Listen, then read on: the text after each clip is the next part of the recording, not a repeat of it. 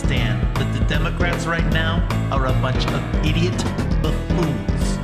They have the audacity to blame the queers for being too left-wing and insist on shifting their politics right.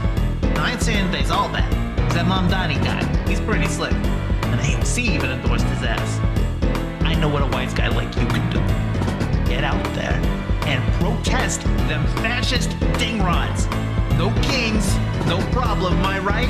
And since you're the musical type, spread the message through your art. Just tell him Vinny sent you.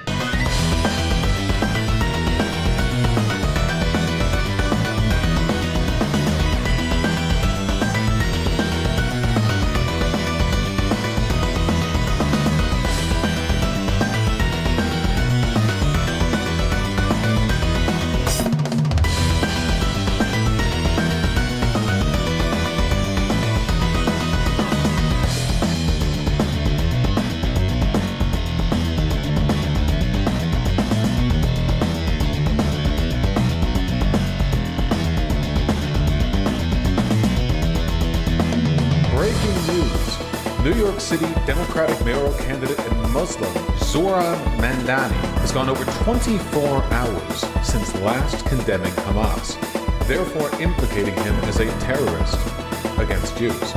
In other news, studies show ethno-states are in and human rights are out. In the interest of providing a fair and balanced debate on this subject, Republican Congressman Fred Dingleberry will be joining us tonight facing off against a homeless man's dog we stole from outside the studio. This has been Modern Journalism. Turn that shit off. You know I hate the tools over at the Legacy Media. So, you join DSA or what? This country needs it, honestly. The Democrats can't keep polishing the same turd every election. We need socialist solutions to all the fucked up shit going right now. Don't take me for a dumbass, though. I'm not talking third party. It sucks, but we gotta change the Dems into something less shit.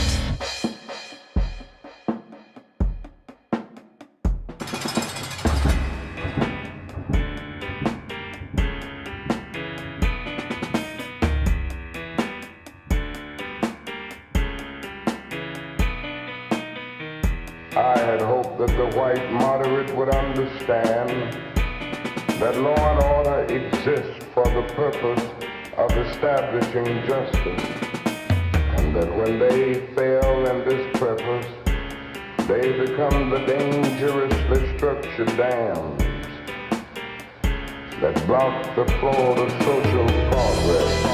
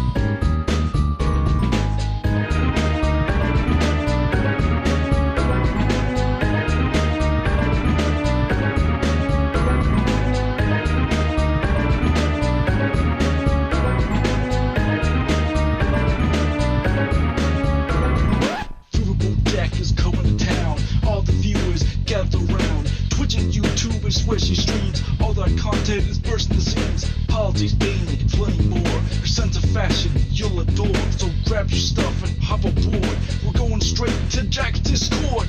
Riverboat Jack, Riverboat Jack, Riverboat Jack, Riverboat Jack, Riverboat Jack, Riverboat Jack, Riverboat Jack, Riverboat Jack. That's what I'm talking about.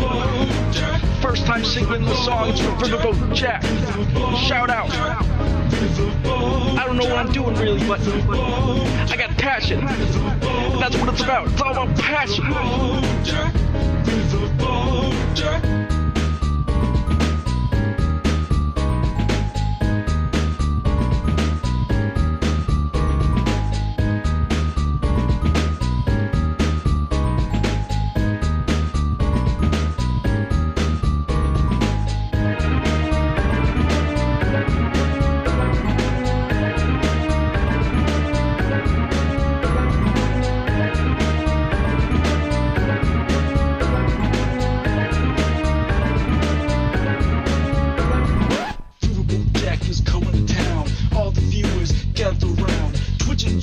Swishy streams, all that content is bursting the seams. Politics, gaming, and plenty more. Your sense of fashion, you'll adore. So grab your stuff and hop aboard. We're going straight to Jack's Discord. Riverboat Jack, Riverboat Jack, Riverboat Jack, Riverboat Jack, Riverboat Jack, Riverboat Jack, Riverboat Jack, Riverboat Jack, Riverboat Jack. Hello! Hello, you wonderful, wonderful beings. How y'all doing? How you doing? How you doing? How you doing? How you living? How you doing, folks? Hello, hello, hello. Yes, hello. We are here. I am closing out of an abundance of tabs. Apologies to all of you. Just realized I had a bajillion quintillion tabs open. Gotta close them all. There we go. Techno Tenore! Thank you for the $10 Imagine super this chat. with Skeletor's voice. Remember, if you aren't happy, make it a spiteful pride. Because Very every day true. you exist as your honest self makes the bigots squirm. Very Love you true. all. And you know what? You don't have to imagine it with Skeletor's voice, because I can read it in Skeletor's voice.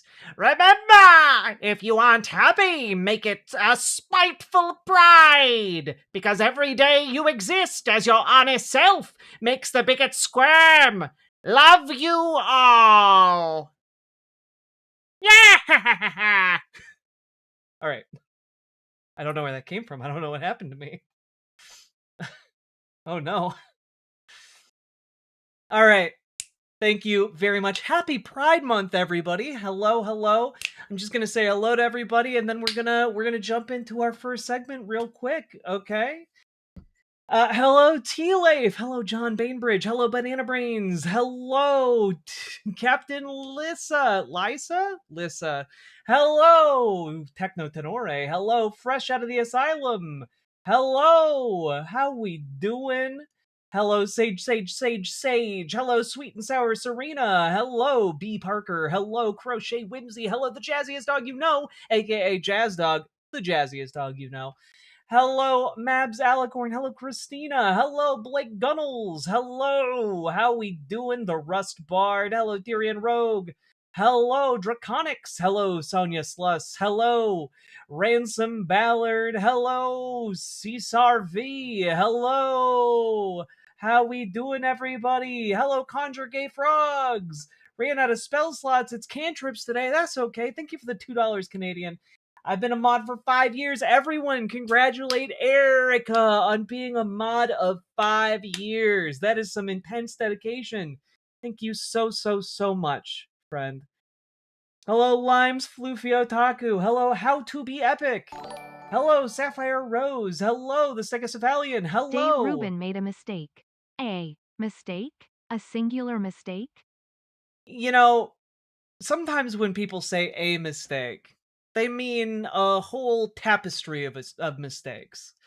Kind of like that Star Trek The Next Generation episode Tapestry, where we see a whole tapestry of mistakes get made. Hello, Jenny Wolferson. Hello, Nethercat. Hello, Story the Bard. Hello, Eddie666. Hello, Glitchmaster. Hello, Kiss Majol. Hello, Penguin Laurent. Hello, how we doing, everybody? Hello, hello, hello. Hello, Cute Dark Arts. Hello, Webmage 101. Hello, Vox Foxman. Hello, Salty Turtle Cupcake. Hello, Fox of Fate. Hello, howdy. And anyone who is too late will have to get their hellos later. Hello, Snuggle Kitten. Hello, Meowing Star. Hello, Mr. Malachite. There we go. I knew we'd get a few more coming in here. All right.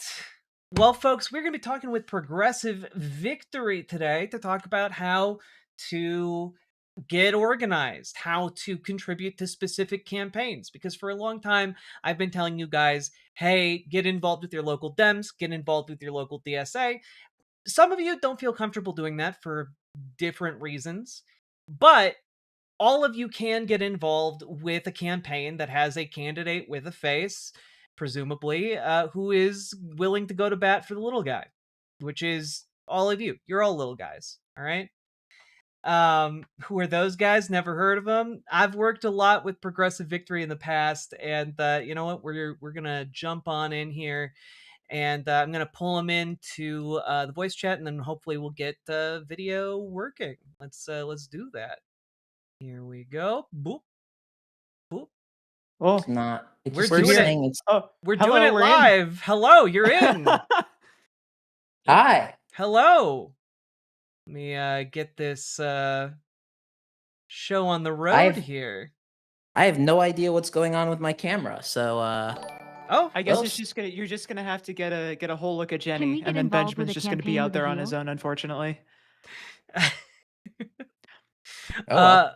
Let me Yeah. see here. Also, thank you, Sake. I got one of the subscriptions. Thank you. Oh, hell yeah. All right. Fuck you, Sokka. Use super chat. Let me see. I just need to hide my my mug here. Not PV. What a fucking nightmare. I'm always saying this. I know. All right. Oh, Yeah, no. Jack, you're one of the few people who manages to, or one of the few streamers who manages to say my name right the first time. When Hassan read it out a couple of years ago, or like a couple of years ago, like last year, he straight up butchered it and said Jenny Wordlerferson. It's She good always stuff. tells the story. She's like obsessed or something. I think it's funny. I think it's funny. Yeah, that's the reason. I don't know why I can't get it's only letting me show either just Jenny or all three of us. I guess it'll be all three of us. Just so you're not as Right. alone on screen. Well, so there we far go. I can't even get my video working, so might as well just go with just Jenny. There we go. I don't know. I feel like your calming blue presence adds to the field. That's true. Although I'm anything but a calming blue presence. Hashtag small head He does, in problem. fact, make me very angry a lot of days. Yeah, you're an aggravating blue Not a presence. calming individual. That's true. That's for sure.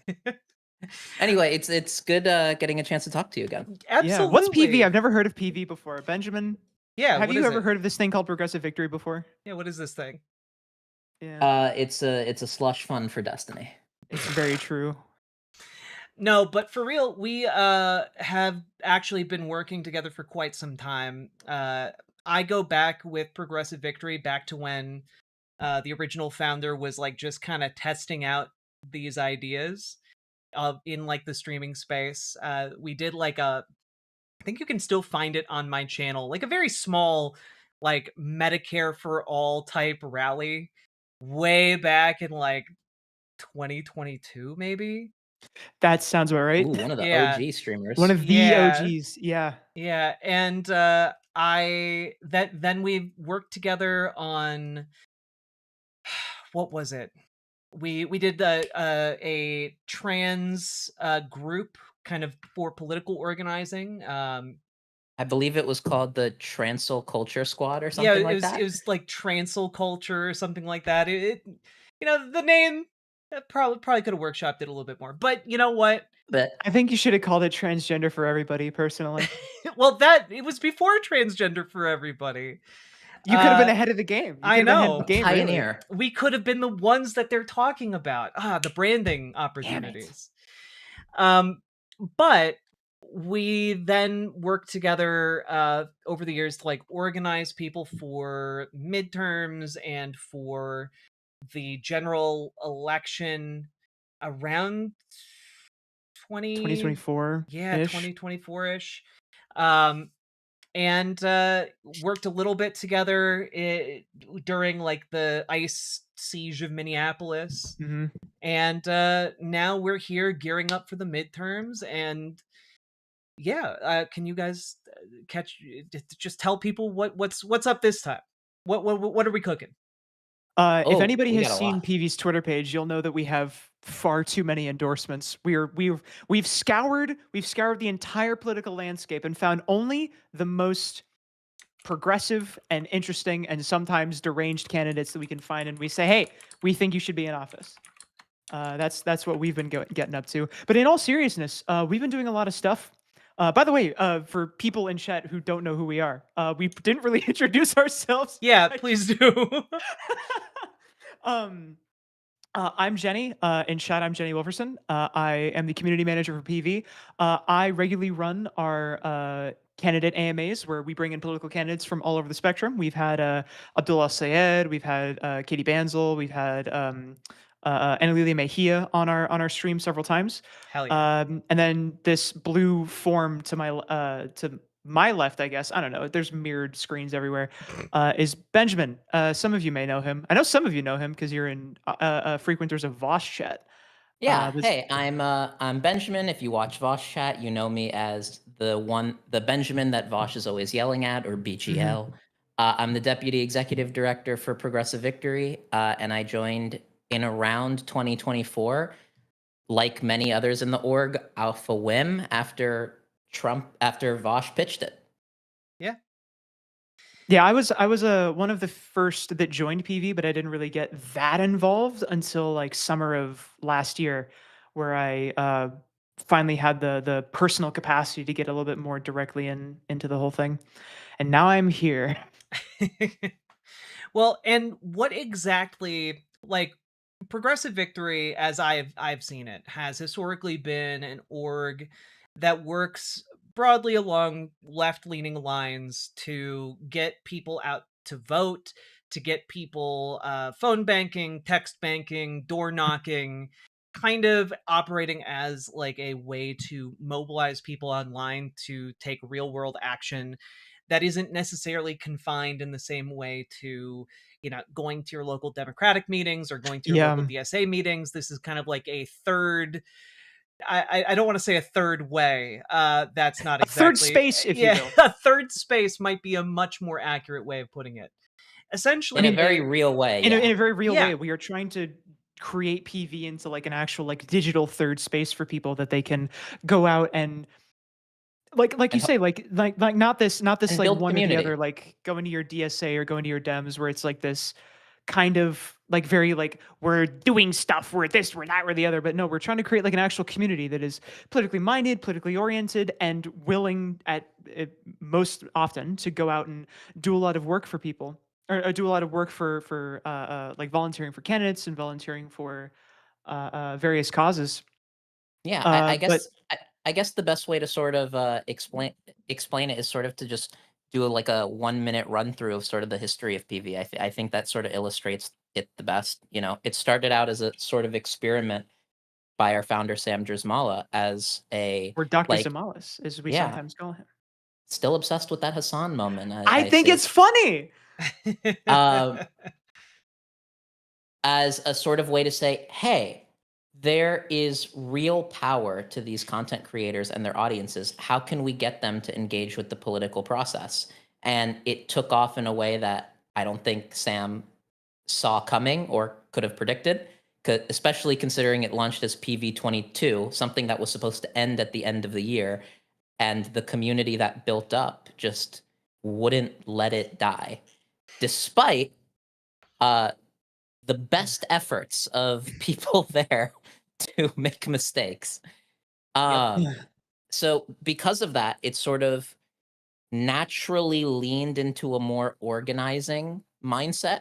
But in reality, PV is meant to be something a little bit bigger. It's meant to be sort of, I guess, I don't know, X the everything org. What it's really trying to do is take a very broad approach to sort of push the party and the country left by focusing on many different fronts, but by having a grounded social community at the center pulling these things together. So it means having a media department that's focused on trying to recreate the magic of the Vox YouTube channel from back when it was like good a few years ago. There's a tech department that's trying to rebuild things like NGP Van, or right now Jira, or in the future, hopefully, our own little OBS fork. Um, there's our organizing department, which does do get out the vote organizing. It does work with candidates. There's our political department, which embeds in campaigns, and is focusing on a little project we call Operation DNC. And then there's our operations department, which makes sure the org doesn't run out of money. So Oh boy. it's meant to Yeah. sort of be there. There's a lot of different wings. And then the biggest and most important is that community department, is that community, because trying to create a digital third space is the thing that pulls all of this together. It's a place where people can find friends and then accidentally volunteer if they feel like it or not. Okay. Yeah, like it has grown in ways because I haven't been like directly involved with PV since canvassing for Jamal Bowman, and also a brief blip for Minneapolis under assault by ICE. Mhm. And so it seems like the org has changed quite a bit. Yeah, Dramatically. dramatically. It's almost we like to describe it as like from both like a foundational level and from a couple of other places. It is like a different org since summer of 2025. Like it is literally like a almost a complete refresh, just with a lot of It's like basically like we had to start from the beginning. A lot of stuff had to, it's sort of been the intention and the aspiration for PV to always be this always on sort of organization where campaigns, like one of the motivators for Sam was that like he worked on so many campaigns and then when they finished, their entire apparatus just disappeared. Yeah. And one of the really big motivations for him was creating something where you could loan out an apparatus for candidates so that it doesn't have to disappear and so that it can still be useful and so that it can stay activated and stay motivated and diligent and disciplined. But we sort of, just because of the nature of the dynamics, the system, the incentive structures, fell into the same trap of like, hey, election's over, get fucked. So it sort of left us in a place where we had to rebuild many times over. You know, in a way, it's a real return to form, back to more of that 2022 model that is a lot more community focused. And in a lot of ways, it's also a pretty massive reinvention and step forward. And it's there's actually one of the more steps to go because we're reinventing the organizing department again this month. yeah, one of the strangest things that we've actually experienced as we've shifted towards like more of a community mindset is that we see more activity almost in the off season when there aren't a ton of elections happening. Like we helped get we had back in like fall and winter of 2025, we did this thing called the 5 initiatives where we had a whole bunch of candidates that we were supporting, and then we in the postmortem for that we took a look at like various kinds of metrics and various kinds of like how did we do, and we found that community activity flatlined. It didn't really go up, it didn't really go down, but over the course of like 2.5 3 months we didn't experience any growth whatsoever. And then the moment that ended, we started focusing again on like the actual community space of things. Activity started to go up, and our organizing has been better for it since. Yeah, we Um, call this organizer brain when you sort of yeah, lock into this, like, we need to get everybody in a phone bank. We can't let them relax. And it's like, No, you don't want to try and get people to volunteer. You want people to accidentally volunteer. Mhm. Yeah. It's I sort of try to I make the joke that a lot of the issues with some chapters of the DSA is that they do a book club and call it socialism and volunteering and organizing, but we make a book club and we call it a book club, and then they And then they read The organize Hobbit. later. Then you read The Hobbit and you become radicalized. Yeah. Well, To the conservative side, right? That I mean that they are planting their flag on true and Tolkien real. these days. No, no we Yes. are radical liberals actually. We are Mhm. I am a certified lover of Brianna Wu. That's a joke, by the way. God. Yeah, you Omni-liberal, if you will. don't even. Don't even. But speaking of, there is like that association still. Like I worked at PV with Brianna Wu, and it was not the best experience, I will say. For you How and many others. yeah, how has the org changed politically, especially since she's no longer affiliated in any form with it? Well, what's interesting is that I don't think it's accurate to say that it's changed if you take it from the start, but it has changed relative to that moment. So the org started with Vosh's community and then pretty much very quickly picked up like you and Dylan, and a few other people. So it was always a very socialist project, a very like, fairly dark woke, extremely trans, um, Very trans, very very autistic, very, autistic. very terminally online streamer watchers. But as there was this idea of, hey, let's unite the audiences of the big three, Vosh, Destiny, and Hassan, that fundamentally sort of came with the, well, if we're going to be a big tent, that's fundamentally a concession. And I don't think that that was necessarily a bad idea. Certainly a bad execution, but I don't necessarily think that it was a bad idea. But it's not where we're going anymore, and it's not, I think, where what the movement and the moment is demanding. If it was, maybe that'd be a different story. But we're a pretty explicitly socialist org now. We're pushing. I would say that in order to be progressive right now, you have to at least flirt with socialism because progressive is sort of relative to the center. Yeah. So I mean, internally we have. I mean, not even internally. We have what we call the PV pledge, which is the thing that we want our closest associated political candidates to like sign on to. It's a list of 10 policies, all of which are like pretty on the left leaning side, and internally we understand that it is not where we are aspiring to. yeah, it's It's pretty more right of wing of what we actually want. It's not what we believe in. It's what we think candidates should believe in. yes. And we want to move I past it, just of put it in the course, group chat and if you want to share it. Yeah, we want of to move course. past it, of course, and we actually encourage candidates who are further to the left of it to publicly blast us for not making it left enough, so we can be like, I know, we're sorry. Yeah, and I would say the big change is sort of before we were very afraid to like say what we believe and to be very explicit about it because of who we might alienate or who we might choose to volunteer for and who it would upset or push away or alienate. And now we just kind of don't give a fuck. Like, I don't know. There's a certain level of harassment and brigading that once you get enough of it, you're sort of just like, okay, you want to kill me? I want to kill you too. Whatever. Let's go. Let's throw. By the way, you can tell that we're a very autistic-friendly org because one of the big points on our PV pledge is make trains now, please and thank you. It's true.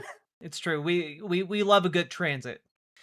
Now there is a good question coming from one of my mods. What is the plan to keep PV from just becoming a clubhouse that does work sometimes instead of fun and organizing? That's a great question. So Very that's good question. actually what the new We've been talking about that a lot over the last couple of months. Yeah, he works as an operations manager, so like he's genuinely very interested.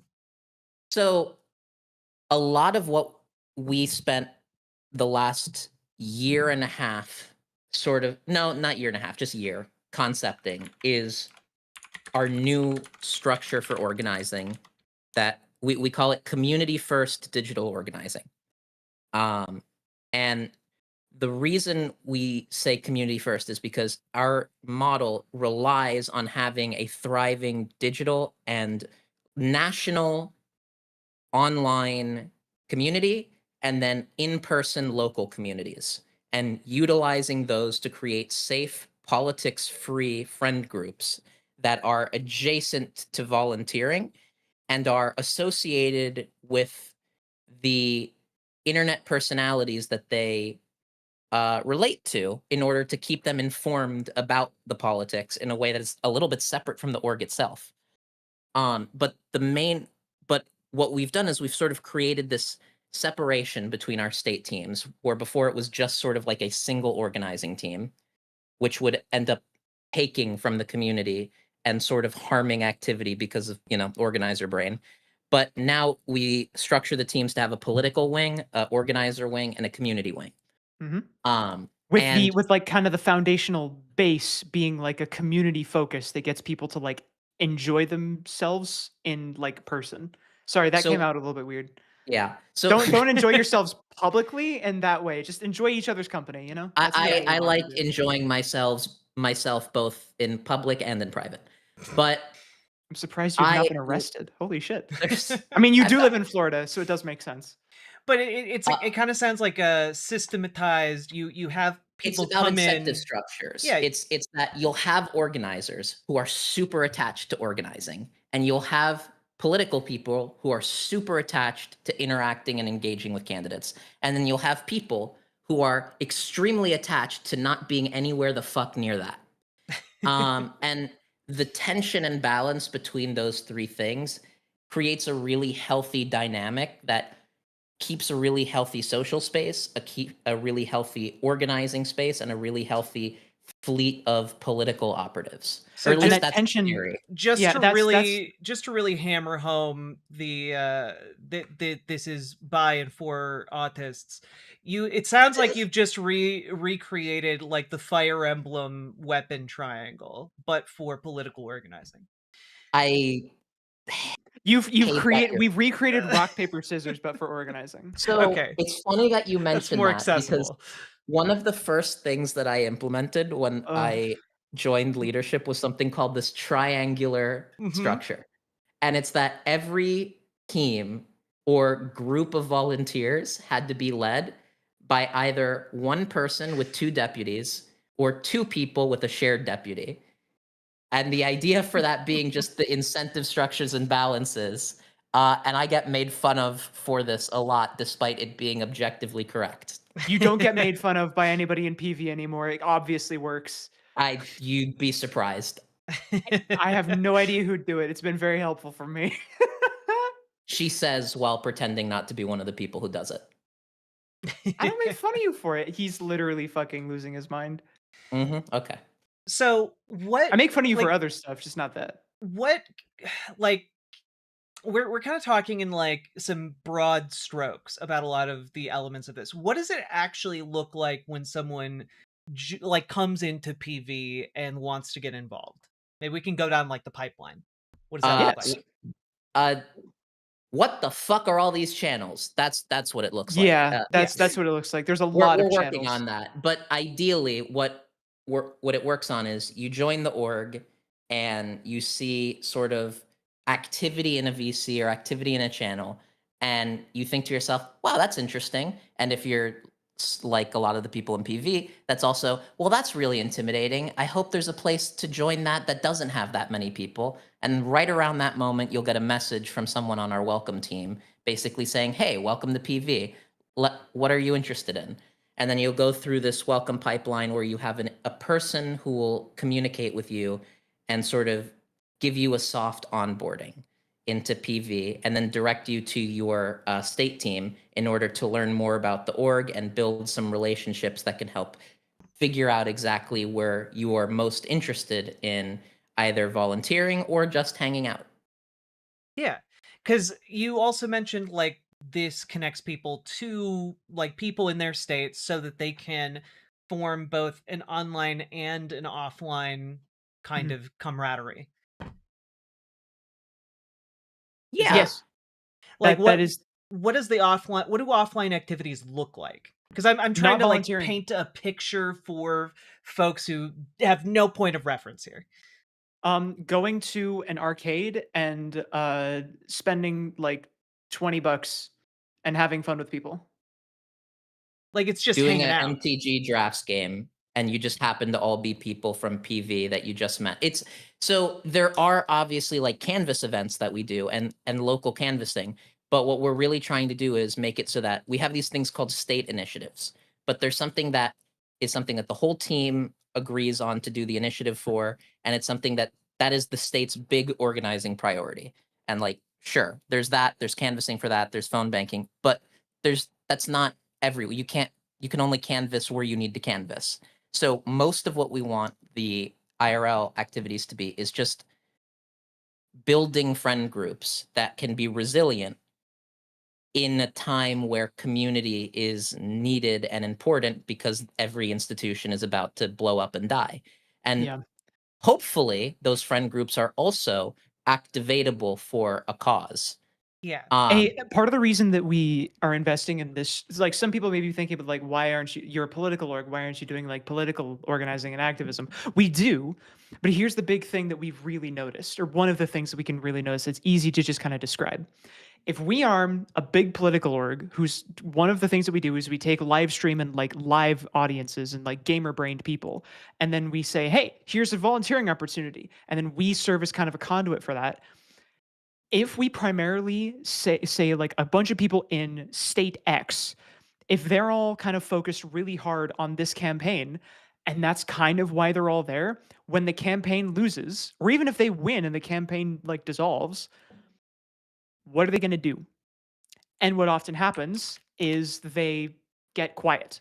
They Mhm. fall away or they become disillusioned or they start like falling into other things. The rare one, some of the rare kinds of people, they will stick around and like find a couple Psychopaths. other leadership positions or find some other stuff, but they don't there's no like long-term resilience for the team. There's no long-term resilience for the structure and it just kind of dissolves itself.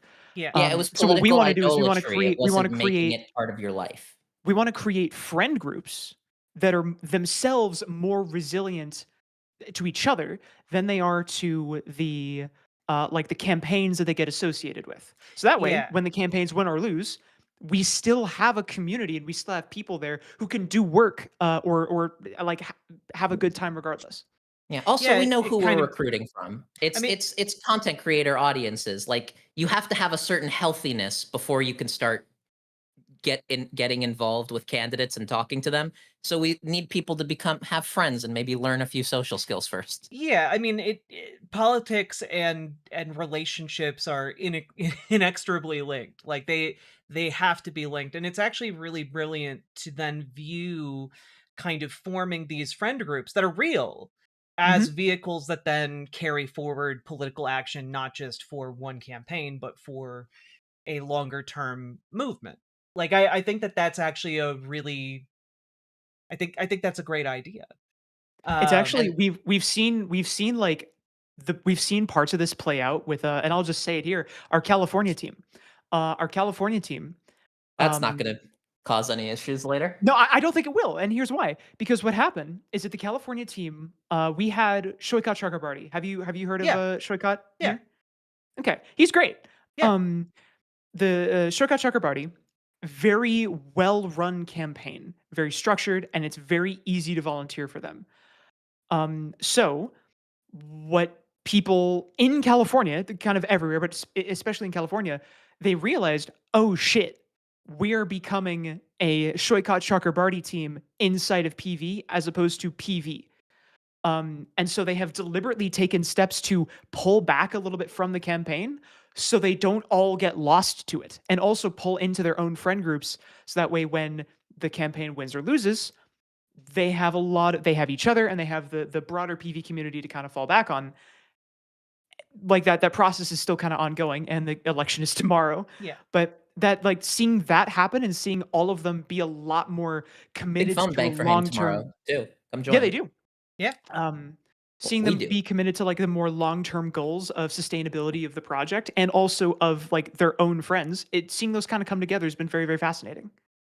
Yeah, and it's been one of the things that's been well. Also, a fun fact: I was in a VC earlier today, and somebody hopped in and said, "Does anyone know where the Psy Cock campaign is?" And I just think that's delightful. But one of the things that I think has just been really interesting about this is that like when people think of the community as just a vehicle to get people to trick them into organizing, it doesn't work. But when you actually value the community for the purpose of Mhm. community building, it starts to become really effective to get people to organize. Mm-hmm. And also as long as no one in the community tricks themselves into believing that their knitting group is organizing, Yep. then we're okay. We're good. Yeah. It sounds. I also wanted to know how do the different state PVs decide who they are going to support? That's Um, really interesting. So that that is a really that interesting. Right now, it is kind of it slides from this is a person who reached out to us who is relatively progressive, and we think that giving them like a slightly wider base might help. To this person's actually a genuinely incredible candidate who's very viable, and we should work with them. Sometimes It, sometimes leadership makes the contact and we hand it down on a stone tablet. Sometimes the teams vote on it and are like, "Hey, leadership, make this a priority." What we're we want we've flirted with making it very democratic. It has not worked just no, because is there's not enough unfortunate. scale for PV's member base in each of these states for their, democracy requires a certain scale. So Mhm. it's something I want to turn back to when there's a bit more growth. Yeah. But what we're moving towards right now is this is the model that we're currently rolling out is national initiatives, our national team decides it. But for our state initiatives, we have something called state ranks. Mhm. It's literally a league ladder from bronze to diamond. And depending on Again, we're very gamer-brained Yeah. people. and depending on what rank you have, which is based on the capacity of your state, how your community strength, your organizing strength, your political strength, it depends what rank you're in, and that will determine how many different state initiatives you can have, how many slots you have to do initiatives at a time. And if your team's small enough, you will have zero, and you'll be like, well, I guess I need to focus on like hitting some targets and actually having a volunteer or two. But if you have a slot, the way it would be decided is you write up a proposal using our proposal form, which we're working on, and you'll submit it to our mobilization team. And the deference will be it's approved unless we find a already defined like a already laid out for everybody to see rule or condition. And the mobilization team will then review it, do the approval, and then it will go back to the team and basically say, okay, now you need to assemble your strike team to actually coordinate this event. And the idea being there that the limitation of having a set amount of slots that they can do gives the team the ability and the flexibility and also the incentive structure to make sure that Not the kill proposal itself. they Yeah. come to us with is something that everyone's invested in. Because if the team gets something approved that the rest of the state doesn't want to do, that state team is going to get cooed. And it's leftists love infighting. I don't know if you know this. I'm somewhat So familiar. Yeah. so it's sort of the artificial scarcity. It's not artificial scarcity. The structured scarcity of not having infinite capacity forces everybody to sort of make the most optimal decisions and most inclusive decisions about who they actually want to use their capacity on and how. And sometimes a team might say, "Fuck it, we just want to do a research team, and we don't want to organize at all." And we might laugh at them, but sure, go for it. Let's see if it works. Uh, and sometimes people will be like, I want to maintain a bus stop in New Mexico. An actual Our thing New that is Mexico happening. team, our New Mexico team decided to do it. They made posters. The posters look rad. Hell yeah. Hell yeah. Love But it. normally it looks like, okay, let's do a state initiative for a candidate and let's do some phone banking and canvassing. Okay. Yeah. Can I ask, like, because I know people are going to wonder about this. Where does the funding for PV come from? Like, where, like, whoa, especially given that there's a bunch of like questions about, like, folks on the right are taking Russian Yeah. money. Like, where does the money come from? So So there's half a of lot of jokes made about PV being a slush fund for Destiny. We don't do that. Okay, good. well, That's good. here's the thing. Half of PV's revenue is community funded. So we have a dues Dues paying paying membership membership. program. Show the membership card, Jenny. We need to show. We need money. I literally thought before getting on stream to go grab my membership card, and it's on the ground next, or it's in my wallet, which is on the ground next to my chair, and I don't want to go get it because I'm lazy. Incredible, incredible. I worth every penny. So half of it is through our community fundraising program, our membership cards, our merch. We started our membership program in January. It really took off in January 2025. It started in mid 2024. And we went at the beginning of January from less than $2,000 a month to now we are making almost $20,000 a month just from our dues paying membership. Damn. Our operating cost is about $35,000 a month. The rest of that money comes from me. So I joined PV as a community donor. If anyone here has watched Vosh, I give a lot of super chats to people. So I have had inheritance from my family. If people find that interesting, I'm happy to talk about it. So right now I give about $15,000 a month to PV. With the idea being that as the dues paying membership grows, the amount that I will give to PV it decreases, so that way I don't have to use my own personal wealth to fund the org because it leads to some pretty. Luckily, I like to think I'm a pretty decent person and don't weaponize power against my political enemies. But I could, and that's not a good thing. And the fact that I'm donating to PV instead of being paid by them is probably not a good thing. You're my favorite class trader, Benjamin.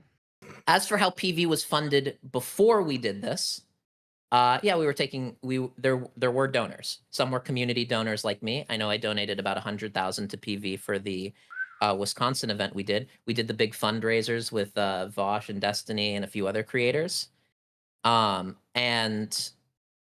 there's also obviously been other orgs that have given PV money, other PACs that have given PV money. Obviously, we've never taken like corporate money, but like there were pretty honestly, in a lot of cases, pretty progressive donors who were just giving money to PV as part of their broader, like, I'm just giving money now. We've moved away from that and frankly, probably shouldn't have been doing it in the first place, but I think it's quite reasonable when trying to start something this ambitious.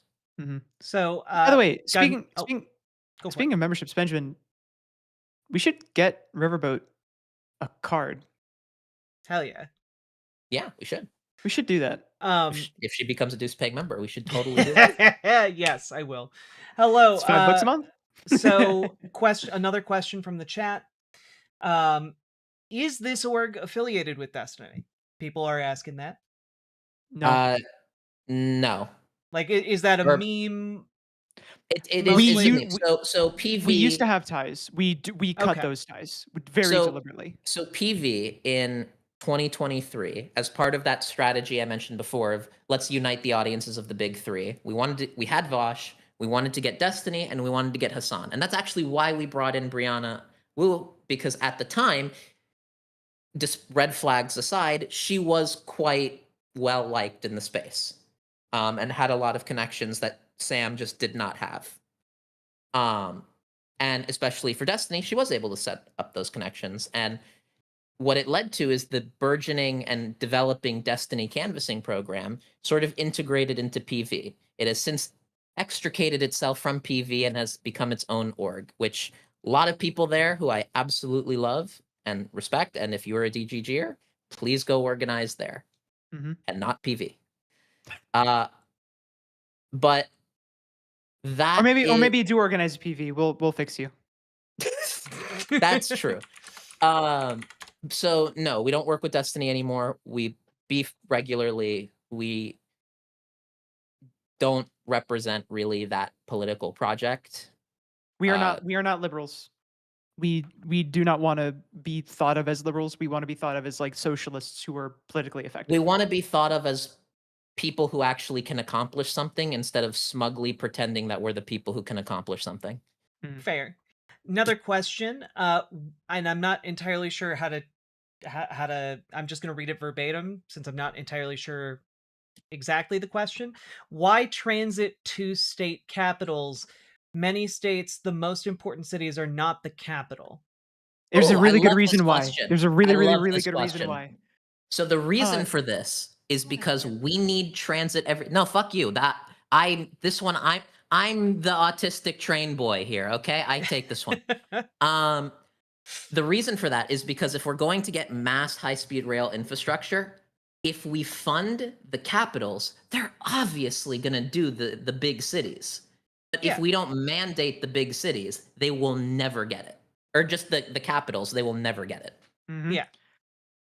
Because it's it's basically like the idea is that if we're building like amazing amounts of high speed, if we manage to start building amazing amounts of high speed rail everywhere in the United States, hopefully economy of scale would dictate that the more of it you do, the cheaper it is going to get per like mile of track laid. So if you mandate for everything the same way, you can then, bonus effect, you get your bigger cities that are not capitals linked up as well. And you get your capital cities linked up to the network as well, which means that maybe your bigger capital city or your capital cities can maybe actually become cities. And also civic participation and engagement becomes easier. Yeah. You can get on the train and go protest outside the state capitol, or maybe not protest outside the state capitol. You just get on the train and go testify for a bill that you think is good, or testify against a bill you think is bad. And that in turn also makes it easier to create additional routes from the state capital to wherever you need to go. Yeah. Exactly.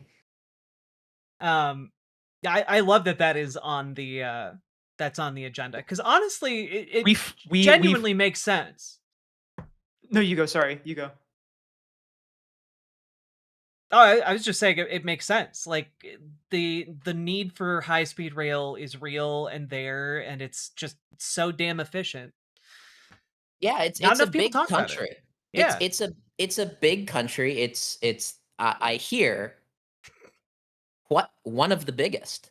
And supposedly like sea to shining sea or some shit like that. It's I not guess. just that Europe is like so much more connected. It's also just so much smaller. Like if we are going to have a functioning United States, we really need a way to travel between them. It's sort of like a civic democracy problem in a very real way. Although the one that we do get shit for on the PV pledge is number 9, where it's like, make React streaming better. And it's like, okay, well, we also need our content creators to be able to have an audience. Thank you. I mean, I would settle for like basic data protection, universal data protection at this point. Like, God, we'll get there. Yeah, we'll get it. So actually, it's not represented here because the PV pledge actually has 2 sections. There's what we call the tenets, which are sort of mandatory philosophical statements, like don't take corporate money, or be willing to collaborate with other people who take the pledge. If you go the kind of collaboration progress.win/pledge, you can actually see all of it. The kind of collaboration that we were talking about is, I mean, a lot of kinds of collaboration, but one of it is like, talk to other campaigns, please, God. Yes, talk to other campaigns, talk to other with a group candidates. chat. Don't like one of the biggest problems that we see in not one of the biggest problems, but a large problem that we see amongst hopefuls and candidates running for office is that they are terrified to talk to any other candidate for like a bunch of very strange reasons. When in fact, what we've seen is that as we start to network some of these candidates together, they all get stronger as a group. That's Yeah, actually and why I the really love working with Shoykot, because he was like the only person who just like intuitively got this, probably because Justice Dems. yeah. But yeah, like when it comes to data protection, one of the things we put as like the mandatory in like the tenets, Mhm. it kind of sticks out because it's like the only policy in there is that, hey, be like a zealous advocate for keeping Section 230 and for not Yeah. and for like not wanting pictures of everyone's genitals just to log into Facebook. Yeah. Like so We so may that have said some choice words about Discord. we may have said it was the Israelification of Discord. Yeah. Speaking of, where does PV stand when it comes to Gaza, for example? I know that's going to be one that like a lot of people are going to ask just as like a prerequisite for even like clicking on any links or engaging with this any further. River to the sea, baby. Yeah, Cool. so I was born Jewish, so I obviously believe that every Arabic person is the enemy. No, we are it's a genocide. It's evil, and it's worse than it being a genocide. It really is inconvenient to have to keep talking about politically Yeah. when we're trying to fight fascism. So from like the cynical liberal perspective, if there are any of those listening, you should be against a fascist, theoretically allied country influencing and manipulating our own democracy. And from a moral perspective, you should be against blowing up babies. Just because, Also, just trying to ethno create states this bad. yeah, this insane delusion that the thing that makes people like Jews like me safe is for Israel to go out there and piss off all of the people who already don't like us and be an ethno state. It's stupid. So we're in favor of a one-state secular democracy. Fair. Another question from the chat. What is PV's overall stance on AI slop? Also, don't like it. Our media department has gone out of its way to avoid using any AI in anything they do. Our tech team, by and large, has done the same thing. There were actually in We're previous pretty ban happy on people who are yeah pro AI in New York. we do enjoy it when people post an AI slop and then everybody in the community fucking dogpiles them and then they get mad and get banned about it. It's a very fun time when it happens. We kind of have one rule when it comes to AI, and if it's not something that Kyle Kalinske posted, it's gonna get you in trouble. Kyle needs to cut that shit out. like I It's just really funny sometimes, though, to see the So conservatives get pissed off. sometimes it Okay. hits, but not as often as I think he thinks it does. But yeah. I don't know. I'm a MS Paint pre AI slop kind of gal. Like I want my memes. If you can't draw it in basic bitch MS Paint, I don't want that meme at all. But what how about the how many accessibility Wojaks how needs many of Wojaks do people you who pump out a can't day? draw? Have you thought about that? They should make friends who can draw. Well, I guess they'll have to just join PV. Exactly, where people can Making draw. making friends is for wokies. I'm sorry. It's true. It's true. Only the woke make friends. Mm-hmm. So also here, I think that there are a few other questions, but I missed them.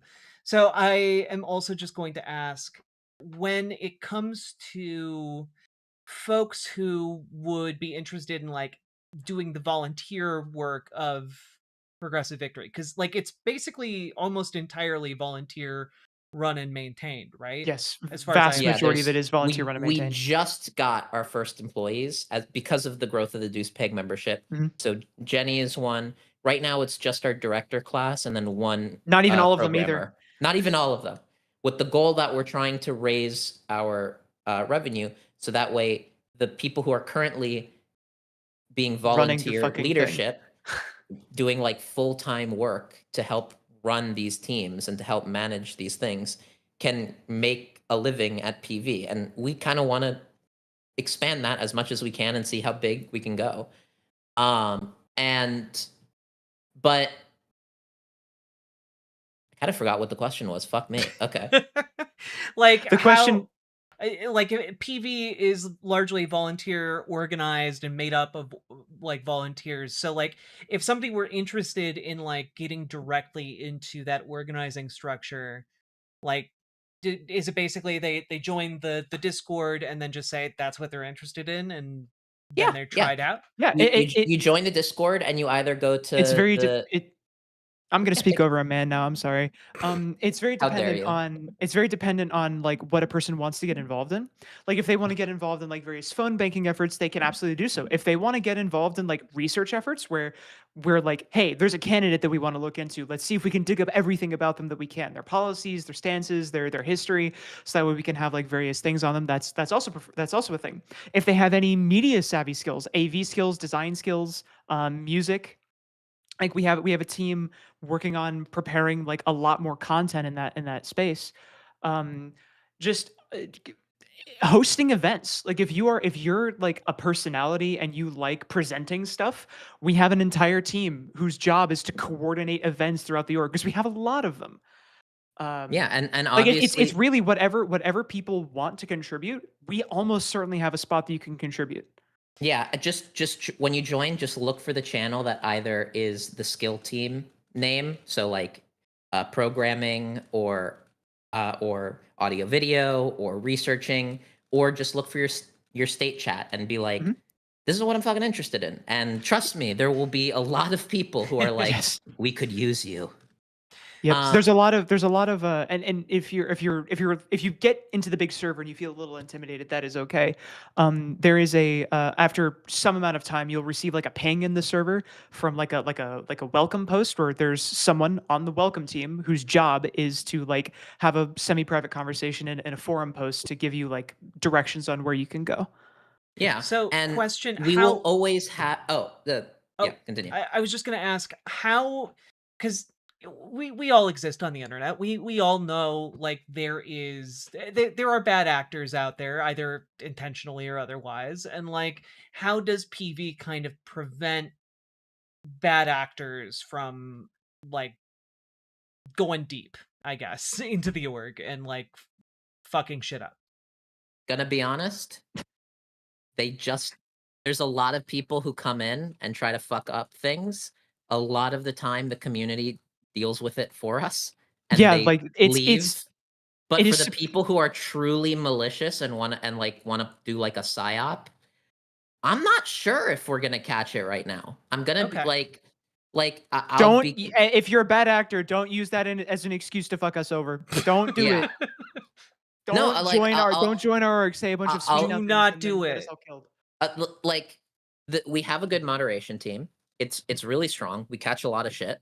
I like to think that we're prepared, but to be completely honest, it's sort of like a You I never know want where my your Second weaknesses are. Amendment rights so that the government can steamroll me with a drone. I don't know Yeah. what we're gonna deal with.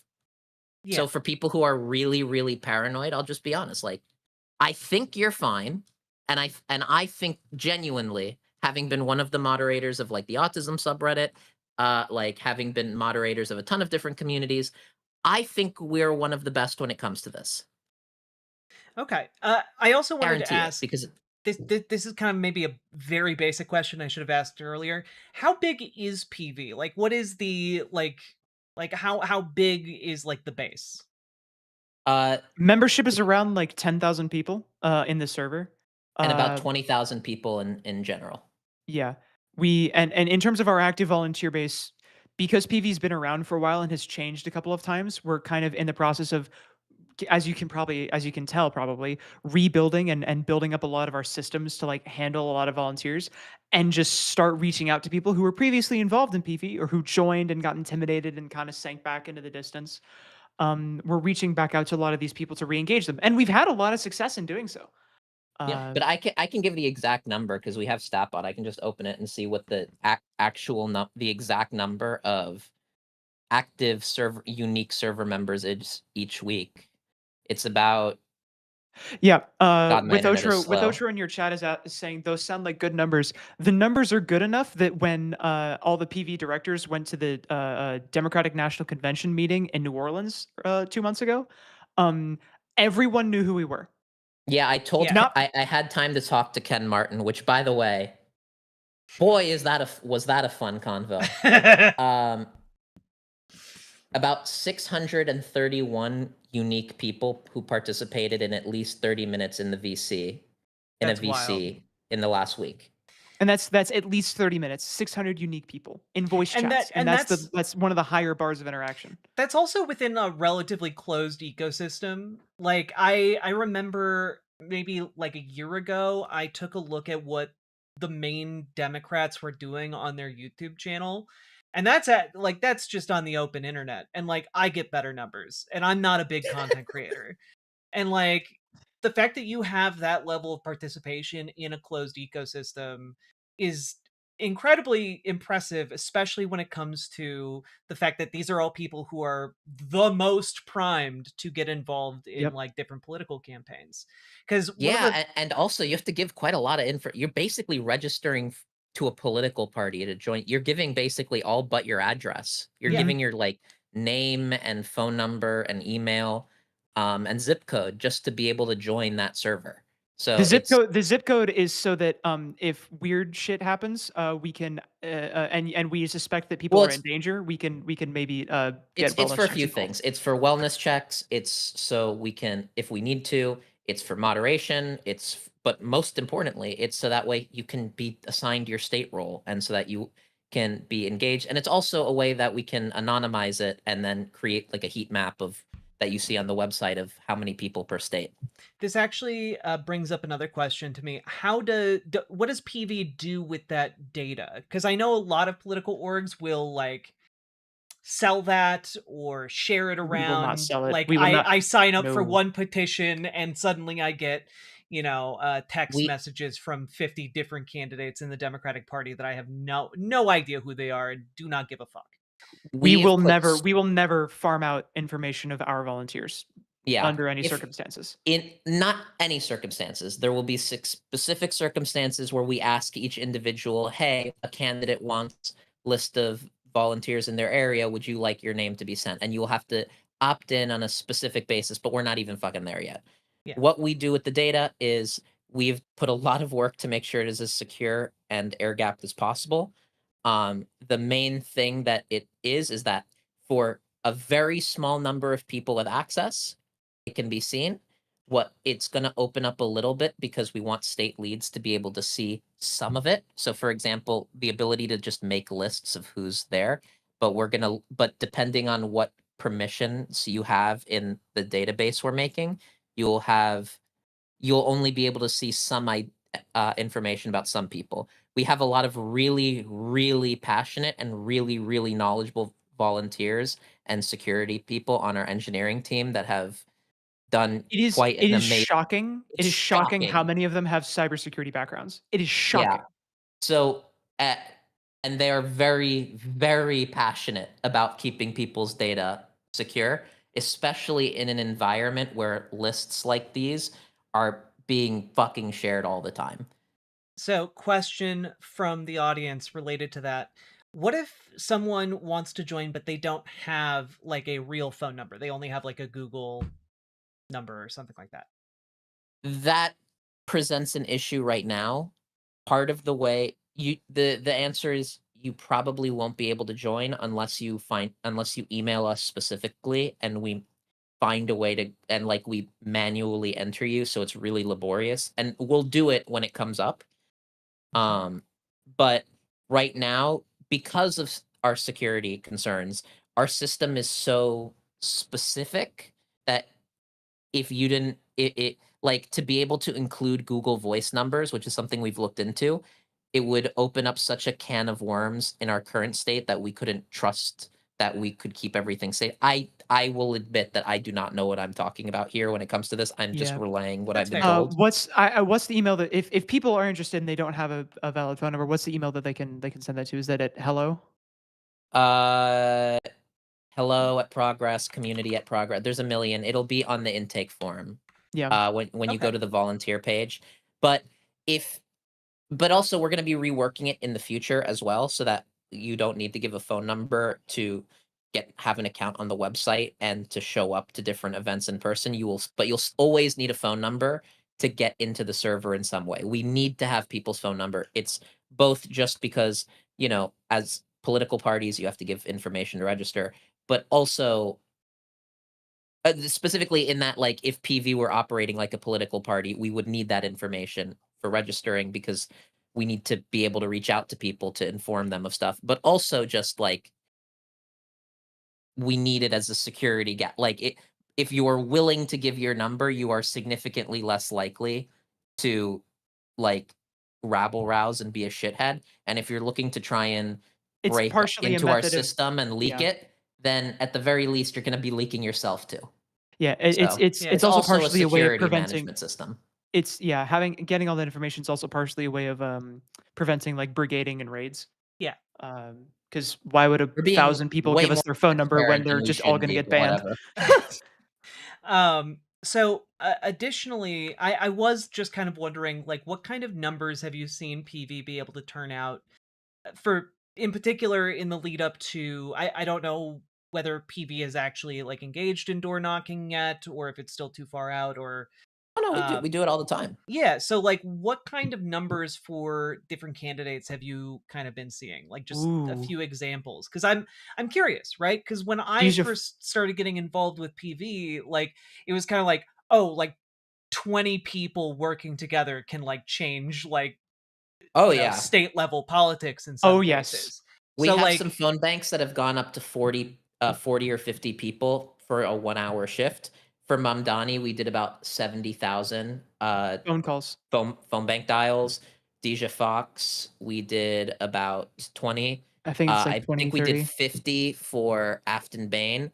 For Analilia Mejia, I think we're gonna hit the 70,000 number as well. mhm. We're if it's a national initiative, we're usually getting at least 50,000 like phone bank dials and usually around 5,000 doors knocked And like, canvassing. just so that other people can kind of have a point of comparison, how does that stack up to other organizing groups and methods out Oh, there? this is great. I love this stat. So we have been able to get as low as $1 per door knock when we do canvassing. Elon Musk's America PAC in 2024 did $166 per door knock, with industry average being $8 per door knock.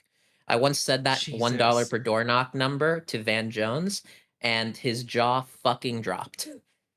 In an airport bathroom, mind you. Which Why were you talking to Van Jones in an airport bathroom? I ran into him at the airport, and he was literally at the entrance of the bathroom, facing a corner on his phone, and I'm just like, "That motherfucking Van Jones." I just went up to him and I pitched PV. I'm- and now we talk. Oh, that's impressive. Like, yeah, to give people an idea, just having a baseline of a community of like 30,000 people ish, uh, that is willing to get politically engaged and then willing to volunteer time and effort on the scale of PV is 20,000 genuinely people. Yeah, it's like 20. oh, 20,000 people. Is Yeah. is genuinely like game changing on even like I would say even on like a national scale. Yeah, it's massive. It makes us, at the very least, one of the 5 biggest socialist orgs in the country. I think it makes us the 2nd biggest socialist org in the country, behind the DSA. Yeah. And it definitely makes us one of the 10 biggest Democratic, like, political orgs that is not literally in the Democratic Party. Mhm. And we you guys we are have swung we have like made the kind of margins that could theoretically have swung a couple of elections.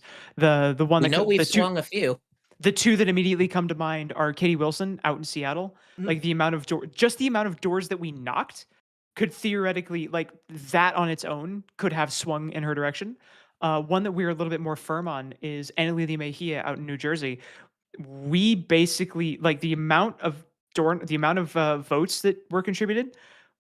That is almost certainly within PV's phone banking margins. Like Both were. I'm actually more convinced about the Katie Wilson one being than Mejia, but that's not to say that I don't think there was we were one of two national orgs that did that race, the other one being WFP, which Mhm. is where Mickey is from. Had any of the 19 orgs, any one of us, the two national, one us and WFP, and then the other 17 like state specific orgs, if any one of us had not participated in that race, she would have lost. It was the fact that we all got together and we were like, okay, this seems like an opportunity, but we all have to commit here. And it was a real like beautiful moment of working together on the left. Plus, APAC completely sabotaged her opponent, which is very funny. Extremely funny. Yeah. Extremely And then funny. she got and then she almost pissed everyone off accepting the J Street endorsement, but then it turned out that J Street reverse somehow double is better. Uno, J she Street got J Street to concede to her. It's very J weird. Street is somehow more progressive on Gaza than the Democratic Party as a whole. It's unbelievable. Yeah, I I didn't don't see that one understand how they coming. did it. Well, I think in a large Not that part I like them, but I still. don't like them either. Like in it's in it large blows my part mind. in large part they're seeing what's happening to APAC and they want to like preserve a lot of these Yup. connections, and I think that they view it as they view their maneuver as a way to continue to have that influence, but without Yeah. the deadly baggage politically, the political poison. Yeah, they're still trying to keep the Zionist project alive. Yeah, But in the meantime, if we make Yeah. them concede more, then Yeah. that's We part of got momentum. at the very least a moral victory where we got the J Street and APAC Twitter accounts to fight over us. Yeah. And so I just want people to understand what PV is doing is unique. It's very successful, and also it's Very fun. it's also very fun, but it's also a vehicle where I know that there are a lot of people in my community in particular who are fed up with Democrats, and also who might be alienated for whatever reason from their local DSA, or they might be in a deep red state and they don't really have a vehicle to change things in their immediate area. But PV is everywhere, and Yeah. wherever you are in this country, you can volunteer for campaigns elsewhere, to go door knock, to go phone bank, to get involved, and you To do a can build million up things. local community as well. Like you can do a Yeah. whole bunch of things that DSA and your local Democrats might not have the machinery to do. This is like an additional way, an additional option available to you that I want you guys to be aware of. It's why I invited you guys onto the stream tonight. It's why I want to talk more about PV going forward, especially Yeah. as we go towards the midterms and like these big electoral targets that are going to require all of us getting as organized as we possibly can. So I want you guys in the audience to have all of the tools available to you. All right? Like one of the reasons why I have been so interested in PV is because and I think many people in the audience might be able to It sympathize wasn't with this. my loving charm. No, absolutely not. um, one of the things about PV is that like I grew up in like a lot of like isolated suburban areas, which I imagine a lot of people in this audience can kind of sympathize with. Like you're not really in any city centers, you're not really around any actual like infrastructure, you're not really around any community areas. It requires like 5 minutes of driving just to get out of the subdivision. Like I know that's not everybody, but it's a lot of people. That was me.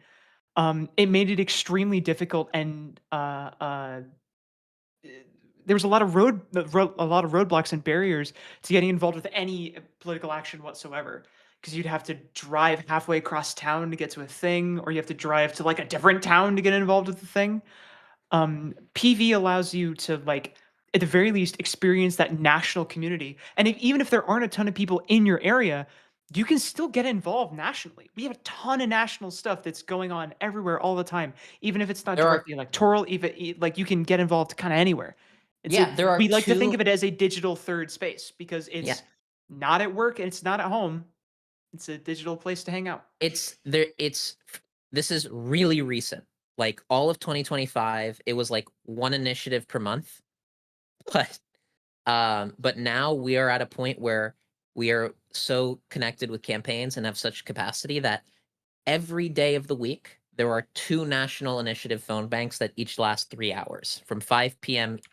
From the 5 to 8 p.m. slot locally for that race. So every day, pretty much every day, there's always 2 big phone banks that can be happening. And if there's a race in your area, then there's local canvassing. If there's shit, there's shit. Another thing we're rolling out is something called advocacy banking, which is just calling voters and then picking anything on the PV pledge you like and autistically ranting about it to them, and then logging how amenable they were to that policy. Nobody else would ever waste their time doing this because it is horribly inefficient. But at our scale, what we hope to do is build up a really sophisticated list of candidates that are amenable to certain policies, and then maybe make Not the candidates, world's voters. voters that are amenable to certain policies, and then make the world's best phone banking and canvassing lists for candidates. Because we just have that scale, and we might accidentally just convince random voters to be in favor of a specific policy, regardless of the R or D associated with it. Do you find annoying that it takes an hour to drive from the town that you're in to the better town that's next to you, but it's still expensive to live there? You should Do you want your high-speed rail. streamer to be able to watch React content without being... They don't care. They Do hung you up. think that they you live think to we see should me cap the suffer? total interest paid at 100% of the principal? There you go.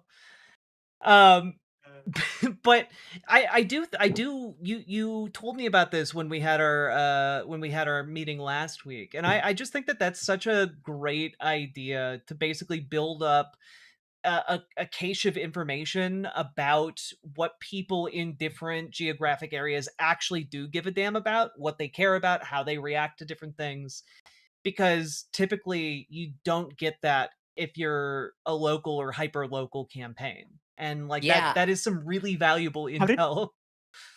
I'm And what so I- sorry to completely derail. How did you say that word? Cache. Huh.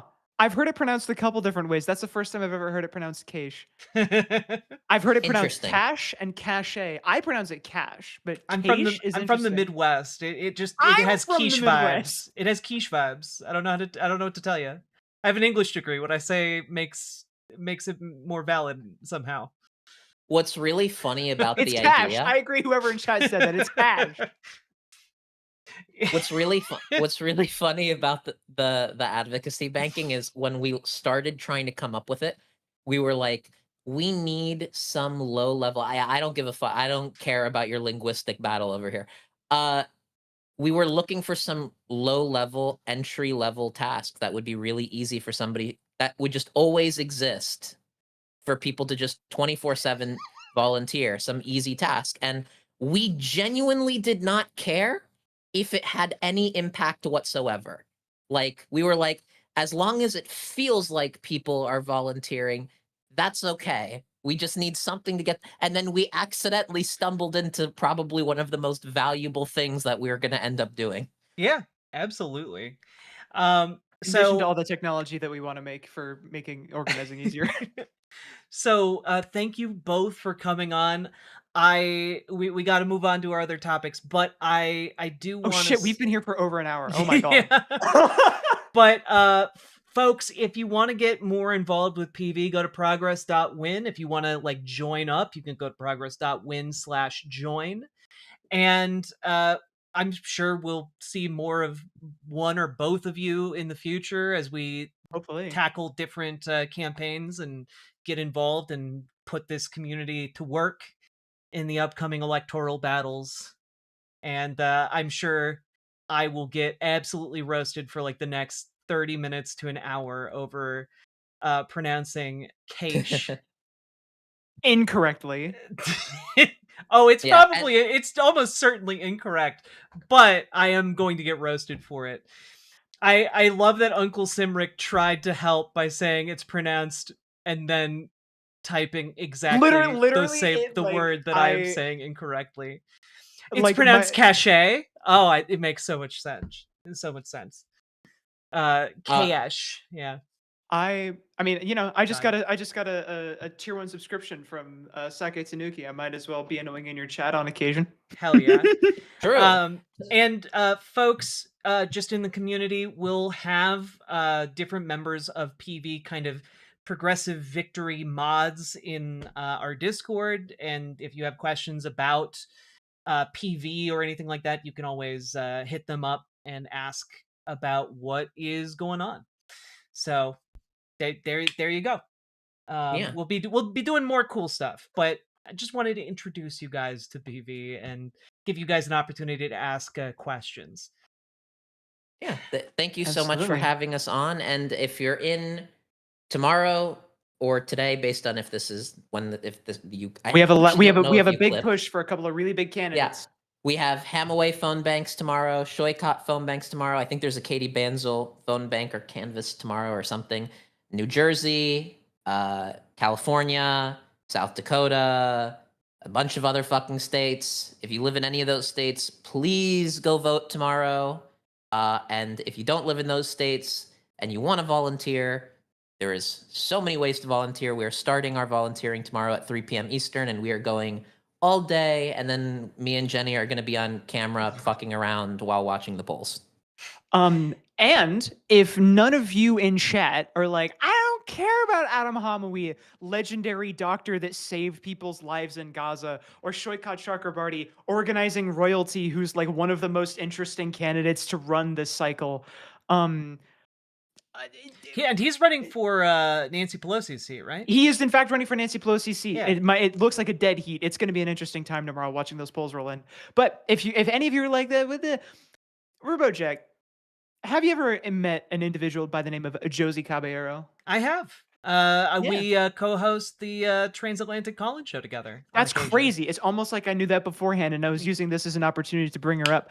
Wow. If you want to see Riverboat Jack's one of Riverboat Jack's co-hosts talk about or run for office and maybe win elections, we're going to be doing phone banks for her in early to mid-June after these big initiatives are over, because she is running for county council in Maryland. Yep. We want to fucking get her to win, because she's been around in PV for a long time as well. Yeah, for sure. She And was also on become a dues paying member. Yeah, True. true. The more people become dues paying members, the more cool shit PV can do. So The more And people the who become less dues paying members, the less beholden money I to get to me, take the from Benjamin. directors. Yeah, you, the less you can steal power away from Benjamin by chat. becoming a And dues trust paying me, member. if 2025 was indicated any the way, that is one of the most popular activities that happen in the org.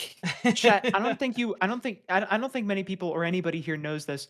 Benjamin eats nothing but Chick-fil-A, or not Chick-fil-A, but Chipotle, and drinks nothing but like Mexican Coke from Chipotle. Chipotle. All Okay, of wait. his money- Wait. Chipotle is an excellent source of all the vital Boom. nutrients you need to live, and Mexican Coke is objectively superior to normal Coke. Boom. I'm getting mugged. I can't do this. Get the fuck out of here. His money is stained. I wish to have it clean from dues paying members, okay? Shake my damn head. Someone wants to know, if you're not a dues paying member, do you still get to access the Discord? Oh, of course. Absolutely No, you it's do. optional. It's Yeah, optional. to be a dues paying member, being a dues paying member gives you a couple like benefits within the Discord, including access to our If you dues mention paying the members only fuck- Minecraft server. Fuck you. Okay. But it is in order to just kind of like hang out and even volunteer on teams, you do not need to be a dues paying member if you want to volunteer, or even just be involved. Sick. Well, thank you to both of you for coming on. Appreciate you immensely, and thank you for all of the hard work both of you have been doing. It means a lot. So thank you for putting together one of the most effective organizing tools available to folks like us who are relatively considered relatively far left as socialists. Leftoids ourselves, I would say. Yeah. Well, it wasn't just us, but there's a lot of people who have contributed to making this work. So another great question before you go. Last one, I'm gonna say. The Midwestern goodbye, it claims us all eventually. I know. do people have to be American to join? No. You do need to be American to contribute financially. You do not need to be American to join or even volunteer.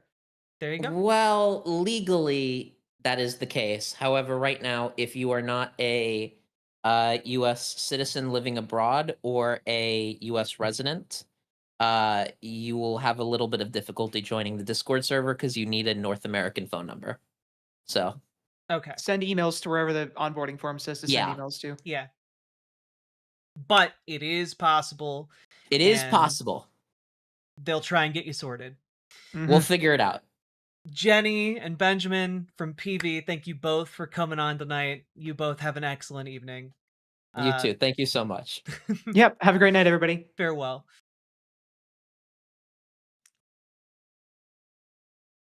Whew. That was fun. I like talking about organizing. And I dislike being roasted for the way I pronounce certain words. But you know what? We can have a little bit of column A, a little bit of column B. I think you guys enjoy when you get to roast me for saying things wrong. It's look, I know it's pronounced cash. I know that. But also it looks, when you have cash and cachet all next to each other, I just read them all the same. Cash. I got some cold hard cash. I say it like that because I don't deal with cash that often. But when I do, I say it silly. Anyway, folks, get involved with PV.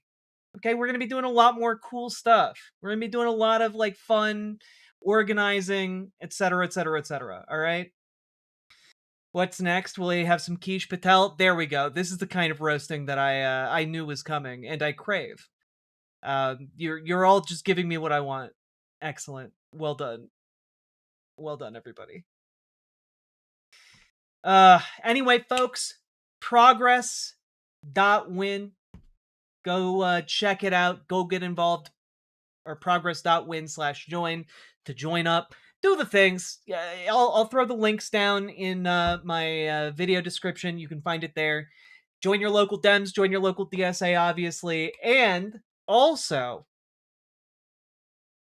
do cool shit. You know, like the video. You know, the cool shit for the Everyone, channel. did you exercise today? The fascists did. Why haven't you? Also, excellent reminder from Uncle Simric. Thank you for the $5 super chat. And also, check out ImogeneOlivia.com. Gender euphoric lingerie designed from the ground up for trans femmes. Coder Joe, thank you for the 2 tier 1 Getting subs. roasted for pronunciation seems a bit gauche. Oh, text-to-speech read that wrong. Obviously, it's gauche. God. All right, I will be right back. I need to use the bathroom so badly. So badly. Let's keep on going. Don't put the bathroom part in the segment, please, editor. Be right back. I'm sorry. I have to use the bathroom.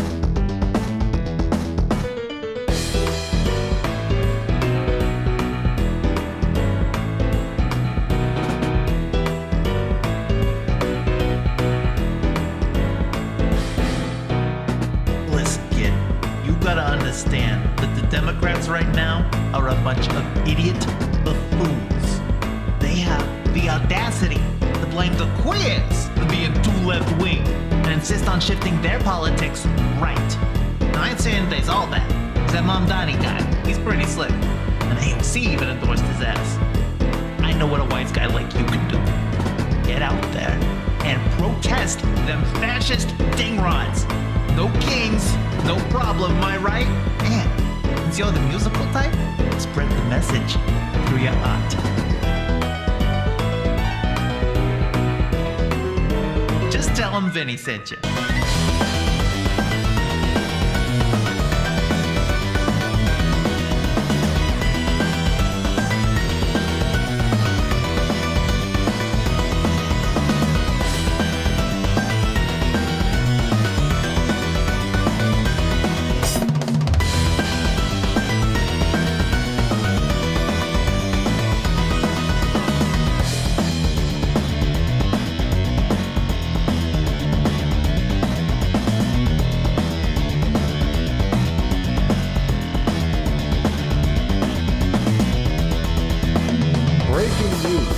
New York City Democratic mayoral candidate and Muslim Zoran Mandani has gone over 24 hours since last condemning Hamas, therefore implicating him as a terrorist against Jews.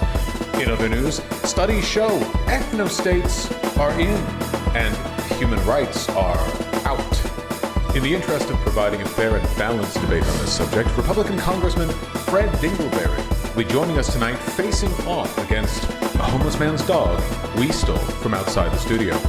This has been Modern Journalism. Turn that shit off.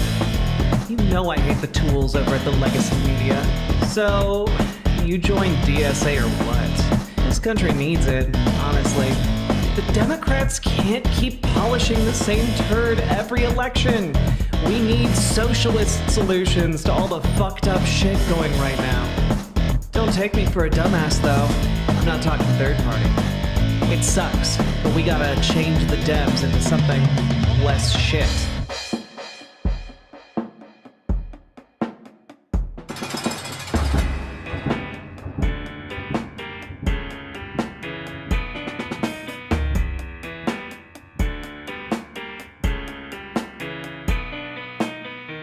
I had hoped that the white moderate would understand that law and order exists for the purpose of establishing justice, and that when they fail in this purpose, they become the dangerously structured dams that block the flow of social progress.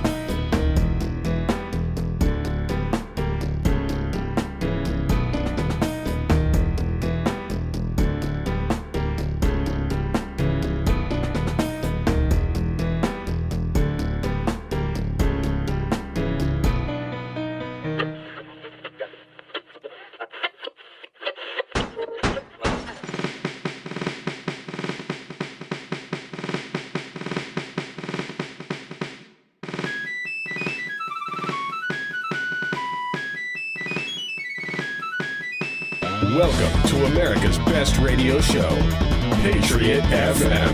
The only show on air that gives you the truth. And none of that woke, gay, empathy you all despise, because subtlety is for cowards. OMG, I am so homosexual. You're listening to the most degenerate music by Jays, Doug, whatever. Bet this idiot can't even define what a woman is. I should call her.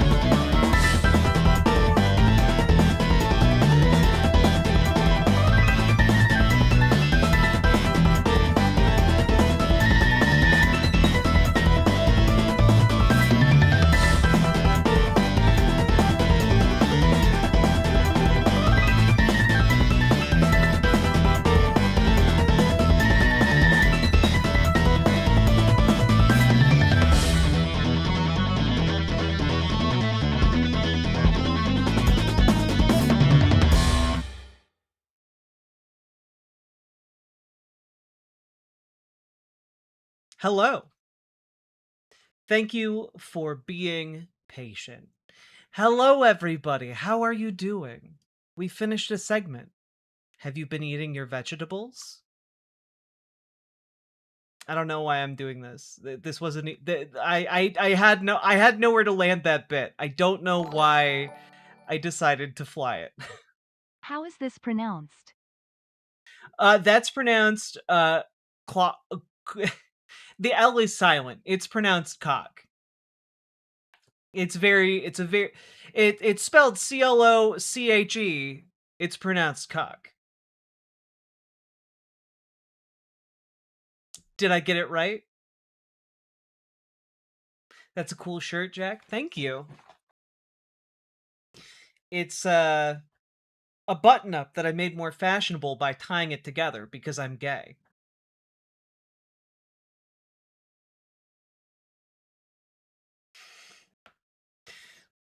Or it could also be pronounced cluche. It's pronounced cool. Quiche Monet Records throwing it down for 99 into 2000. Girl, you workin' with some back. Yeah, you bad. Yeah. Make a shimp spend his cachet. Yeah. It's pronounced catch it. God, who is the voice actor who says tell him Vinny sent you? I believe that's not,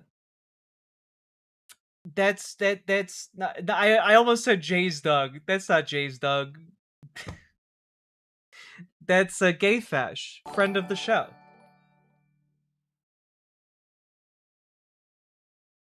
Why is it not reading? Why is text-to-speech not working? I'm still not fully There we sold go. on PV. I'm willing to give them one more shot in person, but the last event I did with them seemed all over the place for an 2yo org. Yeah, I do think that they are getting their organizing shit together. And like I think that they are a good option, especially for like online organizing.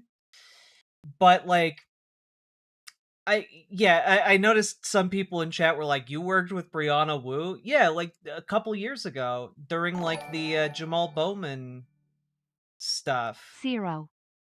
Like that the part of that was working alongside Brianna Wu, and my personal experience with her was terrible. The personal experiences of many of the people working there were terrible with her in particular. And especially as she continued to lean more and more into just being very pro genocide. So yeah, without of course spilling all of the tea, it was deeply How many subs gross. Donos to get a whole stream, or the rest of this stream, in a Minnesota accent, Oh butchering shit! the English language the entire time? If this was a more fun stream, you know what? You could get me to do that for our next What If Alt Hist stream. That's what you could get me to do that for that. I am the intellectual equivalent of an assault rifle. Oh yeah. Don't you know? The intellectual equivalent of an assault rifle, don't you know? Oh, gonna go out, gonna catch a big old walleye, you know? Gonna go out ice fishing. Gonna go out in the house. Maybe get a nice boat. Do all that stuff. Love the shirt. Thank you. I'm not sure what number to put that at, Paladin, but thank you for the $5 dono. Datura Dude, thank you for the $5 dono. Sake Tanuki, thank you for the 5 tier 1 subs. Paladin, thank you for the 10 tier 1 subs. Sake, thank you for the previous 5 tier 1 subs. I don't know how that word is pronounced. And Coder Joe, thank you for the 2 tier 1 subs. Appreciate that as well. And Glitchmaster, an extra gay and happy pride to you and the cuties in chat indeed. And that's right. Happy Pride Month, everybody. You're all gay now. I didn't make the rules. I'm just here to deliver the news. Jack kind of looks like Naruto doing sexy jutsu, which was transcoded as fuck. Fuck yeah. I didn't know Josie was running for office. She's awesome. Yeah, she's running for office in Maryland. And PV's going to be helping to do door knocking and phone banking. So if that's something you're interested in, again, progress.win/join.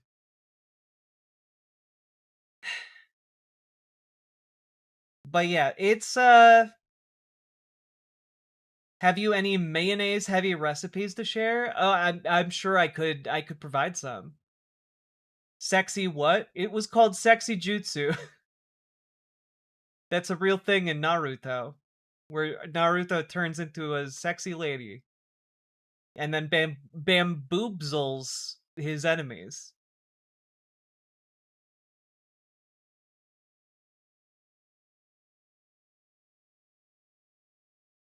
Do. But yeah, I have higher hopes for PV in 2026. And I guess in a way in the interest of like full transparency, right? I am hoping that the midterm organizing push goes well. Assault rifles are the dumbest possible machine you can make that can kill en masse, so that sounds right. Yeah, they should be called murder rifles. I'm not out to get an assault charge. Hey! I kid. We all know Tak no Jutsu was Naruto's strongest jutsu. I don't. Okay, can I be honest? I've never sat down and watched Naruto. And this might be part of my weeb. My weeb card might need to get revoked. I've never actually sat down and watched Naruto. I've only watched the episode where Rock Lee drops the weights because that is fucking top tier anime. But I didn't watch the rest of Naruto, and I am only aware of sexy jutsu because as a closeted trans lady who didn't know she was a trans lady yet, I was weirdly drawn towards magical transitions that I found on YouTube back in the day. So, you know, I'm aware of that because I'm trans and gay. And I'm also aware of Rock Lee because that's peak anime. But isn't that in like episode 1? Isn't what in episode 1? You have to be more specific because I haven't seen episode 1. You actually should. The Rock Lee fight is a great place to start. But that's the problem. I also need to watch all of fucking One Piece. I need to watch season 2 of Frieren. There are too many things to watch. My time has been overly commodified by capital. I need to watch second season of Andor.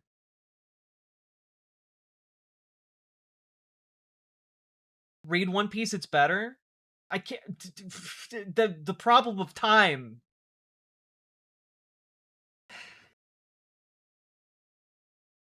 Speaking of that, watched Gangs of New York for like the 50th time this weekend. There's a fair amount of trans representation in that movie. I haven't seen it in maybe like 15 years. The Sailor Moon transformations must have awakened multiple feelings for you as a kid. You have no fucking idea. You have no idea as a trans person how much time and effort my young brain put into imagining which magical girl transformation from Sailor Moon specifically I should have. You have no idea. It probably would have been enough to like power some kind of AI supercomputer that's working on quantum computing. Like I don't know. Like it's nuts, right? The girl in me wants to be the magical girl. The gay in me wants the magical girl. Exactly. And the you know, like the switch in me kind of wants to be choked by Sailor Mars. Like that's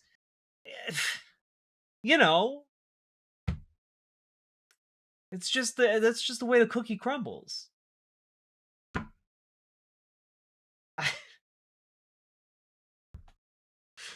TMI? TMI? Maybe TMI. Who knows? First sign of being trans, imagining yourself in a magical girl transformation? Maybe. Maybe. Maybe so. I like Sailor Jupiter. Sailor Jupiter was great.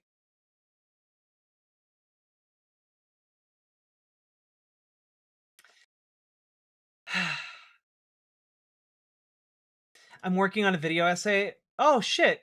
Old bitch who's been watching anime since the 90s. I'm working on a video essay discussing when isekai was for the girls back in the 90s. Hell yeah. Quiet tens, and 11 is speaking. That is low-key one of my favorite memes. Just in general. Sake Tanuki, thank you so much for the subs. Been a long time. Hope you're doing well.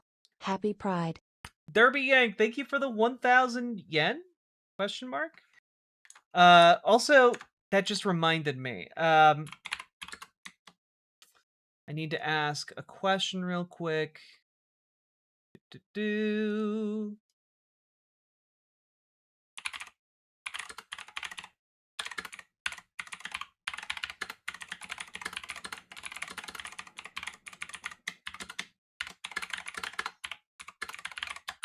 There we go. Nailed it.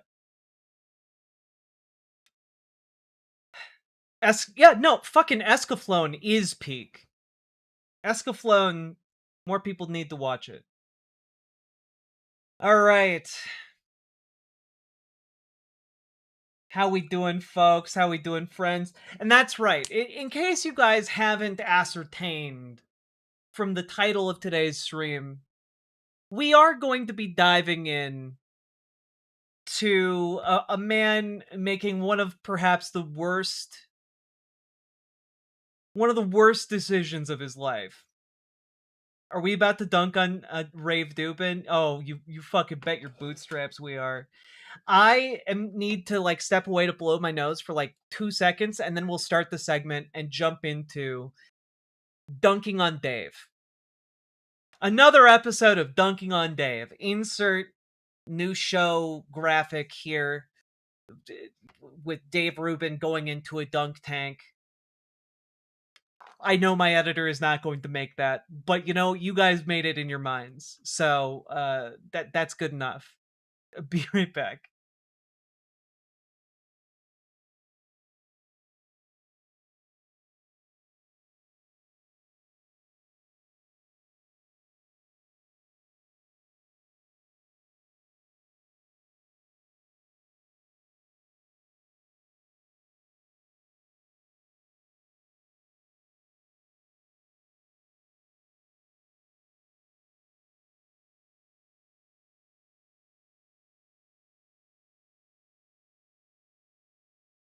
Okay, I've just been informed that Escaflowne is actually pronounced Escaflowne, which is fine. I will forget this information in approximately 5 minutes, and I do apologize for that. Also, I do know that the name of the video game Ico is supposed to be pronounced Eco, but I refuse to say it right on principle. And that principle is I said it wrong the first time and continued to say it wrong for like 15 years. So now it's just burned into my long-term memory. Myco? No, Ico. It's a really cool video game for the PlayStation 2. Jack reminds me of Merle. Are you referencing the Adventure Zone? Or am I... Oh no. Oh no, oh no. Have I become the McElroy dad?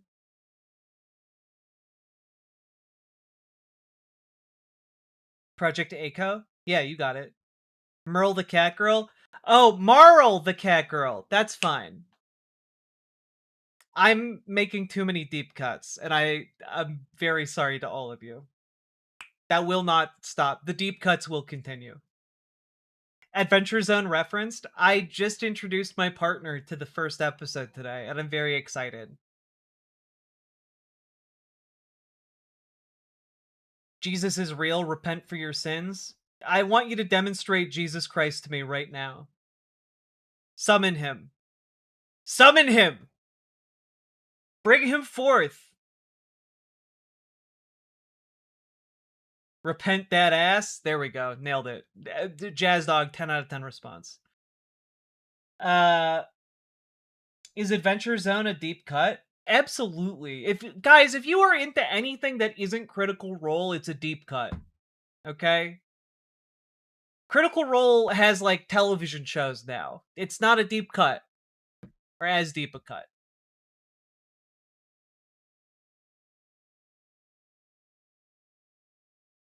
The deep cuts will continue until morale improves. There we go. There we go.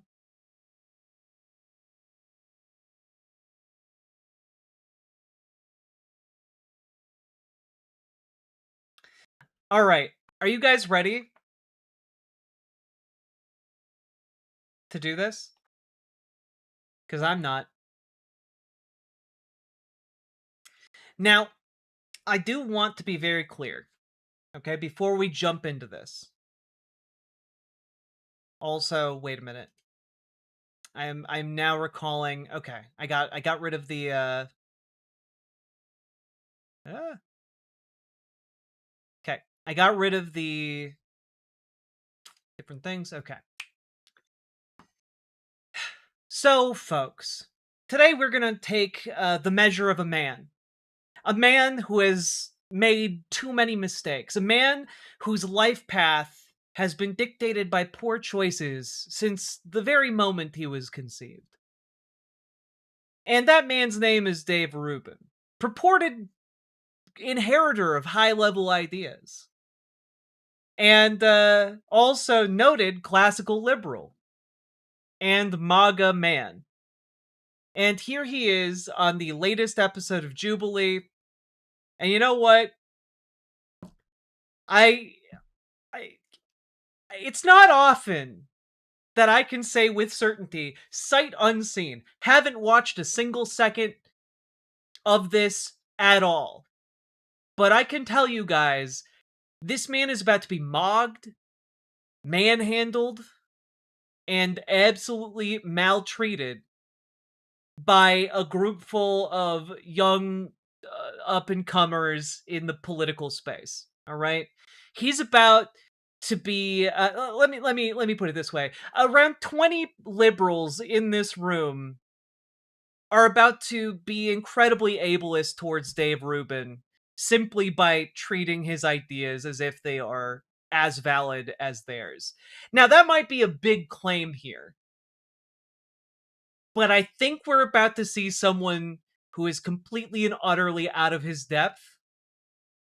And I'm here for it. I think it's going to be very funny. So, let's take a look. You're arguing that things economically were better under Joe Biden. At the end of his administration, absolutely. Yeah, so can you give me an example of how? Yeah, GDP growth was better off, real median wage growth was better off, inflation was better off at the end of his administration, unemployment was better off at the end of his administration. We had the worst year of job growth in the past. God. Grigor Niet Russian, as a former owner, No, wait. forward to seeing his highest of level ideas. Why did it alert? Why usually they alert at the same time? Weird. Grigor Niet Russian, as a former owner of Dave Rubin, I look forward to seeing his highest level ideas. We all should. Thank you for the $10 super chat, Grigor Niet Russian, longtime supporter of the Riverboat Jack stream. No strings attached. Now, I will say there is a high likelihood that different parts of this stream are going to get demonetized as a direct result of us taking a look at Jubilee. That being said, I don't care. Remember to like, comment, subscribe, do those things. They really, really help the channel grow. And also, let me know what you think about this absolute beatdown of this man I would feel sympathy for if he wasn't an advocate for some of the worst ideas known to man. Here we go. 4 years, just this last year under Trump's administration. Was the Rubin report, did that also accept Russian money? What show did I do for No, Russia? I'm not saying you did a Oh no. Oh no. Dude, you put yourself in a room full of people who know all of your shit. show for Russia. I'm saying Russia saw you as a stooge who could easily say the talking points that benefited them. But what law is stopping? What did I do? Well, I'm saying you're a big dumb idiot who will say anything for money. That's what I'm saying.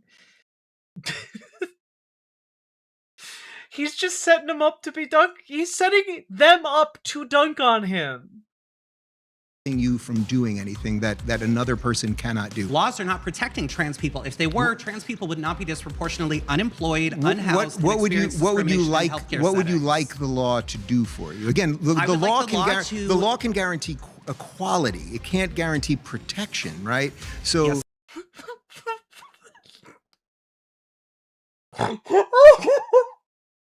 Oh, this is already so much better than I thought it would be. We're not even through a couple of the highlights. Oh my god. The law cannot guarantee protection, can it? Dave! Dave!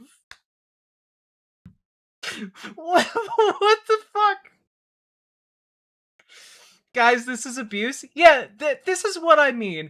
You might have thought, if you came into this, that I might be being too mean to Dave Rubin to say that putting these people surrounding him in a room with liberal talking points might be ableist.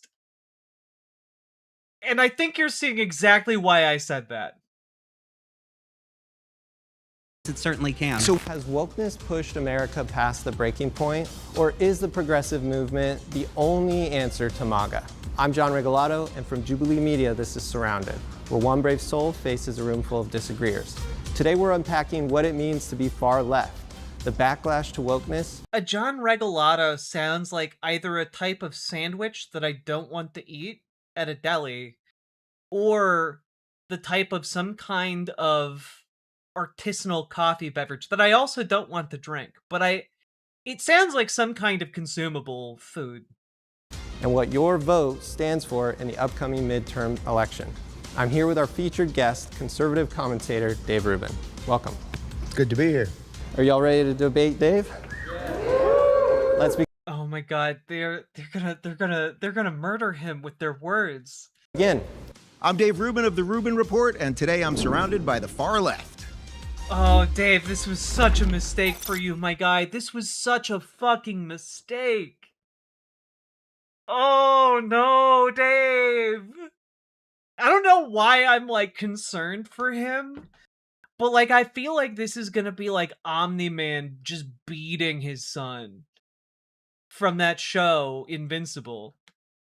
Like, this is gonna be some real, like, uncomfortable levels of intellectual beatdown. My first surrounded claim is that wokeism did more damage to America than Trump ever did. God, what does that mean, Dave? I want Dave to define woke. I want him to define what that means, because I bet you could not drag it out of him, aside from vibes. All right, if you would like to debate this claim, please get to the center in 3, 2, 1. He's quick. He's quick. Huh, you brought a bunch of leftists in, but then you asked them to move to the center. Huh, just like Jubilee. So I find it interesting that you think wokeism has done so much damage to America as opposed to Donald Happy Trump. Pride to everyone but Rubin, and that one guy promoting is real. Spot Dogs, thank you for the $5 super chat. Very much appreciated. And also, I don't know which one guy you're talking about. You will have to be more specific. But that guy, no happy pride to you, guy promoting a terrorist state. No happy pride to you. Wokeism did not kick 17 million Americans off of their health insurance through Medicaid. Wokeism didn't start a disastrous war with Iran that has now led to inflation outpacing wage growth. Wokeism. Hey, We are starting Pride Uncle by Cedric. watching a gay man get abused by a crowd of 20 people who hate him, but not because he is gay. Because he is gay. Yeah, like that's the thing. Like there's something about this where I'm kind of like, oh no, I do feel a little bad about it on some level, but on every other level I feel pretty good about it. So I'm excited for this. And you know, maybe I shouldn't be. Maybe this makes me a bad person. Maybe wishing ill to befall my political enemies and rivals makes me not a good person. But you know what? I'm willing to take that label. You know? If the right wants to label me a bad person because I like watching Dave Rubin suffer,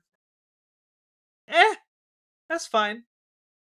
Hasn't ripped up institutions or attempted even to destroy free speech, even by your standards, because Ronald Reagan appointed judge ruled that the Trump administration was violating the First Amendment by attempting to deport, arrest, and detain students and faculty members on college campuses for protesting for Palestine.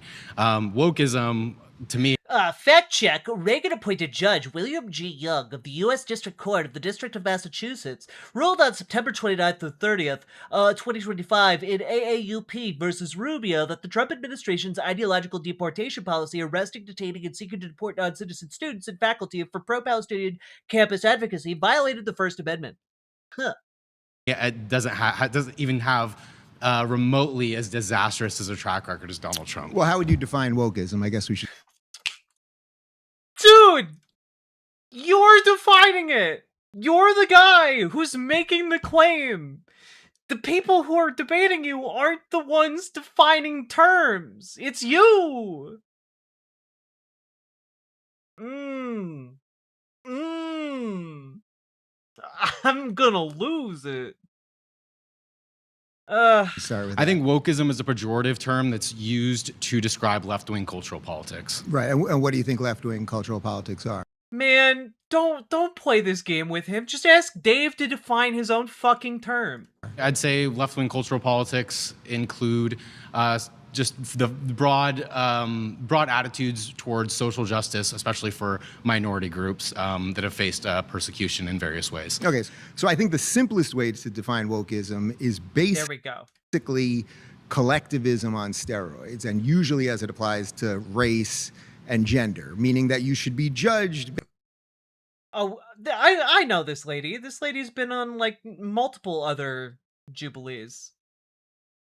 But like, okay, so wokeism is collectivism on steroids, like when it comes to women and minorities. But like, Dave, are you saying women shouldn't be able to organize to advocate for the rights of women? Oh my god. Jack, I know you've survived Spirit Science and What If Alt Hiss. This might be worse. Look, okay? You might be worried about me, but I have words from the past to give us all strength, okay? And I need you all to remember this about me. Never forget. I am the intellectual equivalent of an assault rifle. There we go. All right? Seabass in AK, thank you for subscribing over on Twitch. Very much appreciated. He's a gay man, Jack. Women aren't a factor in his calculus. I mean, he's a gay conservative man, so maybe that's correct. There are plenty of gay men who are very lovely and considerate of women. Based on the color, you actually should be judged based on the color of your skin and your sexuality and your gender and a whole bunch. I'm sorry, every word out of this guy's mouth is awful. And I am going to be a real pause champ about this because I don't want to get like the stream black screened, okay? It's just very irritating.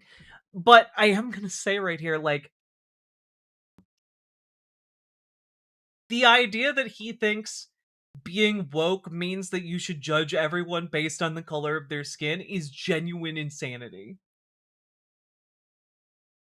Did he just say being woke is being racist? That is what he's trying to say. He's trying to align the term wokeness to just mean you're a racist. Of immutable character. Sleep. Yeah, he's not advocating for wokeism. He's advocating for sleepism. For sleepy boyitis.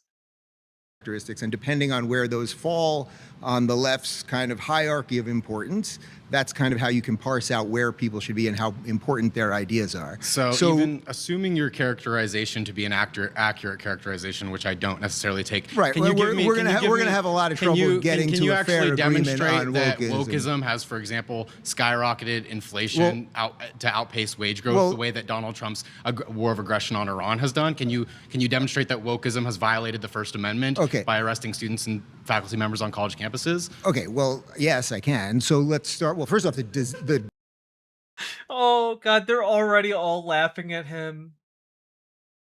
Yes, I can actually demonstrate that oil prices are directly related to wokeism. My name's Dave Rubin, and I have high-level ideas, and those high-level ideas allow me to bullshit anything to be connected to anything else that I choose.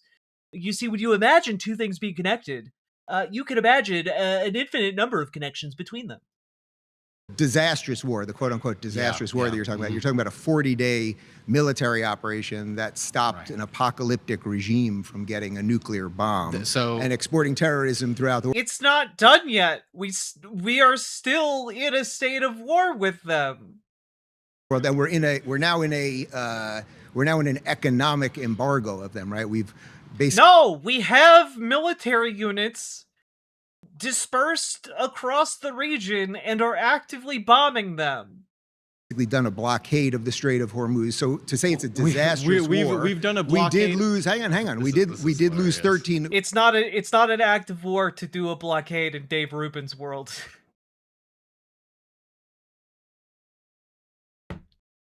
Okay. We did lose 13 of our soldiers, and that is killed over terrible. 200 children. But things happen in war, right? Yeah. Things just happen. In war, guys, in war, things just happen. They're not. There's no actor behind the things. Things just happen. You know, like tide goes in, tide goes out. Things just happen. It's not like there were fingers on triggers. It's not like there were, orders given. It's not like there was an entire chain of command that ends directly with President Trump. No. It's things just happen because everyone's absolved of responsibility, just like the Epstein files in MAGA world. Things just happen. No one's responsible somehow. Things just happen. Yeah. Well, things do happen in war. You can laugh at that. Hold on. Listen, you want to talk? I agree. But that's why war should be a last option. If Donald Trump wanted to prevent the Islamic Republic of Iran from obtaining a nuclear weapon, he could have just stuck with the Iran nuclear deal that he ripped up. I have a hard time being able to debate with anyone who cannot even agree to the basic definitions of things like war and embargo. Well, that's the thing, right? In order to have an actual debate on a topic, there need to be agreed upon terms. If you cannot even agree upon the terms, then there can't be a debate. Like, you can't... kind of the same way, like, if someone is talking about, like, you believe in gay rights and another person just believes that gay people shouldn't exist point blank, you can't really have a debate on that necessarily, because one person is just denying the ability of gay people to exist at all, right? Like, it's just becomes a vehicle for the more extreme ideology. It's less productive in any kind of finding the truth, which is kind of supposed to be the purpose of debate, and more becomes like a political exercise, right? Well, like, I think a great example of this that you can see is the Whatever podcast. Many people might be familiar with that. It's a show where some guys bring on like sex workers and like MAGA chuds, and then have the chuds yell at the sex workers. That's like their debate format, and essentially none of the debates are actually substantive, because what winds up happening is it's just yelling, it's just belittling, it's just name calling of the sex workers. But occasionally you'll get a moment that plays directly into the MAGA chud worldview, and that's when it suddenly becomes like an actual conversation, right?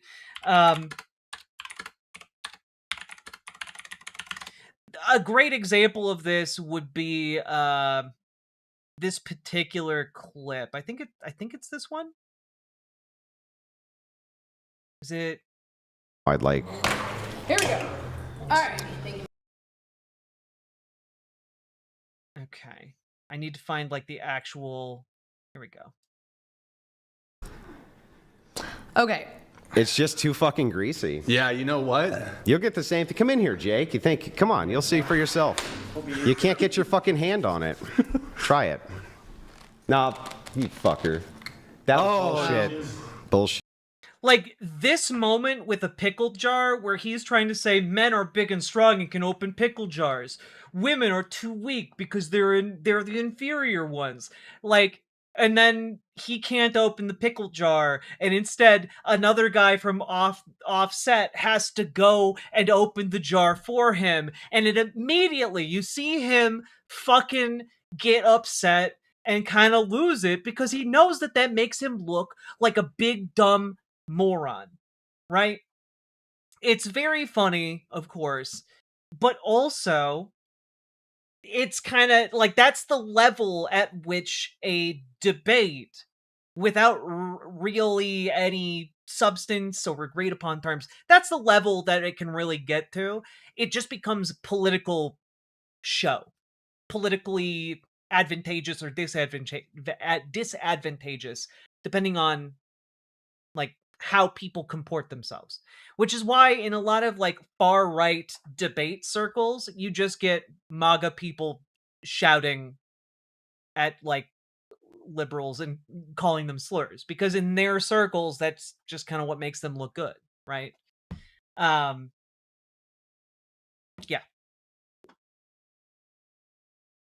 So exactly to your point, Quiet Panic, if you cannot agree on basic terms, there's not really a debate to be had. And the thing that Dave Rubin is trying to do here desperately is just, well, woke is something completely different than what anyone understands it as. It's collectivism. Iran did not enrich past the 3.67. Wait, they didn't enrich past the 3.67% agreed upon in the JCPOA. They only got to 60% after Donald Trump left that deal and then started doing aggressive actions. I must say, I'm impressed with your talking points.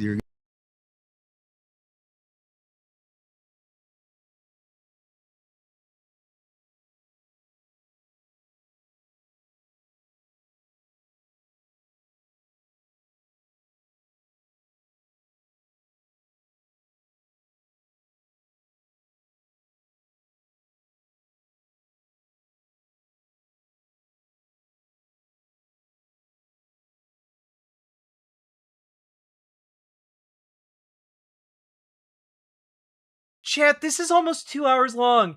He's been defeated in less than 5 minutes. He is sitting there just being like, "Oh my god, your talking points, they're so good."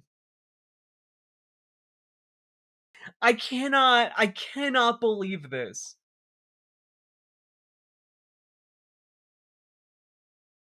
God damn, dude. Got impressive talking points, and you memorized them well. They're not correct, but I am impressed. Okay, first off, the Iranians admitted in the negotiations right before the war started that they were enriching past what they were allowed to. That's. What do you mean what they were allowed to? There's no agreement that binds them because Donald Trump ripped up the JCPOA.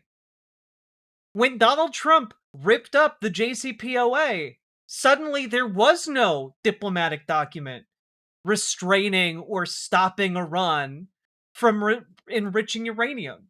That was the one thing that was doing it. There was a mechanism in place to monitor that. When Donald Trump ripped up the JCPOA, he destroyed that mechanism. And he destroyed any real reason for Iran to avoid enriching uranium, rather. Number one. Number two, you also have to go on the assumption. You also have to go. Hold on. Because we hold on. You also have to go on the assumption or acceptance that can you agree or verify their claims? It's one thing to say, oh, this is what we're doing, this is what we are agreed to, etc. But IAEA reports and U.S. analyses show Iran did not enrich uranium beyond the JCPOA's 3.67% limit until after Trump pulled the U.S. out of the nuclear deal. Iran started exceeding that cap in 2019 in response to withdrawal. You know, the thing that they did in response to Donald Trump doing his thing.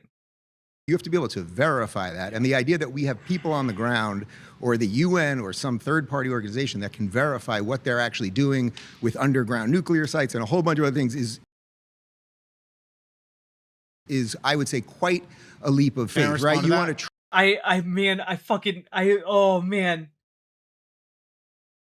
Dude, the JCPOA had international inspectors coming in and inspecting their facilities. The JCPOA literally had mechanisms to do that. And you're just saying, well, imagine if Iran had secret methods of enrichment. Yeah, imagine that. Imagine if Iran had like a giant laser on the moon that could just blow up cities. Imagine that. Imagine if Iran had like a transing serum that they could put into the US water supply that just transed everybody. Imagine that.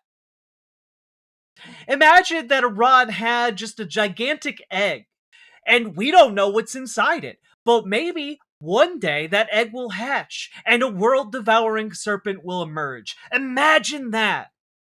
You can imagine quite a lot of different things and scenarios. Isn't that convenient for Dave Rubin? I guess his high-level ideas are getting a little bit too high-level.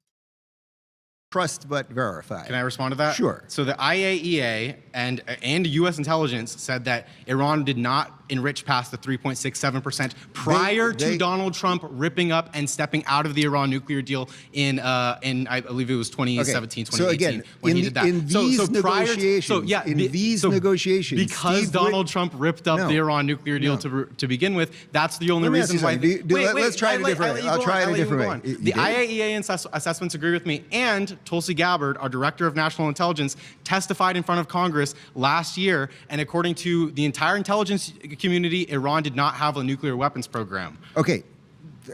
That they didn't have a nuclear weapons program, they were enriching past the point that they were allowed to for civilian use. Everyone knows that, but allow. They were breaking the rules.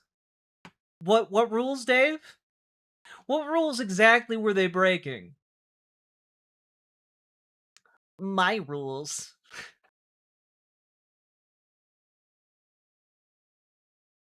What If is a series of comics by Marvel, not a policy position? True.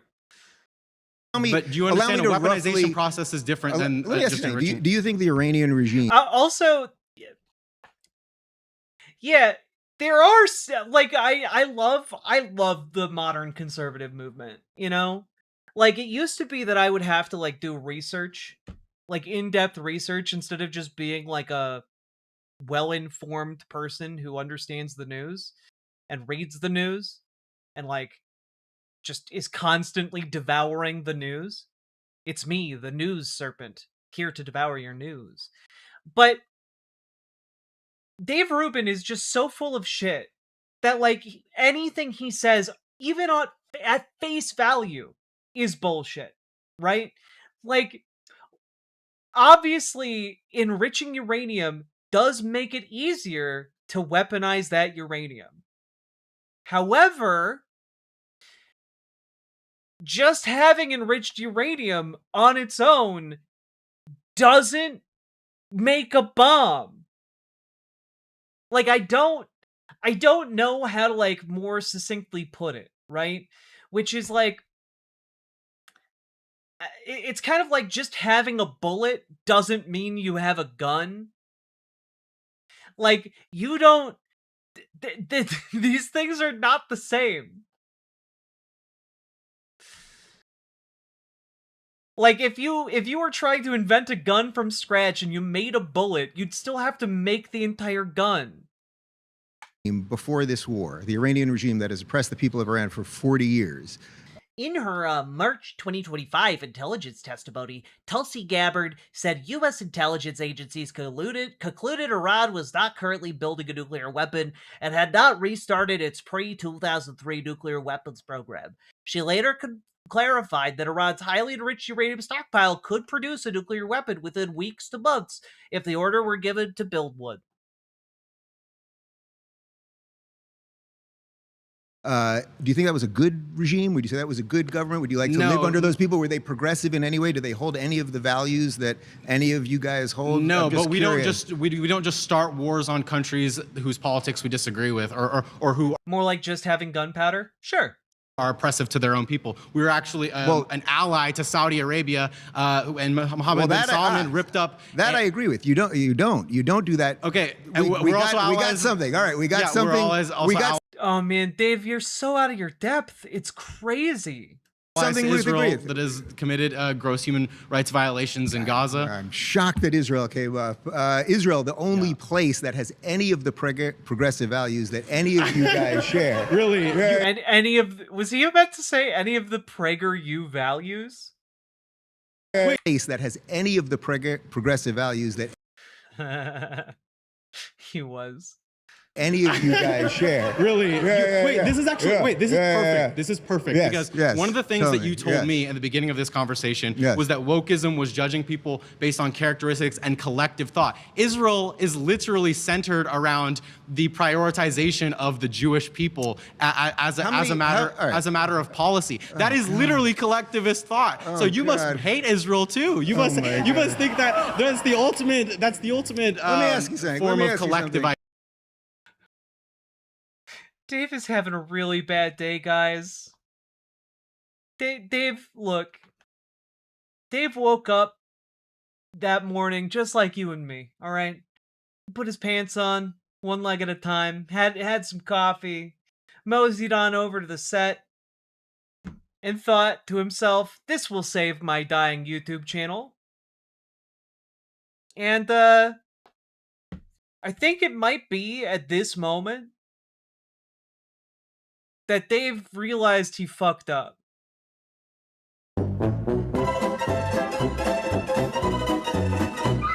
Identity, right? How many Muslim countries are there? How many Muslim countries? So you're just pivoting? No, I'm going to answer. There are a lot of Muslim countries out there, and they're all secretly aligned against the United States. And I don't really have any proof of this, but I'm gonna say it anyway. Is Israel collectivist? How many Muslim countries are there? I'm sure there are a lot of Muslim countries because there are a lot more Muslims than Jews. Yeah, well, just ballpark. How many Muslim countries are there? I would probably maybe say let's say between 10 to 20 maybe. All right, you're off by about 40. There's about 52 or 53 Muslim countries. Yeah. In any of those countries, how's it going for minorities, women, gays, Christians? Huh. You've played a very inconvenient rhetorical card, comparing the collectivist action that I say is too woke to the collectivist action taken by the nation of Israel. Well, have you considered Muslims in attack mode?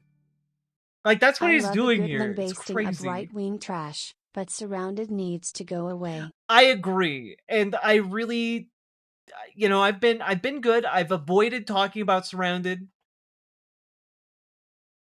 but this was too good for me to pass up. This was too good for me to pass up. I couldn't not.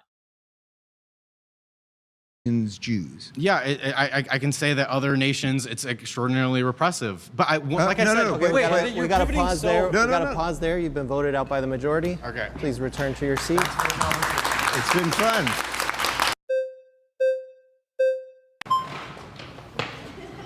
Oh, she had it. She had it. All right. Dave. All right. Hi. Good to meet you. I'm Good to actually a meet big you. fan. I've been watching you since like all the way back in the Sam Harris era. Oh yeah. And then I remember you softening me up. Okay. No, you brought okay. on like Stephen Molyneux, like the white nationalist, and I was like, this guy just loves ideas. He just loves all different types. Ladies and gentlemen, we got him. Oh man, bringing up fucking Stefan Molyneux in 2026. Oh my god, I guarantee you, Dave Rubin was not expecting that. It has Dave Rubin making one of the only sound clips that I have of him on my soundboard, which is from the time he voice acted a non-binary person in oh god, what was the terrible Twitter-based comedy animated show they did? The New Norm. I don't understand. You're black. He's just direct response to Stefan Molyneux. Of ideas. I love that. But yeah, just wanted to talk right now specifically about the difference between progressive values and the MAGA coalition. Sure. It seems to me that all of the ills that are attributed to wokeism are typically things that people find annoying. So people being overly, policey about their pronoun usage or talking about specific groups that might seem extremely marginalized. That's what I typically hear from the right. I don't hear like a degradation of like society unless it's the far theocratic right. And I don't think that you ascribe to that. Would you call yourself a theocrat? I mean, I wrote the best-selling book on classical liberalism, so it's funny, I get called a conservative all the time. I actually happen to be... The name of this video is literally one MAGA Republican versus 24 left Democrats. People call me a conservative, but I'm not really sure how they do that. Anyway, my name's Dave Rubin, and I love Donald Trump.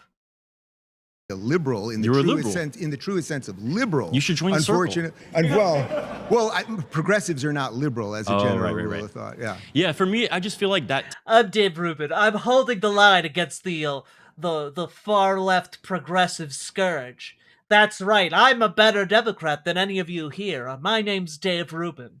Type of like annoyance that wokeism presents to the world is a lot less dangerous than like, I don't know, the coalition that you're a part of that like condemns people for having children when they're in gay marriages, or says things like, people that are of particular sexual orientations don't deserve the same equal rights. Well, would you say that that's something that's dangerous? A coalition is going to have all sorts of people in it. So it's like MAGA, if we were talking ideological about diversity, right? Yeah, if we were talking about what MAGA is, what I like about MAGA actually is that it's not a specific set of you have to believe this exact set, right? Right. You have to believe these exact some people in MAGA can things. believe like gay couples can have kids, and others can believe like that's degeneracy and those people need to be jailed. Well, those are like the difference of ideas. That we're talking about? The tough answer to that is yes. Oh, just as in case people don't know, Dave Rubin is gay and has children with his husband. Yes, as long as you're not trying to litigate someone's life. I am around a lot of conservatives all the time, and particularly Christian conservatives, let's say. They generally are not for gay marriage. By the way, there's not one mosque in the United States that performs gay marriages, which is worth noting. Why are you so focused on Muslims today? Well, I'm just giving you giving you a fact. But what I have found, I'm just giving you a fact out of the blue for no reason. That's how debate works. consistently. You know, Donald Trump was the first incoming first-time president that was for gay marriage. I actually really want to talk about that. Barack Obama was not for gay marriage when he first came in. And not until Oh, actually, that's not true. There are ones in California that do. That's wonderful.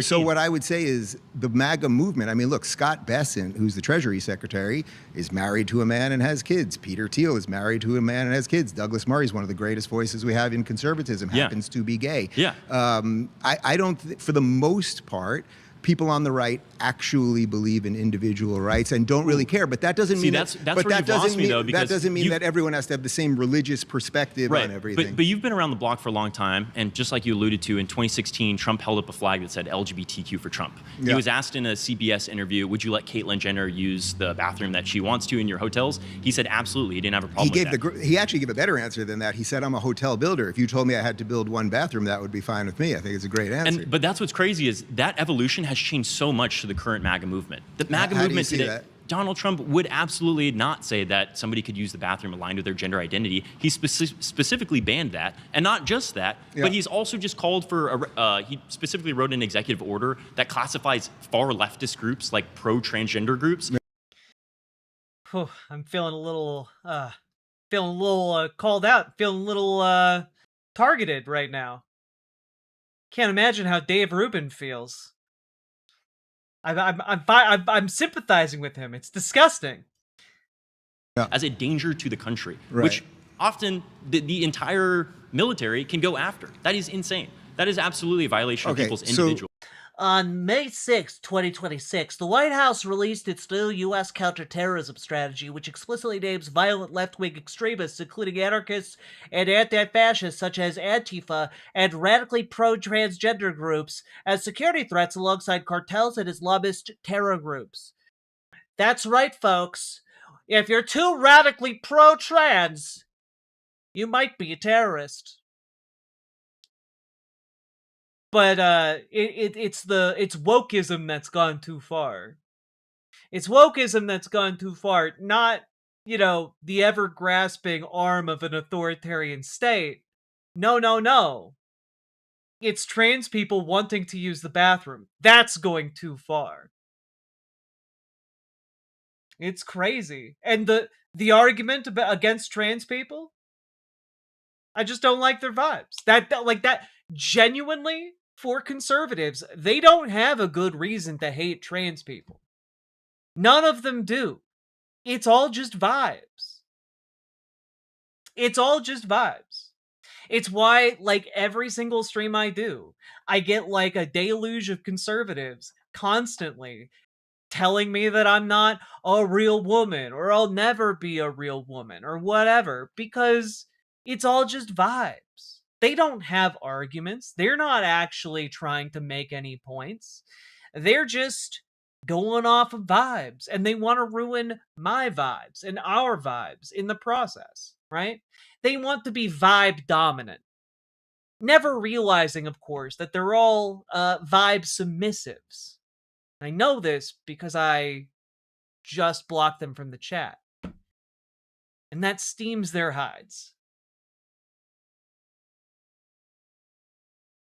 They don't want their kids to see trans people are an option. That's their reason. They want the 1% of kids they have that are trans to have zero idea they are so they suffer quietly and never transition. I mean, that's probably part of it, right? But also, like, trans people exist. You know, like, we're cute and we're hot and we exist out in the world. And, like, eventually they're gonna figure it out. And, like, I don't know. I feel like conservatives that react this way against the existence of a reality that they don't like essentially are just, at best, kicking the can further down the road, but eventually their kid is just going to hate them and not visit them anymore. You know, like, that's all you're really setting yourself up for, is misery for your own self and misery for your children. And, like, that just seems like a terrible decision to make. Right? Like, I don't know. Seems like a bad idea.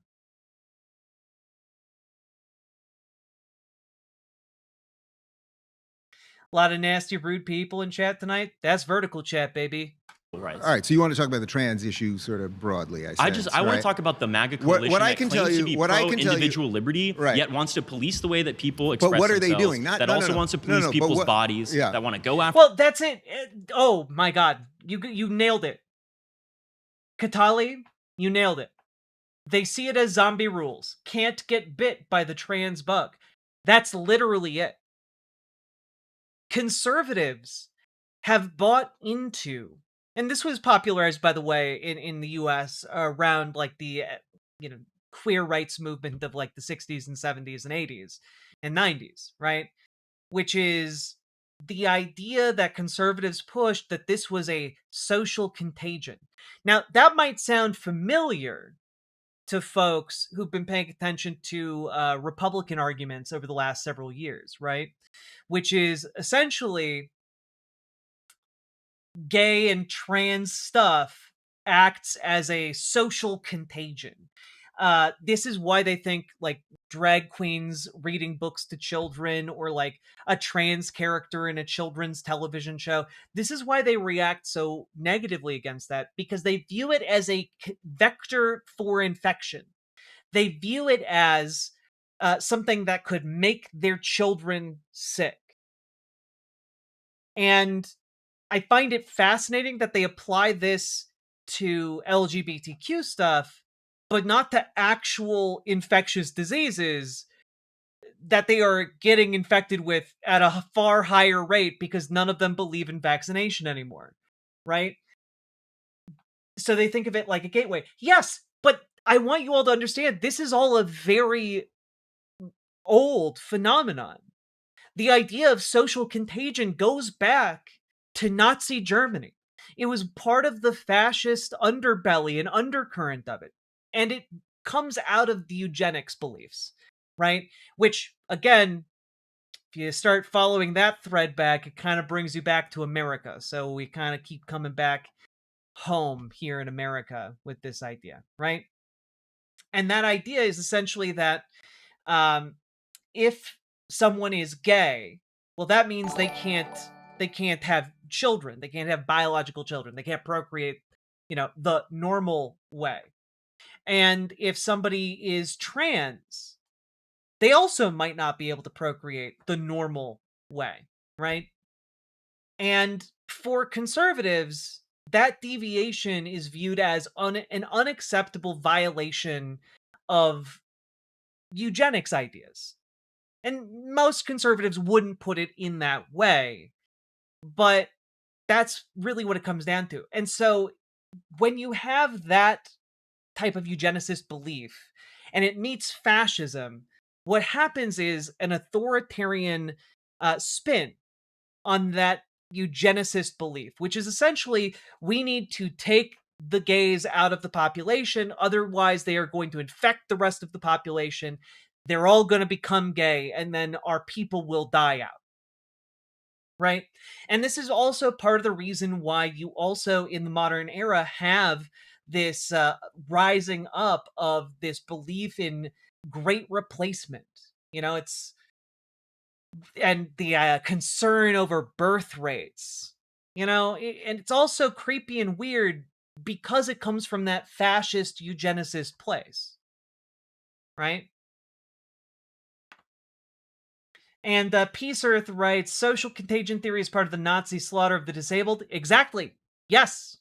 From early on, check out book Nazi Slaughter of the Disabled. Yep. You are correct.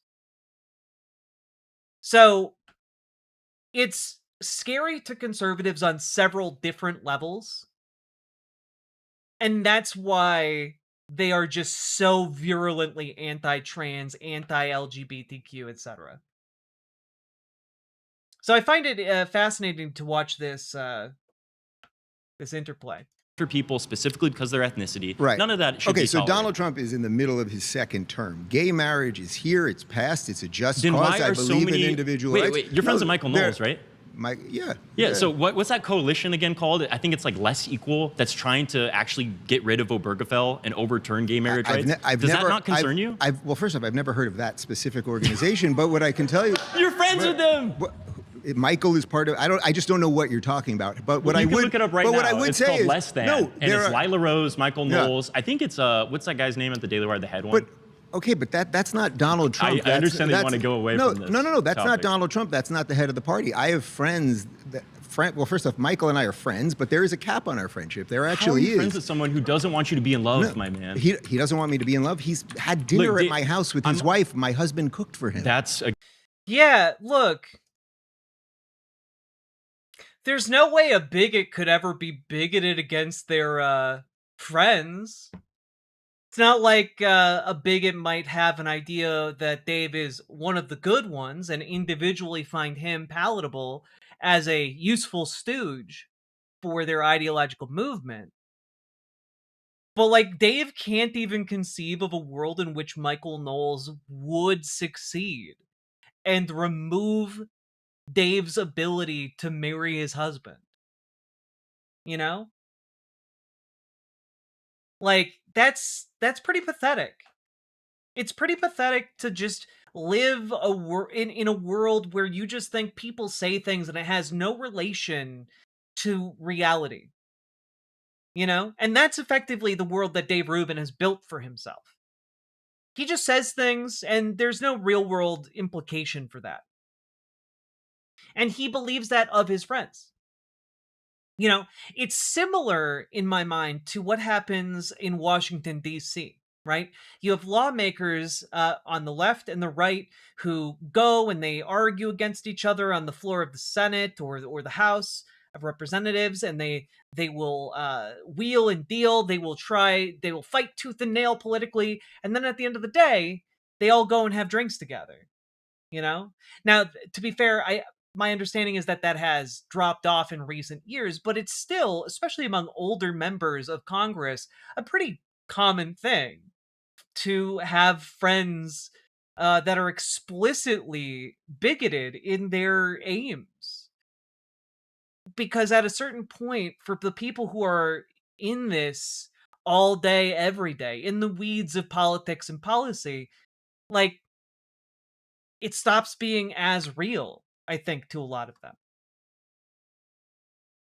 Against God, Yeah. so I want to have a word But with him. no, real quick. but think about what you're saying. I but get Dave, it. No, real quick. think about what I'm saying. But what I want to say your is, name. I'm not coming after Wait. you. Hold on, champ. You know, in your world of how tolerant you are showing me you are, you're actually showing a remarkable amount of intolerance. Because although I don't know the group that you're talking about, Michael Knowles, as a human being, has been to my house, and my husband has cooked him lamb, and we have enjoyed evenings together and shared personal moments and all of those things. Now, do we agree on absolutely everything? Of course the answer to that is no. And if Michael or anyone else was trying to lead some organization that was going to go against my civil rights, well, that is where obviously we would have our difference of opinion, of course. Dave, but I don't I also like quite literally, this is an article from 2024. Michael Knowles claims LGBTQ plus people have pretend families with queer parents not fit to raise a child.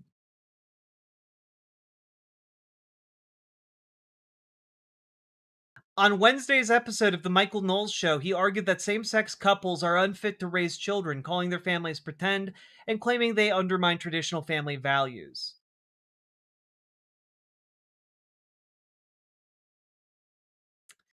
During his podcast, Knowles referenced a 2022 comment by controversial University of Pennsylvania law professor Amy Wax, who said that gay couples are not fit to raise children.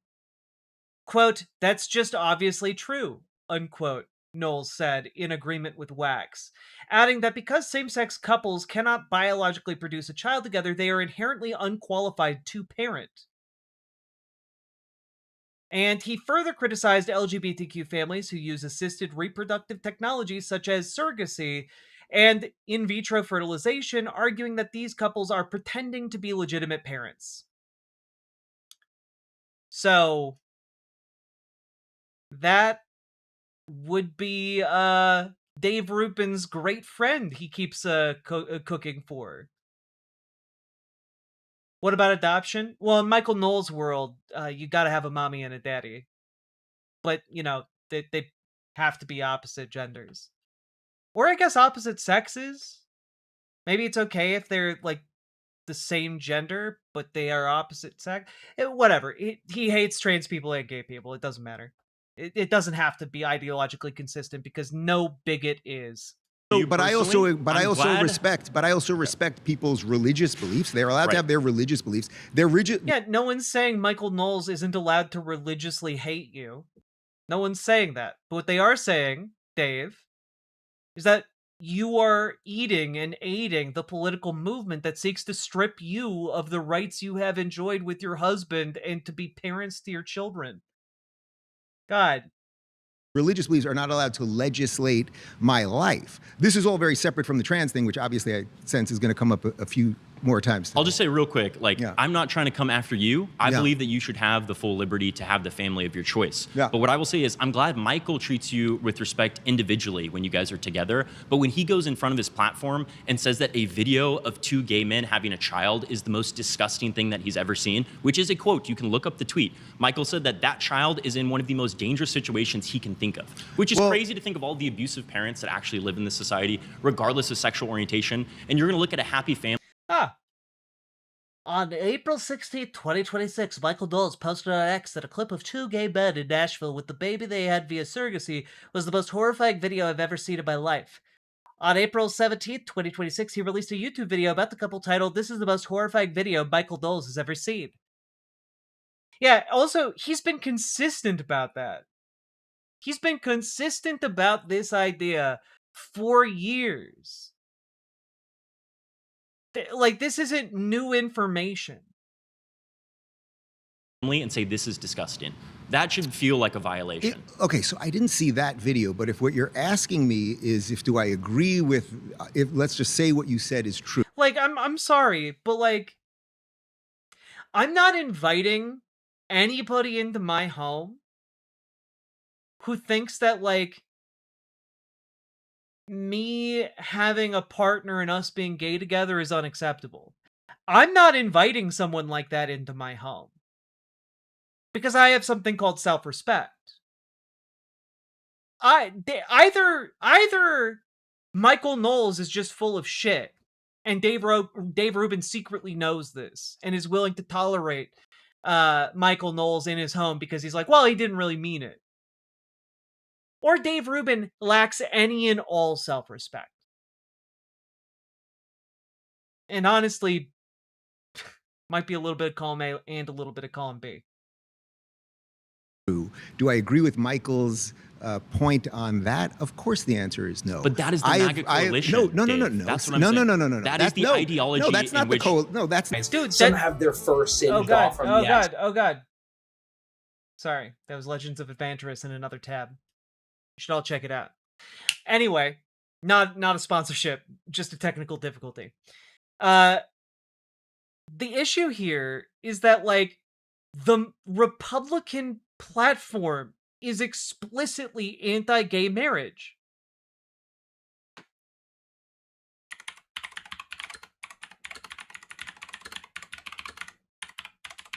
It was part of Project 2025.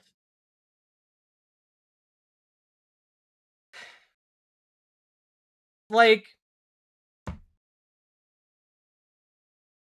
I don't know what to tell you. Like, the states are still pushing. Like, the states are still pushing a repeal of Obergefell. And regardless of what Donald Trump says or like what the Republican like platform is officially, they are moving to try and overturn Obergefell. Obergefell v. Hodges is the only reason you have gay marriage right now.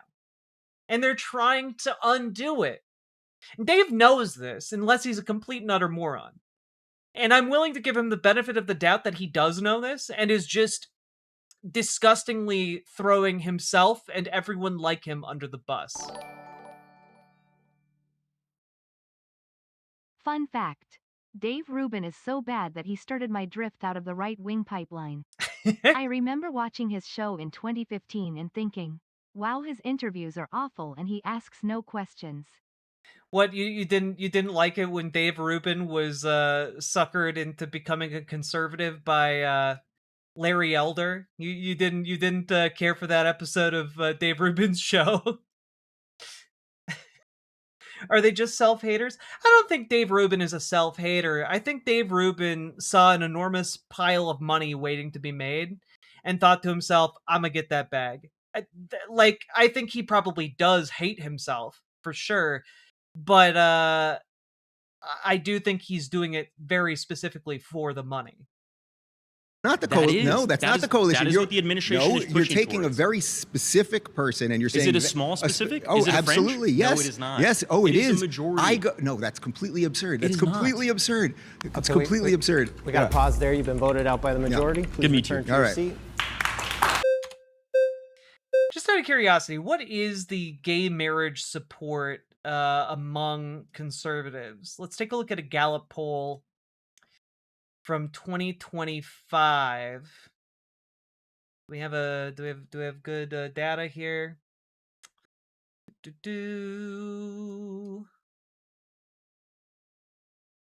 Here we go. Americans' views of the moral acceptability of same-sex relations. So, as you can see here, as a median, 64% of U.S. adults find it acceptable for people to be gay.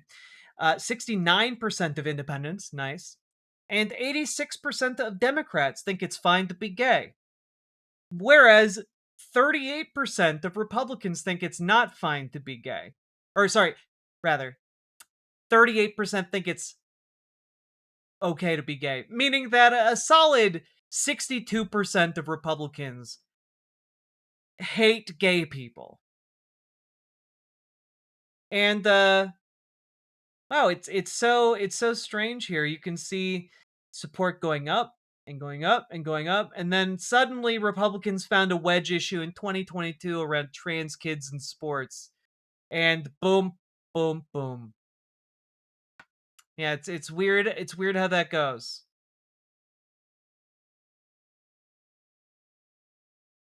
But Dave, I think you might be surrounded by some not great people here, Dave. Good grab. I want to go to your prompt in a second, but I just wanted to address, so I actually come from a Christian background. Is incest okay? No. I spent a lot of my career debating Christian nationalists. And even the nicest Christian nationalists, they do want to take your rights. I spend a lot of time talking to these people, even the really nice ones. So I just want to be careful, and I guess I want to say, like, I remember when you posted about having your kids on Twitter, which congratulations. Yeah, on your thanks. Kids. The comments were horrifying. I don't know if you remember, but it was Christian nationalists and Republicans tearing you and your husband down for having a child. Well, you should also note there was a lot of love. There was an awful lot of love from an awful lot of conservatives and liberals. Yeah, where was that hate coming from, though?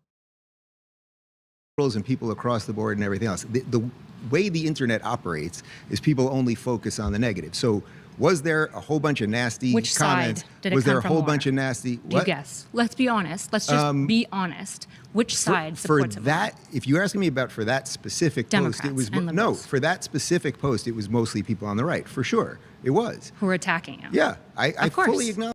Yeah. What? Why is that, Dave? Why might they be attacking you for being gay, Dave? If it's not as part of the MAGA coalition, if that's not a core component there, why is it so accepted for those bigots to find a home there? Acknowledge that, Of course. absolutely.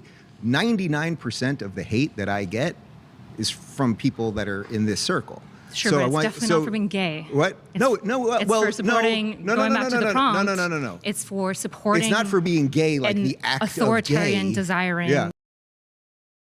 Yeah, conservatives are upset at you for the act and ongoing state of being gay. Yeah. Probably demented old man. So going back to the prompt of wokeism, it seems like you defined it as intersectionality, some collectivization based on Oh, true, Liz Galahad. Very excellent distinction. A huge difference between nice and good or loving. Backstabbers love being polite and nice because it makes things easy for them. Exactly.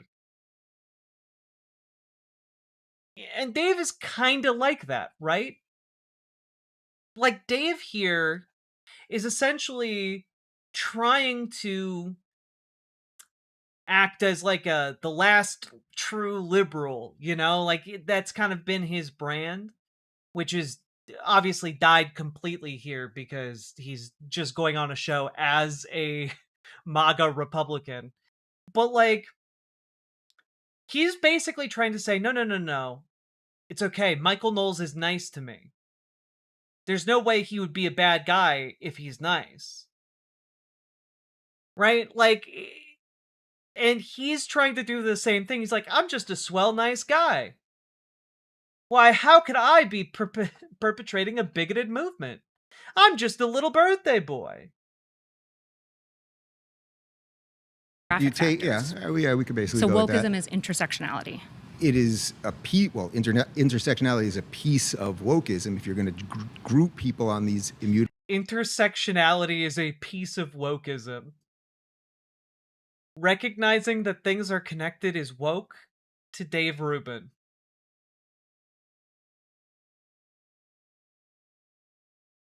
People on the left criticize Dave for being a liar and a grifter, and he calls it hate. Yeah, no, it's just an accurate diagnosis. Like, a doctor doesn't hate you because he, let me put it this way. If a doctor diagnoses you with cancer, it's not because he hates you. It's because you have a fucking tumor growing in your brain.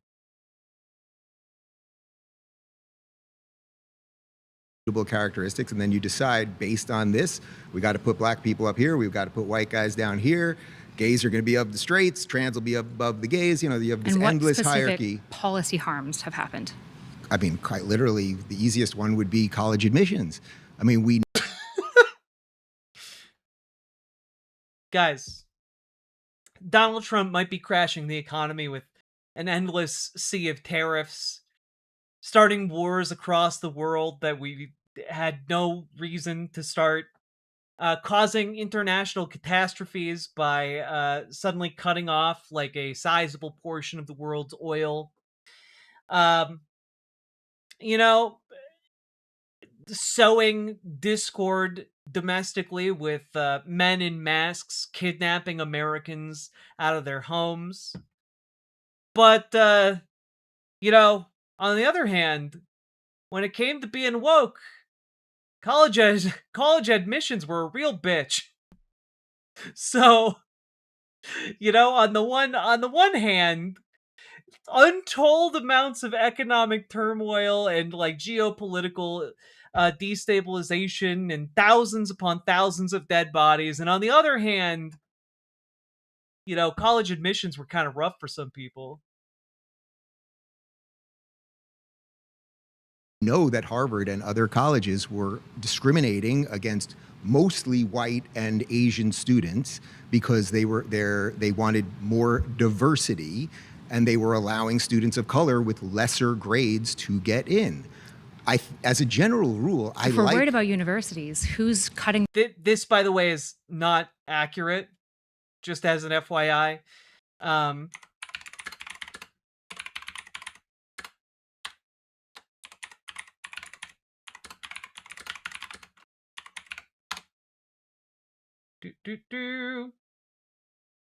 me pull this up here.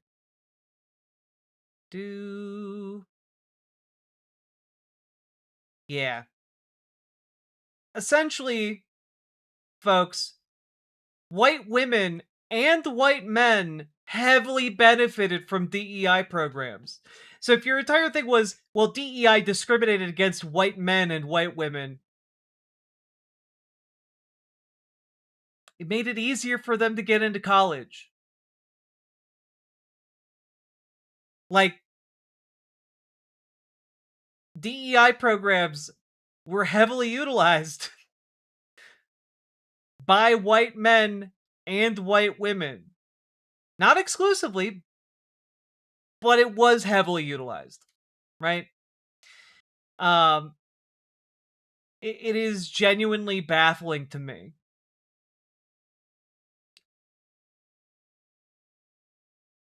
Yeah, here is an article from 2025 about it. DEI programs are designed to help white people too. Here's how. This is by Lisa Bondurant, Associate Professor of Secondary Math Education, Mississippi State University, and Brianna Jamison, Instructor of Special Education, Mississippi State University. And let's take a look here. Broadly speaking, a large majority of people within most racial and ethnic groups receive some kind of federal funding, some of which is connected to DEI programs. That includes 81% of Black students, 74% of American Indian/Alaska Native students, 72% of Hispanic or Latino students, 70% of white students, and 66% of Asian students, according to a 2023 report from the National Center for Education Statistics based on data during the 2019 to 2020 academic year. The center's data does not indicate whether those programs were explicitly designated for DEI initiatives. For example, Pell Grants are need-based, not explicitly DEI.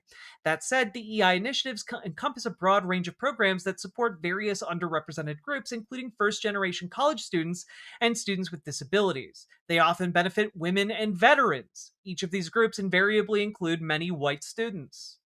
First-generation students, in particular, at most universities, a portion of DEI funding is dedicated to programs designed to support the success of first-generation students or students whose parents did not graduate from college. DEI initiatives enhance first-generation students' academic success by addressing their unique challenges, such as financial constraints, cultural adjustments, and unfamiliarity with college environments.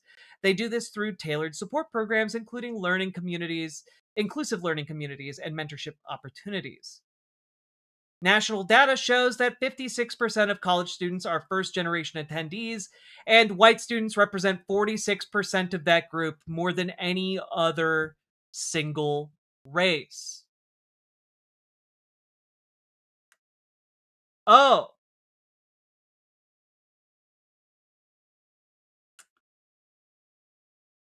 I guess Dave is racist against white people now. Taking away the tools that were helping white people succeed in academia. It's very racist of you, Dave. Their funding. Well, hold on. Do you agree that that happened? To some degree, I think it was overblown to a large degree. Because affirmative action basically ended, I think, in the early 2000s, right? A lot of these issues were clamped down on pretty. In Students for Fair Admissions versus Harvard, decided June 2023, the Supreme Court held Harvard's admissions program violated the Equal Protections Clause via Title VI, and empirical work, Arcidiacono et al. Asian American Discrimination in Harvard Admissions, finds typical Asian applicants were held to higher standards that received lower personal ratings than similarly qualified peers. Quickly. And the issue is that when you look at the reason why... Well, you could look at corporations. I mean, all these corporations that have their DEI stickers. I was just on a Delta flight. They still have their DEI sticker on there. DEI is not inherently a bad thing. Why would diversity ever be a problem for anyone? Well, diversity in and of it. Well, did you know that some companies still have stickers? And those stickers are direct assault on my freedom. When I see a sticker, I feel less free. I feel like I'm in a cage of my own emotions. Do you understand? Do you understand how devastating it is to see a sticker staring you in the face, letting you know that there are values like diversity out there, inclusion, and equity? Do you know what that spells? It spells die. Okay? That's a high-level idea I've been workshopping. Okay? That's a thing. That's a thing. It's a high-level idea that I've been working on. Die instead of DEI. Itself is not a problem, but if you say we are going to hire people and we are going to factor in all of these immutable characteristics inherently by saying we're going to elevate stickers are literally the definition of communism. Absolutely. Do you know? This is true. This is true. The Russians, under Stalin, invented scratch and sniff stickers as a means of undermining capital. That isn't true, but it would be funny if it was. One group of people, you are going to have to discriminate against another group Do you of people. Have a diverse, and that actually is racism do you have and a or diverse, bigotry. Unique experience based on your gayness that other people will never have? I'm sorry? Does your gayness give you insight into certain experiences that other people simply will not have because they're not gay? Well, I suppose as a gay person, I do have experiences that some people don't. Dave can't resist trying to make a joke out of the fact that he's gay. And inadvertently is directly proving her point. Don't have. And you probably have knowledge That was and funny. experiences. Did you not catch that? I You did didn't- get you the joke. Oh no. Did you get the joke though? Hey chat. Did you get the joke?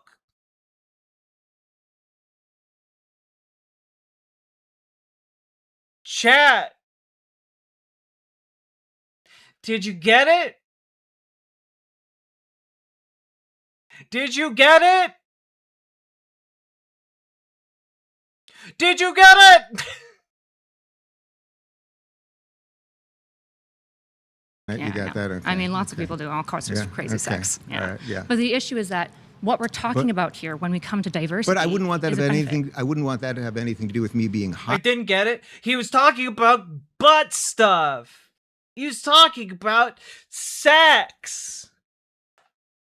Or Sure, me but it's being really allowed hard to into a compare. So, school. sir, let's say I granted Yeah. you all of the woke harms. Yeah. The issue is that it didn't take us to Iran. It didn't kill schoolgirls. It didn't, right now, crush with the FCC and kick multiple people off of air and threaten to pull things. It's not burning books in Wait, Florida. who's been kicked off air? Jimmy Kimmel got kicked off of air. ABC was regularly under threat for doing these things. The Well, FCC ABC president, ABC made a president decision. came out after Jimmy Trump Kimmel- called but him Jimmy and Kimmel's said on air. that we Jimmy can't have these Kimmel's type of on air. things. They crushed James Tallarico. But this has happened over and over again. There What do are you mean? They books crushed being James burned. Tallarico. James Tallarico is the nominee right now. They crushed his appearance. What do you mean they crushed The his appearance? FCC wouldn't allow his appearance. I don't know what you're talking about. I have literally no idea I guess what you're look talking it about. up. Fact check. James Tallarico's Colbert interview was pulled from CBS's broadcast not because the FCC outright banned him, but because CBS's lawyers, citing the Trump FCC's stricter equal time guidance for political candidates, advised that airing it could trigger equal time obligations to the show, ran the interview only on YouTube, which is technically true. But also, like, yeah, if the government steps in and basically says, we're going to make you putting out that interview onerous financially and logistically upon you, that's the government censoring speech. A pause there. Yeah. I think you were talking about Colbert's show, but you've been voted out by the majority. Okay. You guys are slow, bro. How's it going, Dave? You're quick. How you doing? How you doing? So, I just quickly wanted to recognize, I love this, by the way. You have a very unconventional household, and wokeism has brought you that household, right? To live with your husband, to have your 2 children, or conceived through surrogacy, and I appreciate that. Wokeism didn't bring that. Yeah, it did. Equal rights. So brought that, wokeism is. equality. But you said earlier... Wait, maybe this is the part where he says it. Wait a minute. As I define it, as I view it personally, is looking to expand on already existing civil liberties, right? To ensure that, to ensure America practices what it preaches, equal protections, inclusion of everybody, democracy, etc. Kimmel simply was losing my money. Hey, look, everybody. We got Mr. ABC over in Vertical Chat. Hit him up for all your entrepreneurial loans. So it's not a policy prescription, it's a social prescription. Donald Trump is president. He's the head of the executive branch. He has a trifecta, a judiciary that's on his side. Donald Trump's violent. Donald Trump's destroying the pillars of America: democracy, negative rights, the rule of law, our Constitution. The list goes on and on. So I'm just curious to see what institutional damage has wokeism done, and Sure. if Well, you want to engage with Trump being violent, that'd be nice Yeah. too. Well, I mean, I just don't agree with anything you said.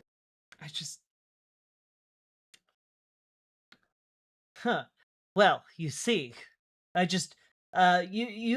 have presented with me with a very inconvenient reality, and I will respond with an intellectual riposte in order to let you know that you are just incorrect because it's inconvenient to be my views if you are correct. There, period. First off, wokeism isn't what led to, say, gay marriage. What led to gay marriage is a fight for equality under the law. If you believe that heterosexual marriage, that an adult should be able to engage in any sort of contract with another adult, then that has to be equal. That's what equal protection, which you just mentioned, is. And that's actually what the decision was based on. Yes. So that was not wokeism. That was the promise of America, which is the promise of individual rights and equal opportunity. As for a few of the other things that you said there, again, if we could do you want to do the Iran thing again. No, I said Donald Trump is violent. Yeah, so Donald Trump is violent in what sense? Yeah, so I also want to mention you, the reason why you left the left, correct me if I'm wrong, is because you believe progressives were turning to authoritarianism. Am I? What is his accent? I don't know. I don't know. What is crazy to me, I think in order to, just as an FYI, in order for us to like get through this and keep our sanity, I think that we are going to cut off at the end of each of David's claims, right? So Dave Rubin is going to, like, we're going to run through that and be done, because we've already spent so much time on this segment laboriously going through it all, and I don't think we can spend another 6 hours breaking this all down. At a certain point, I have to defer to more watchable content.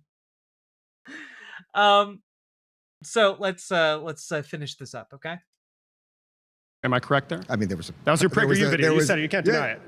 Settle down, Chip. There was a panoply of reasons that I did. But that's one of them, correct? Yeah. Do you think it's authoritarian for the president of the United States to call for the death of 6 active members of the legislature for making a video that is totally fine and legal? It's interesting. Oh, well, first off, you're talking about the video where they basically, Mark Kelly and several of these guys were basically saying, if you're in the military, you can go against, Trump and all those things. Well,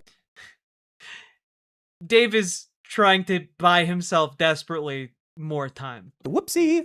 Well, first off, there are some legal actual reasons that perhaps you should not, as a former member of the military, be telling. Yeah, the punishment for making videos is death. I forgot. Sorry. I'm sorry. Did anyone? Hang him. George Washington Wood. Did anyone get put to death? Does it matter? The president of the United States. Whoa! We don't know what George Washington would have said. Okay, don't besmirch the name above all names that Republicans revere.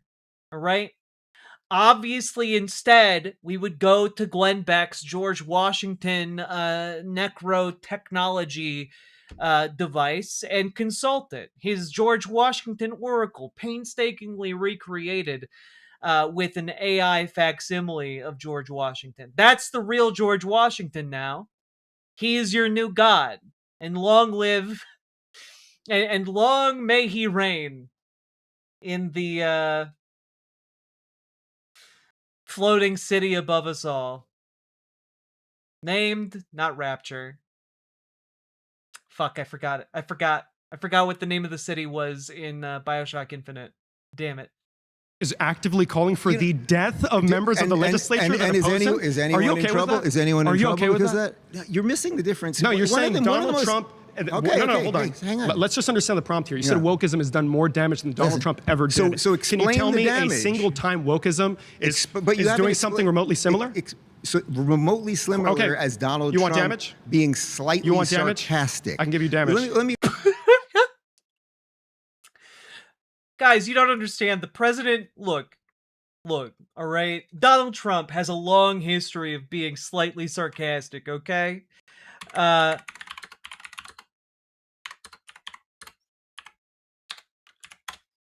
right, he has a long and storied history of being slightly sarcastic. Let's take, let's just take a quick gander here at another time that Donald Trump was slightly sarcastic. And that in particular is this full page ad from run in the New York Times. Bring back the death penalty. Bring back our police, in which he advocates for the execution of 5 children. Such a jokester, that one. You guys couldn't pick up his slight amount of sarcasm, but I could. Because I'm built different. Explain and something. I can give you the damage. Hold on. Hold on. Listen, let me explain something to you. Donald Trump, all you need to know about, for any one of you guys that think that Donald Trump's coming for you because you're gay or you're trans or something like... Oh, it was Columbia. Thank you, Diphallus Spartus. The name of the city in Bioshock Infinite. It's Columbia. Like that, or you're black or anything else, might I recommend you just read Art of the Deal, which Donald Trump wrote about 40 years ago. It's terrible. It's just discussing his activities throughout the week. You can dismiss it. You can dismiss it, but Donald Trump gave you his playbook 40 plus years ago. 40 plus years ago, he gave you the playbook on how he negotiates. He leads with crazy So this is irrelevant things. to what I'm currently talking about, right? No, it's completely... No, you asked me about damage. I can give you examples, but you don't want them because you know you're going to get fried. No. No, that is the truth. It's completely Donald Trump irrelevant. tried to... Guys, you don't understand.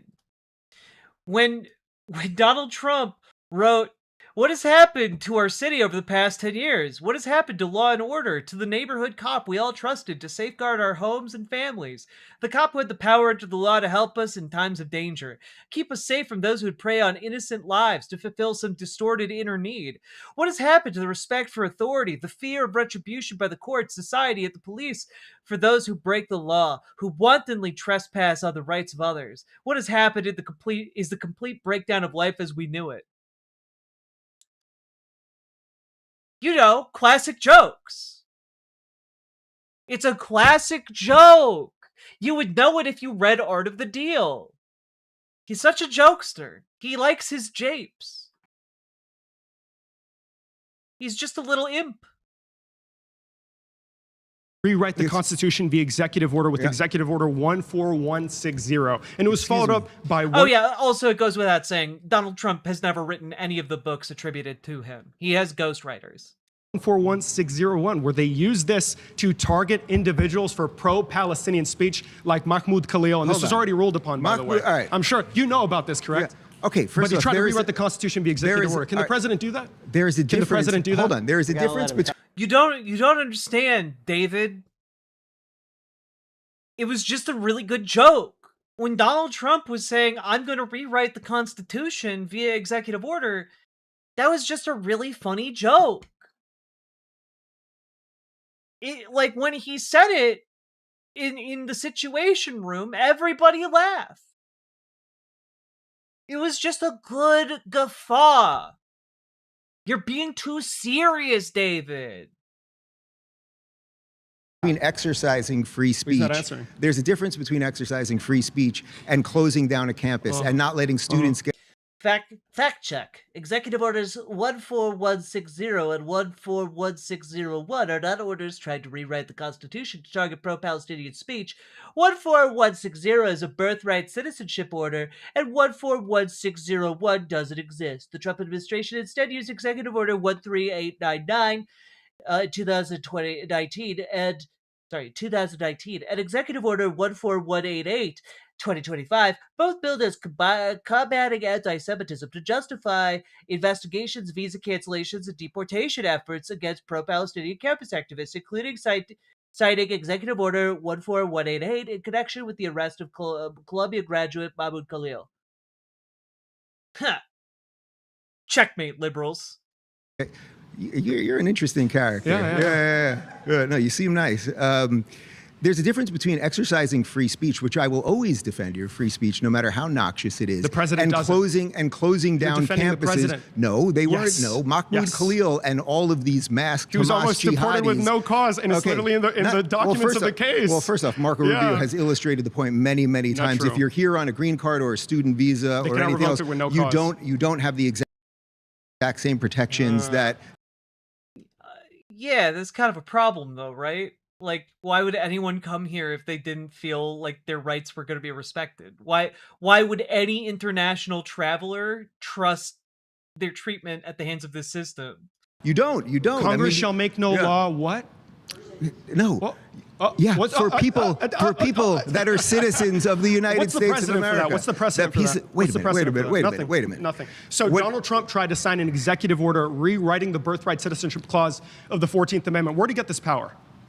Let me ask you something. Do you think is it authoritarian to act on a self-granted authority? Hold on. Can you answer my question? Hold on. You're not going to. Yeah, I got to let me chat here for a sec. Listen. Dave talk. Let me ask you something. Let's try it this way. So let's say you and your girlfriend went on vacation. Bora Bora, you show up to the most beautiful place on earth, and she's 7 months pregnant, and she then gives birth in Bora Bora. You think your child should be a citizen of French Polynesia, Bora Bora? And is that what the Constitution of Bora Bora says? Like, if their Constitution says yes, then yeah.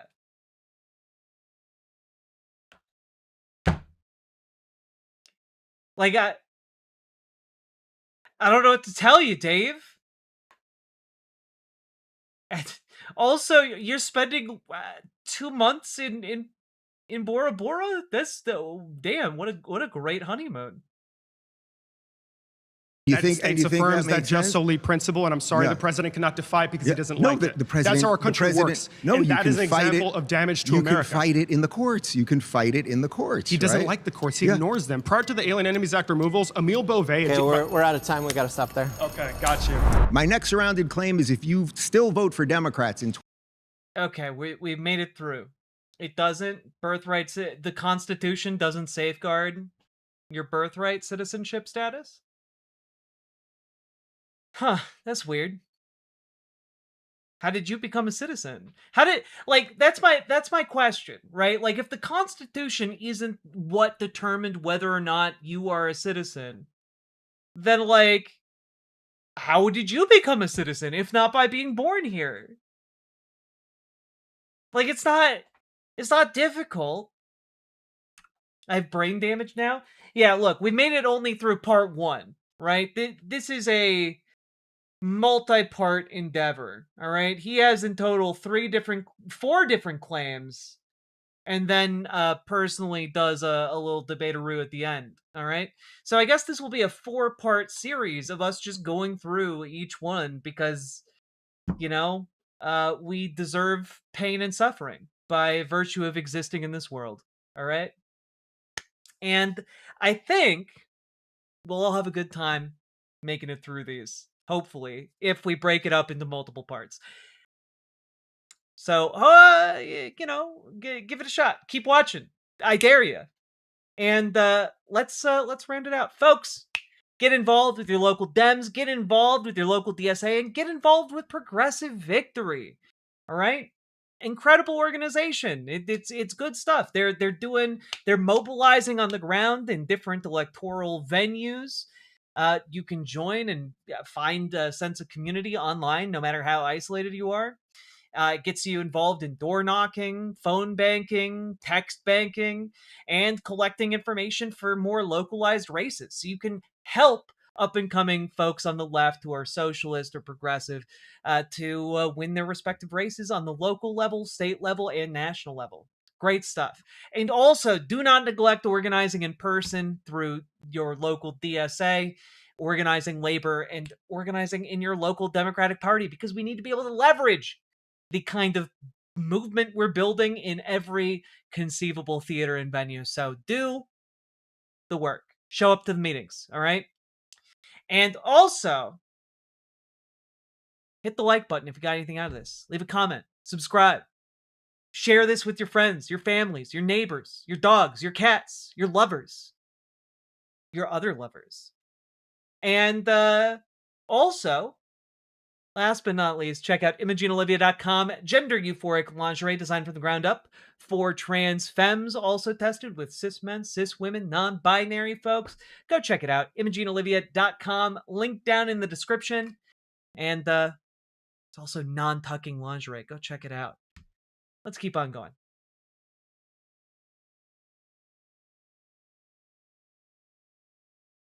The chuds are strong in chat. It's true. Guys, you are going to notice a definite surge in the number of hateful bigots coming in from elsewhere.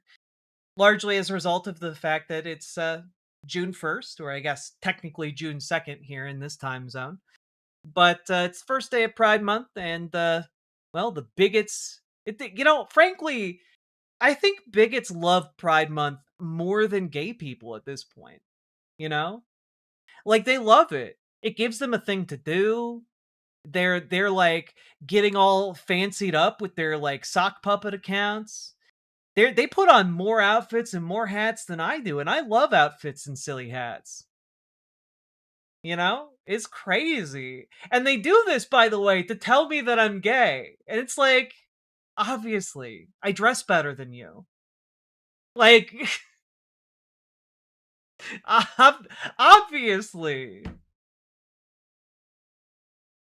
Hey, did you know you're trans and gay? Wow, thank you. I never would have figured that out. Oh my god. Oh my god, thank you. I never would have known. I never would have known. You're silly little billies. You come in here to bleed at me, and I'm just like, you silly little Billy. Get out of here. Go back to your, bigot paddock. And every so often they'll just freeze, They'll do like the surprised goat thing. Maybe fall over in their confusion. It's wild. My father died dueling a goose. They both turned around and started taking 10 paces. My dad turned around to ask the goose a question, tripped and fell on a rock and died.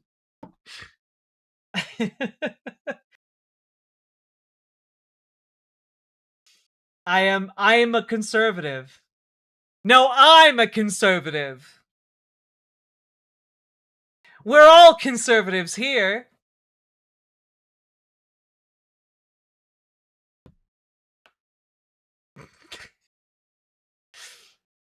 I'm writing a shift report. I'm a grown-up now. Hell yeah, Begrackled. Congrats. What was Jack's gay awakening? Oh, fuck.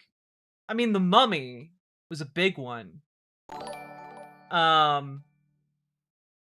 Hey Jack, I am crashing out a little bit right now anyway. Got into an argument with someone and this has led me to a question. Do you apply the same level of scrutiny to everything you believe?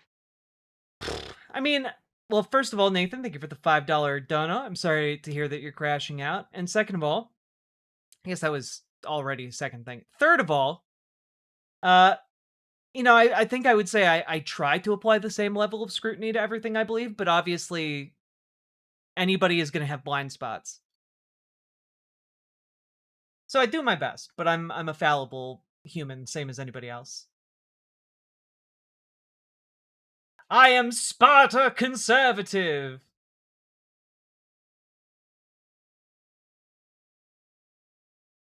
Yes, I am bi. Which The Mummy? The good one. The one with like one of the hottest guys alive, and also one of the hottest ladies alive. The movie that was made specifically to fuck with bisexual people / pansexual people.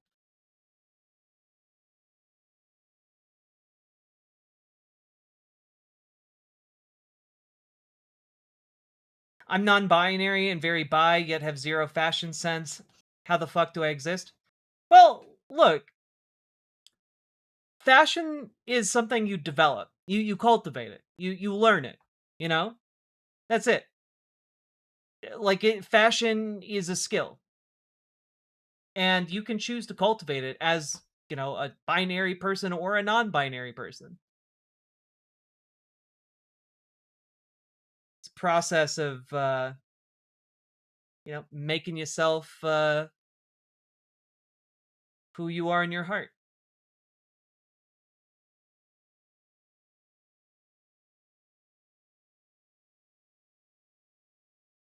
I loved that movie so much growing up, and yeah, I agree. Very hot and very confusing to my developing brain. Yeah. I'm a femme trans who dresses like a butch punk. None of it matters. Wear whatever. Exactly. Extreme claims require extreme evidence, so if you believe something isn't an extreme claim, you won't need as much evidence. Yeah. I think that about lines up, Nathan.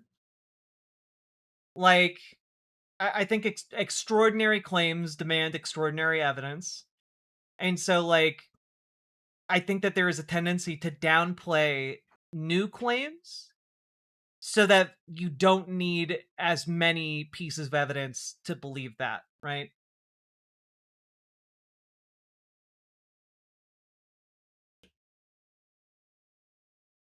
Sorry to repeat, just to check, we're done with Rubin for the tonight, right? Just so I can go post and chit chat for anyone that dropped out. Yes, we are done with Rubin for tonight.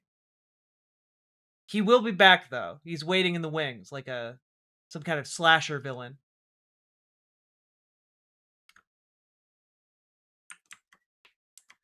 Oh God.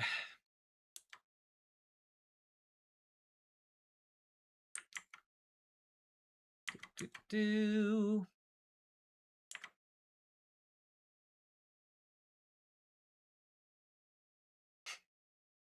You don't pass? I think I pass all right.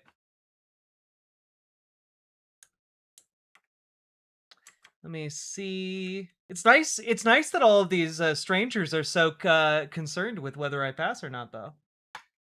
It's just nice to be considered.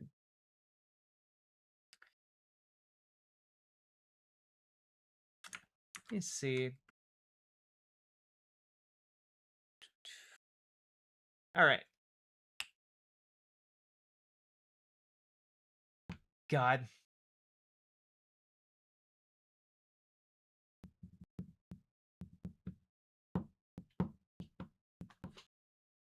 Can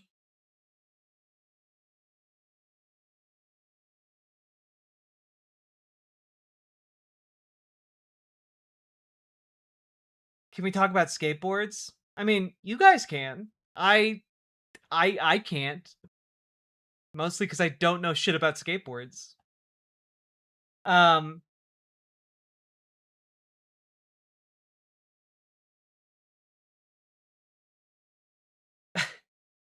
Also, folks, we've been going, believe it or not, we've been going for almost 4 hours. So if you've gotten anything out of the show today, hit that like button, hit the subscribe button. Do the things that help the show grow. Liking the show is literally one of the basic things you can do that will help. And also, consider dropping those subs, donos, memberships, super chats, because you guys make this show possible, and I could not do it without your support. So click the goddamn button. Yeah, Jazz Dog, we entered into a time vortex, and somehow so much time has gone by.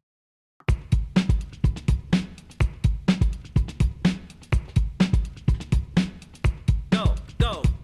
Click a button. Click a button. Click a button. Click the goddamn button. Click a button. Click a button. Click a button. Click the goddamn button. Click a button. Click a button. Click a button. Click the goddamn button. Click a button. Click a button. Click a button. Click the goddamn button. Click a button. Click a button. Click a button. Click the goddamn button. Click a button. Click a button. Click a button. Click the goddamn button. Click a button. Click a button. Click a button. Click the goddamn button. Click a button. Click a button. Click a button. Click the goddamn button. Click button. Click button. Click button. Click button. Click button. Aw, yeah. It's gotta be the gravitational mass of stupid exuding from that last segment. Yeah, it's true. It's throwing off all of the chud sensors and causing them to crash land. God, what were my other, childhood crushes on movie characters? I'm trying to think. Like, the cat lady from Treasure Planet. That was a big one.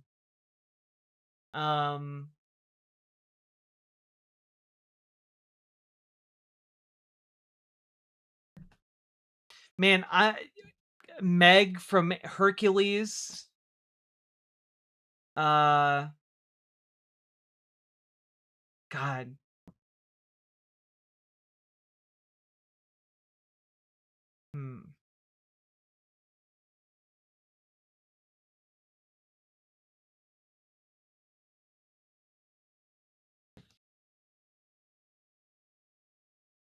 Ooh, Legend is a underrated film.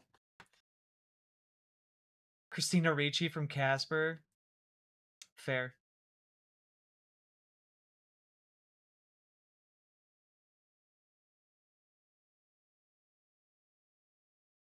Wait, this isn't a Minecraft stream. What have my shorts come to? It's true. I'm sorry to break this to you on the first day of Pride, but you're gay now. You've been drafted into the gay wars. You might think you were straight. You're just wrong. And now you must arm up and go to battle. You'll have to complete the tutorial in the next screen. Continue swiping. You'll find yourself in the tutorial level. Good luck, soldier. Don't let us down. And slay! I was already gay, though? Yeah, you're drafted. Get ready. Get your claws on. What about Titan AE? I really like the lady from Titan AE. Yeah. Elvira was a big one, for sure.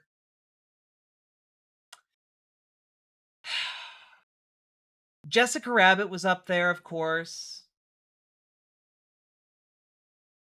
I'm trying to think, like, when did I have, like, a coherent thought that I thought, like, a guy in a movie was attractive?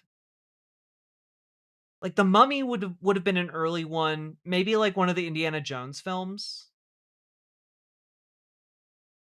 Rogue from X-Men, definitely up there as well.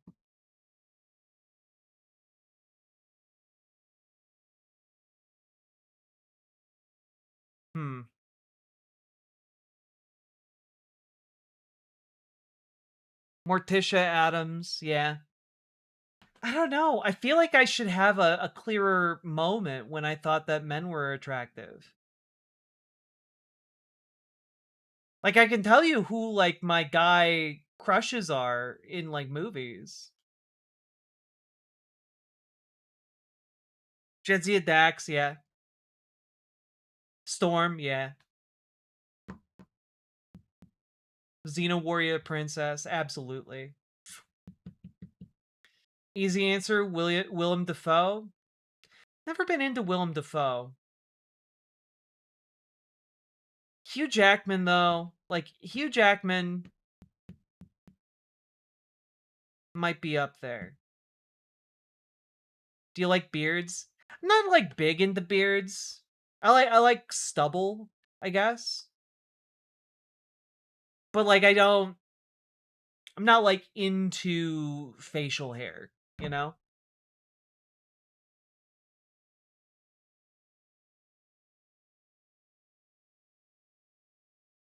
What about Willem Friend? Shoot bang. There you go. I like you guys. Anyway. Are you all ready? We're going to do a segment about Steven Crowder. Now, many of you might be asking, hey, why, Jack, why are you doing segments with, like, I don't know, named conservative hosts? And, like, the answer is because I find when I fold it into my content deliberately, we get a lot more eyeballs, and hopefully we can use this to talk about the things that are bad in society in a way that, like, actually reaches more people. So there you go. We're slipping down the rings of hell. Yeah.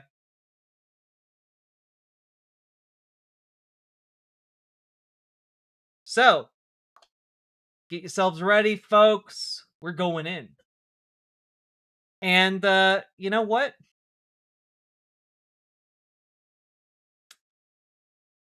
How do I...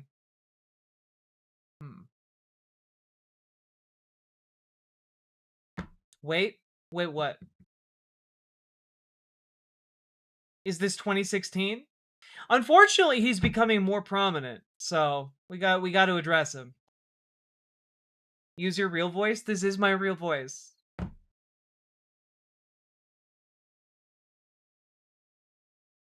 Let's see.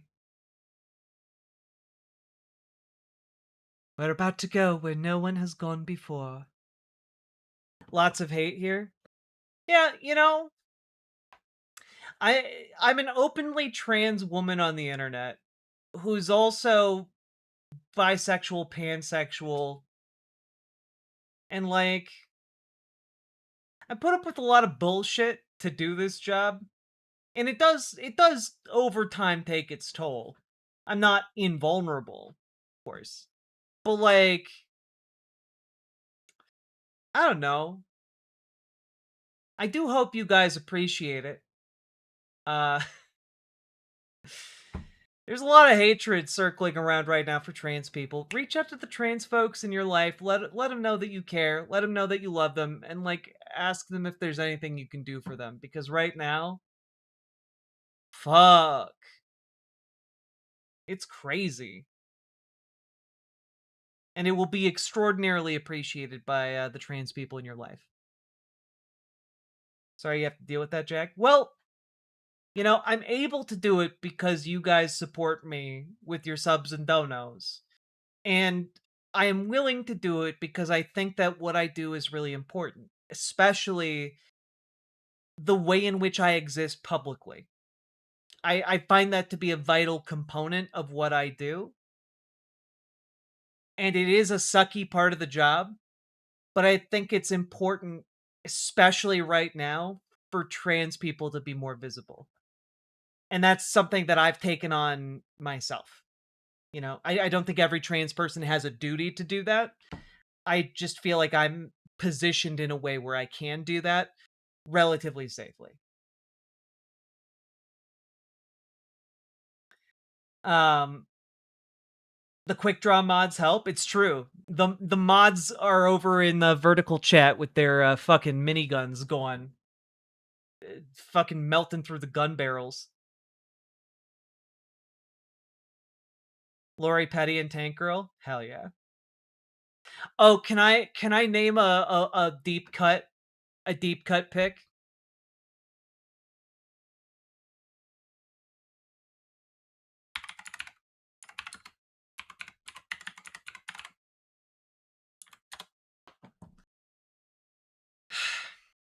Marion the Librarian from The Music Man.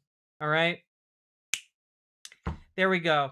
I don't know how many of you watched The Music Man or remember Marion the Librarian from The Music Man. Holy shit, she's hot. She's so hot. She's so fucking hot. If you guys don't know who I'm talking about, real quick, we pull this up.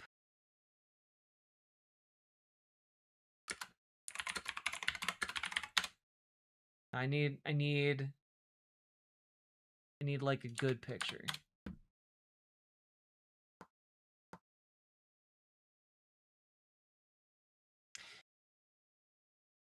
No, it has to be from... I'm getting so many results. Here we go. Let's see.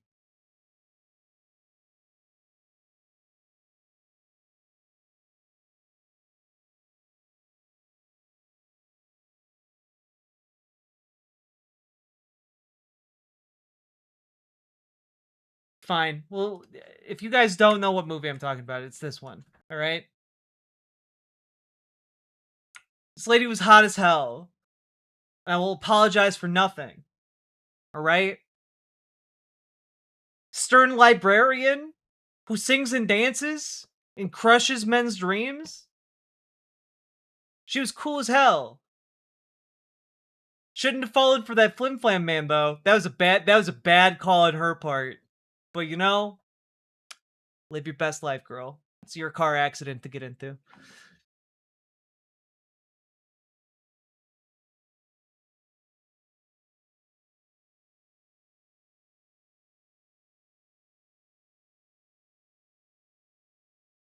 The hottest cartoon chick is either Jessica Rabbit or Chell from Road to El Dorado. Chell is also very much up there, yeah. Ghostbusters had an animated TV show? Yeah. It was rad as fuck.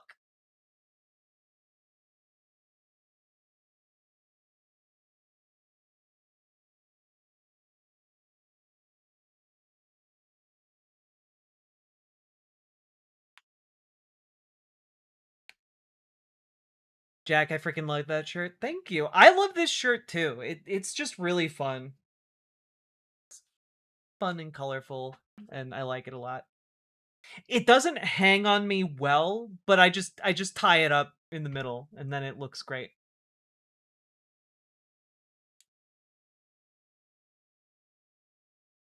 Kate from the Underworld movies, excellent choices, chat.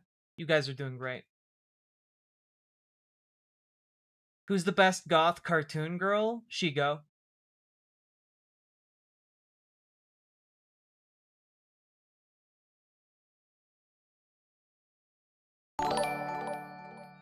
Nightlight Plushy Jesus, thank you. I love the haircut.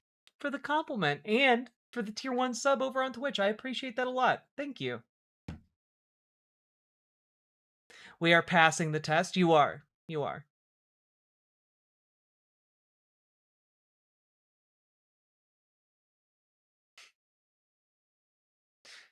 Carrie Ann Moss. Oh, fuck yeah. Absolutely. Also, Scully from the X-Files, of course.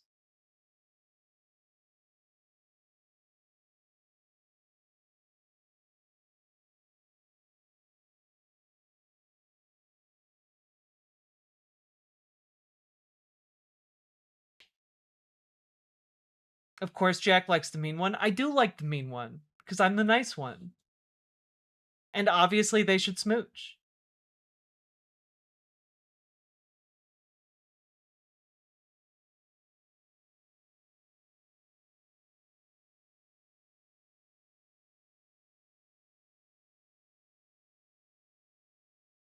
How about Kylie from Extreme Ghostbusters? I'm not familiar enough with that show to know. Oh, God. Conjure Gay Frogs, Amanda Tapping from Stargate SG-1. Also, the Doctor from Stargate SG-1. Those, yes. Those two were big for me. Those two were big for me. All right? Incredible.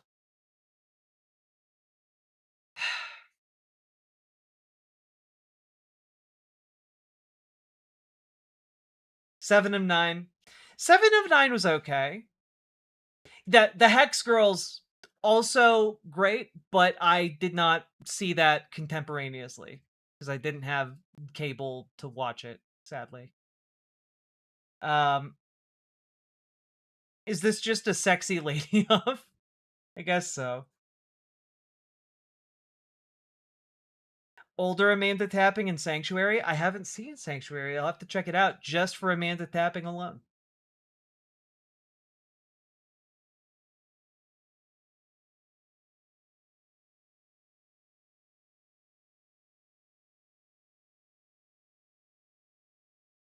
S Goat one. Airbnb abortion knows what's up. Daniel Jackson. Yes. Also, I'm just gonna say it. I thought MacGyver was hot in SG-1. There, I said it.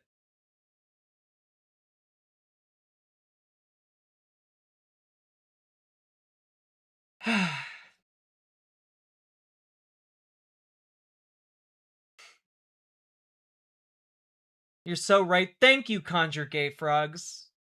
Thank you. I feel rewarded for my bravery.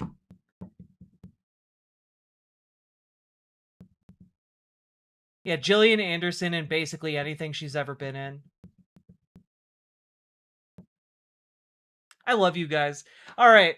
You aren't stopping this forever, though.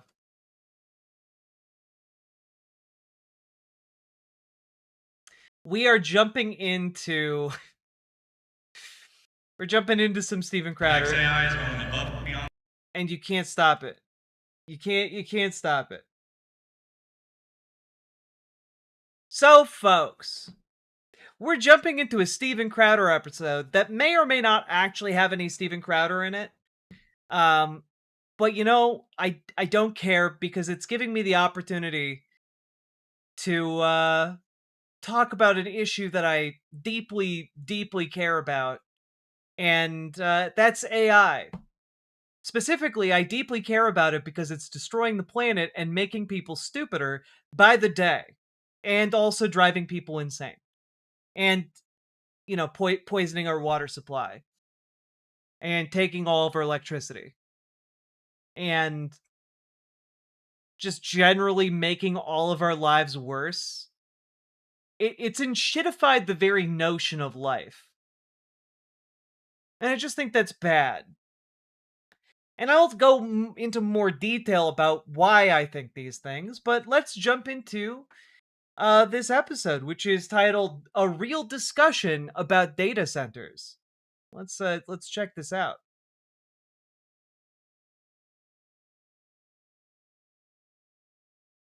Or not.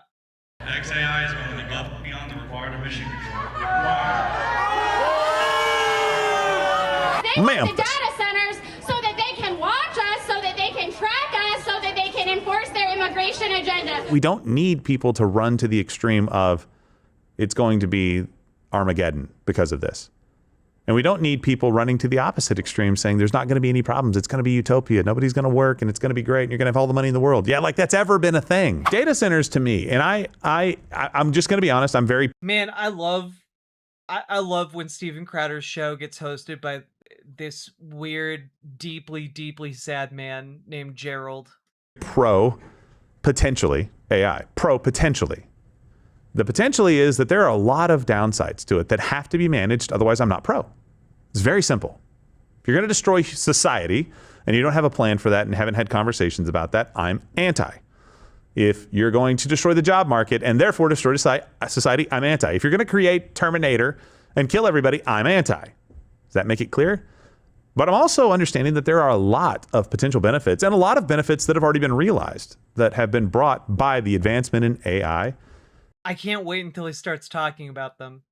And related technologies. But you've heard a lot of noise about data centers lately. A couple of the headlines, more power consumed. I guess we can't change your mind. I'm sorry. There's no amount of subs or donos that could have prevented this. Than all of Manhattan. 23 nuclear bombs worth going off every single day. If anybody builds it, we all die. Good. I mean, it's not talking about nuclear, but it's talking about heat.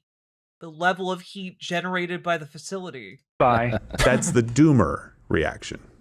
That election, it came not too long after the Festus City Council approved that controversial data center project. 3 of the 4 incumbents in those Festus City Council races who lost last night voted in favor of the data center. Just days after voting in favor of building a new data center in Indianapolis, local council member Ron Gibson says he woke up to the sound of gunfire overnight. Gibson said 13 rounds were fired at his home. So many people showed up here to attend this meeting.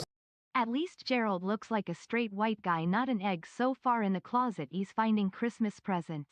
Well, that's the thing, right? Because Gerald isn't an egg in the same way that Steven Crowder is an egg, but when you look at Gerald, you see an egg in a different way than the kind of egg you see when you look at Steven Crowder. You understand what I'm saying? I hope so. Thank you for the $5 dono, please. Most of them are here to try to stop the Red Oak City Council from approving yet another data center. XAI is committed to meeting the highest standard for emissions. XAI is going above and beyond the required emission control.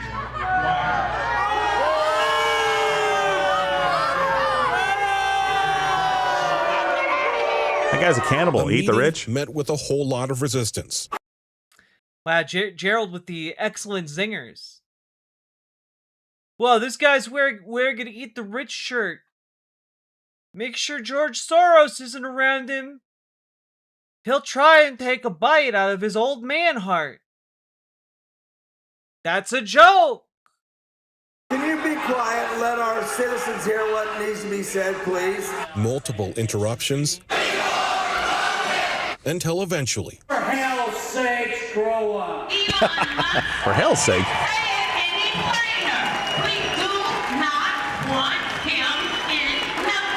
They want the data centers so that they can watch us, so that they can track us, so that they can immigration agenda. Senate Majority Leader Chase Breezy is calling on Sedgwick County to implement a okay, yeah, people don't like AI data centers. We've established this.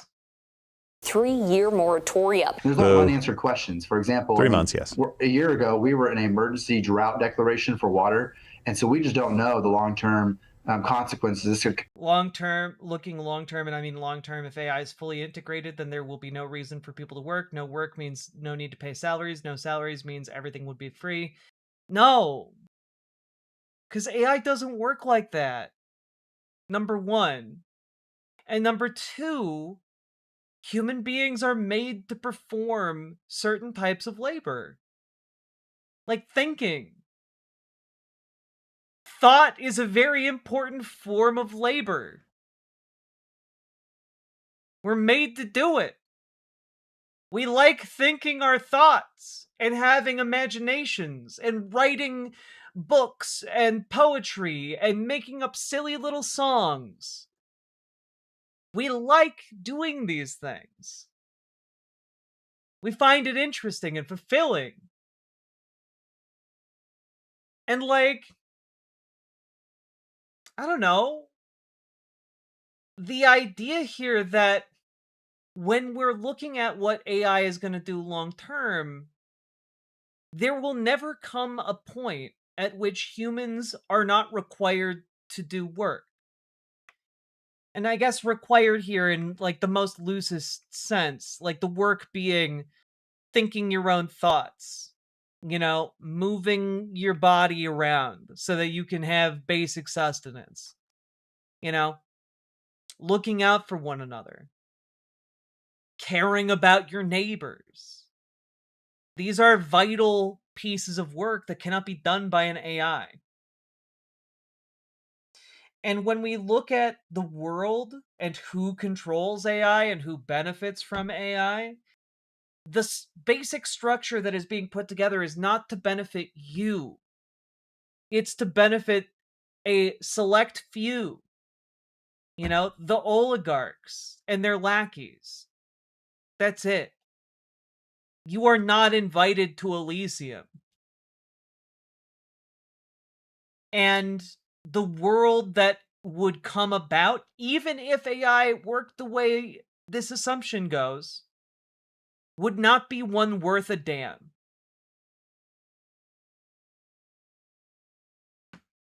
Could cause our community in West Sedgwick County.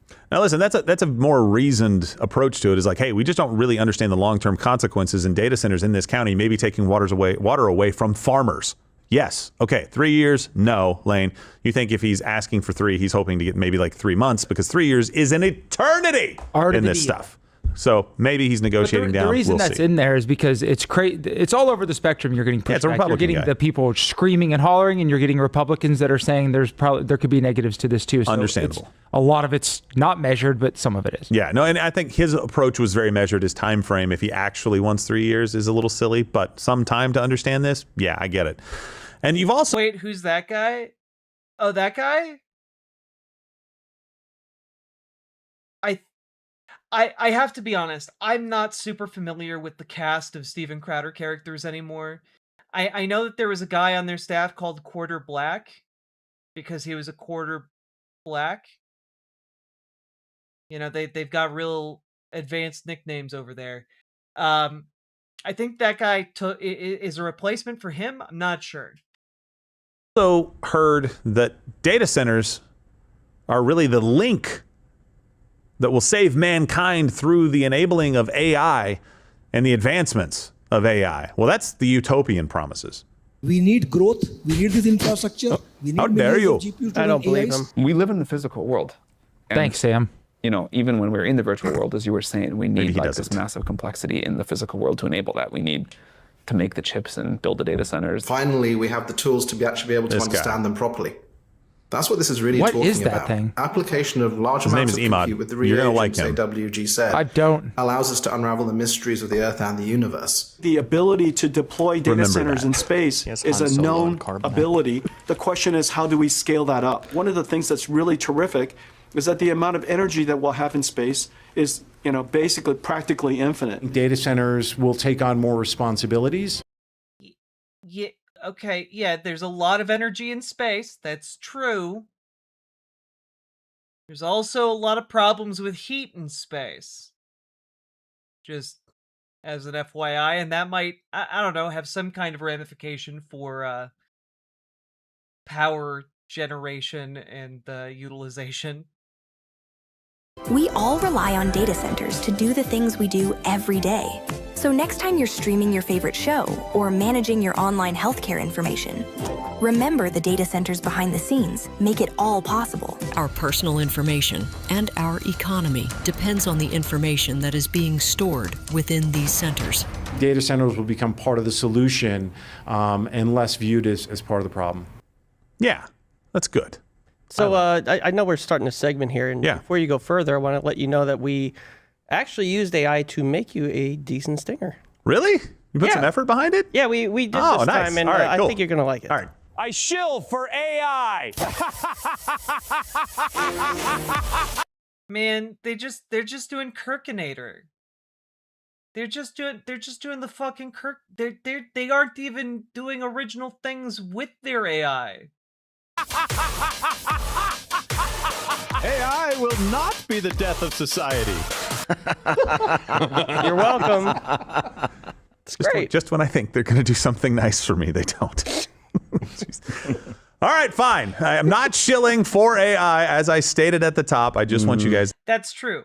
AI data centers are not the same as data centers pre-AI, or not being used to facilitate AI. To have a good understanding of this. By the way, in just a minute, we are going to go to Rumble Premium. If you are not yet a member of Rumble Premium, click that button below right now to make sure the data centers don't end up in your backyard. $99 a year. You get this wonderful mug here, co-branded with Rumble, or $9.99 a month to try it out. Please support us. If you don't, and if you're going to continue watching for free, please know that you are going on to Haley Karani. I judge by appearances. Emad is your guy. He is the philanthropic. He's also made money on this stuff, but he is starting. The problem isn't heat in space. It's cold. The vacuum is bad. You can't water cool properly because exposure to the outside is very bad. You can air cool, but you can't bring in air from the outside. Yeah, which then creates a huge problem for like heat dissipation, right? Companies just to solve problems, not for huge financial benefit. And he's pushing everybody to solve all of the problems that are associated with this, that are societal problems. He is absolutely the most, well, I shouldn't say the most, and I shouldn't say absolutely, but he's very balanced. Both of those things can be, he's going to come back on me and be like, oh, wait, no, this is the guy that they call Quarter Black. Sorry. No, there's somebody else. And I was like, no, that's not the point. He is the kind of guy you want working on this. But let's get to... It was a joke based on the weird... I understand. I'm just saying, don't judge a book by its cover. Yeah, he's your guy. That's why you put a cover on a book. That's also true. Yeah, unless it's like a Playboy or something. So here is... Somebody doesn't understand. We've got kind of a new segment here other than Gerald shills for AI, which is not really true anyway. We're going to have charge and verdict, right? So here's the charge. Oh, really? Really? Where do you admonish yourself, buckaroo? I'll do it later. Charge. The CCP is funding anti-data center protests.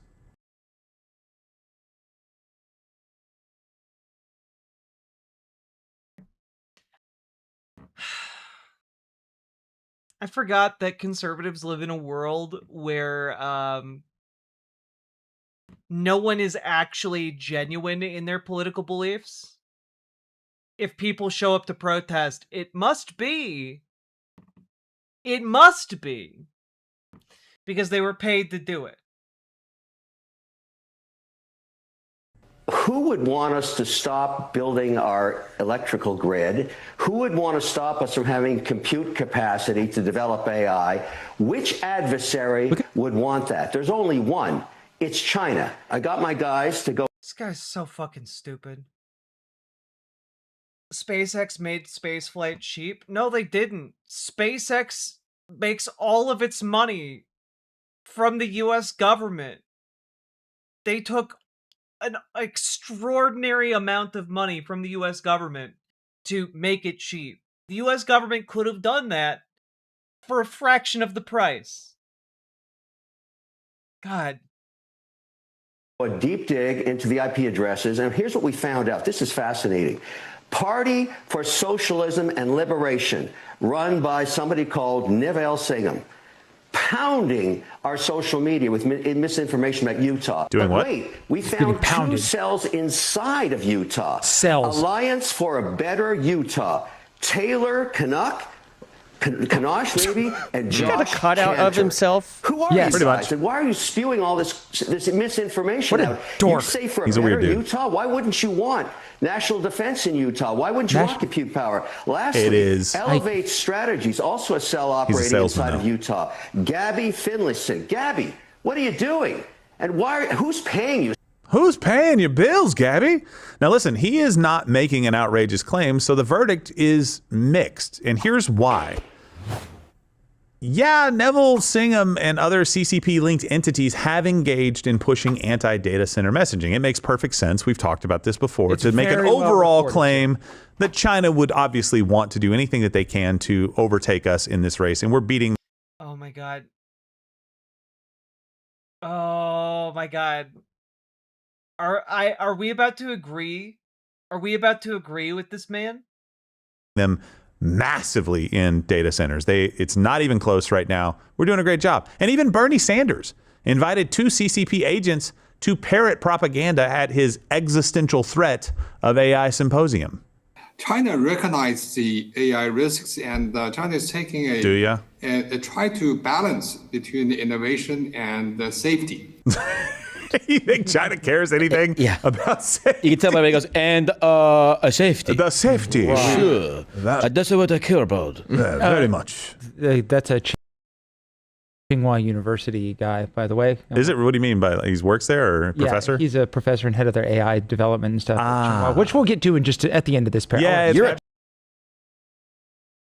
Why are they going, yes, yes, of course, a professor, dastardly. And it's just like, that guy is saying the exact same shit an American scientist would say. Absolutely. Well, and look, this shouldn't be surprising considering China's stated goals on AI development are, let me read, to gain the initiative in global science and technology competition. That seems to be pretty clear right there. But listen, Americans everywhere were shocked when they heard the news. Who would want to stop us from having compute capacity to develop AI? Which adversary would want that? There's only one. It's China. Yeah, his fucking feet were gross. Yeah. My guys to go a deep dig into the IP addresses, and here's what we found out. This is fascinating. Party for Socialism and Liberation, run by somebody called Nivelle Singham, pounding our social media with misinformation about Utah. Come on, man. You wear Put some shoes on, bro. $1 billion watches on each wrist. You can't wear shoes. If you're trying to sell AI and data center development, Kevin O'Leary is the last person that you want as the forward face of this. Yes, he's a very on Shark Tank. He was very unlikable, and when he's out here pitching this, he sounds like a salesman, just focusing on all the positives and just like it's all going to be great. Well, what about this? It's going to kill you. Yeah, before it does, it's going to be great. It's like, well, hold on. Hey, wait a minute. It's almost like you're describing a problem with capitalism. Right? Like, it's almost like you're describing the process by which our economy incentivizes activity that is deleterious to the whole of society while benefiting a select handful who are in charge of a business or corporation. Right? Like, it's almost like you're describing that exact problem but not quite getting it. You seem to agree that this is a problem.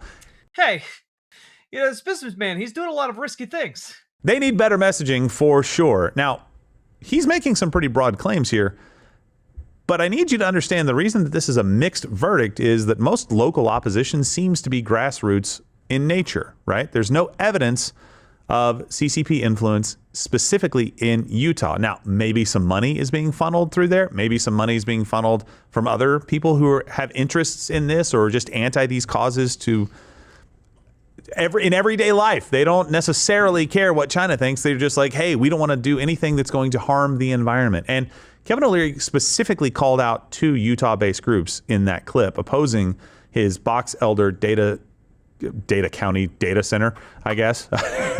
It's a little bit of a misspelling, a typo there. Is Data Center in Box Elder County. It's Elevate Strategies and Alliance for a Better Utah. And we actually reached out to one of the people associated with it's Alliance for a Better Utah, correct? Correct, yes. So this is Elizabeth Hutchings, and this is exclusive from her to us. And she said, the only foreign interest in this data center is Kevin from Canada. It's kind of funny. It's insulting to Utahns across the state to say that any opposition or protest to this data center is the work of a foreign government. We are proud to live in a state where there are people who deeply care about transparency, their community, and their kids' futures. Holding your government accountable to ensure that they look out for your best interests is not the work of foreign infiltration. It is upholding the principles America was founded upon. Utahns deserve answers and input into the data center, a goal with which Kevin says he agrees. By the way, he does say that. So perhaps he should put less time into reading publicly available documents as though that's deep research. True. And focus a bit more on answering the public's questions. To follow that, I'll just say we are not proxies for the Chinese government or beholden to any foreign powers. All of our staff lives in Utah, and we work to hold politicians accountable. Fine. Fantastic.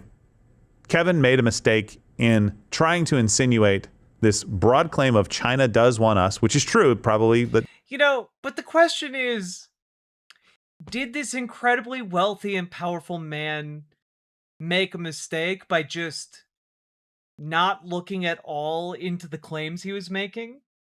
Or, I'm going to throw this out there. This might shock you. This might amaze you. Did he lie? Because it kind of seems like he lied. China doesn't want us to win the race, right? And then saying, well, these people must be funded by Chinese money. Now, if there is money coming in from out of state, it'd be helpful to know what that is, but it could just be groups that are anti this anyway. Right. And want to make sure that these data centers don't necessarily succeed because they see them as some kind of a threat, whether that's to the local population, to the environment, to humanity, whatever it may be. Their interests just could happen to align. So make sure you have evidence when you make these claims, and it doesn't seem that he did, specifically for the Chinese influence on these specific organizations. Right. And again, if you look into either of these groups, the first one or the one that I spoke with, the Alliance for a Better Utah, they clearly align with more leftist goals, generally speaking. Yeah, of course. Fine. But again, at the same time, they were very transparent and ready to have this conversation with me. And I came up from the aspect of someone that grew up in rural America that wanted their perspective. And so that's where we kind of shared similar, worldview, not worldviews, right. But we're coming at this from a similar position. Yeah. I know that I probably disagree with these people on 90% of stuff, but that doesn't mean that they can't hold a position that I also hold and say, oh my God. Even the conservatives are starting to say, hey, wait a minute. Maybe AI is kind of bullshit, huh? Like maybe this technology is pretty bullshit. Like, maybe it can't actually deliver on these things. Saying that just because you happen to hold that same position, one side is working at the behest of foreign interests because that foreign interest holds that same sort of worldview. Yeah. Like when they were talking a couple of days ago about the Indian, immigration problem, and everyone's like, this is just CCP inspired propaganda to get you to hate Indians. I'm like, well, no, listen, I will call out Chinese propaganda, but you don't have to be Chinese to convince me that we have too many Indians in our country. It's like, I don't need propaganda to see that. Maybe the Chinese...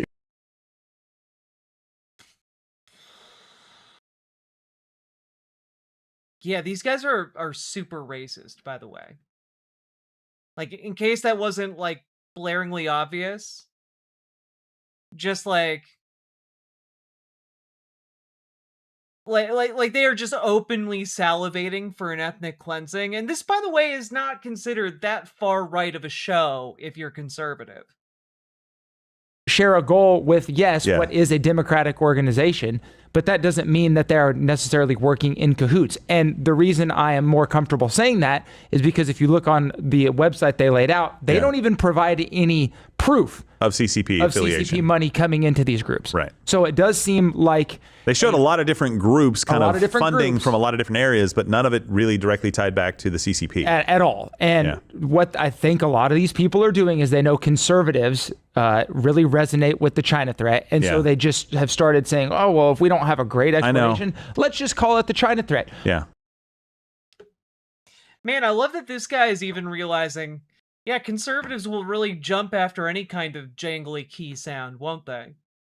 That's it. Like, any kind of vague fear-mongering about some kind of non-white threat, suddenly they're all like, whoa, we all need to get on board with this xenophobic campaign to do ethnic cleansing. Like, that's all it takes. That's genuinely all it takes, that this guy is just, like, straight up saying it to a conservative audience.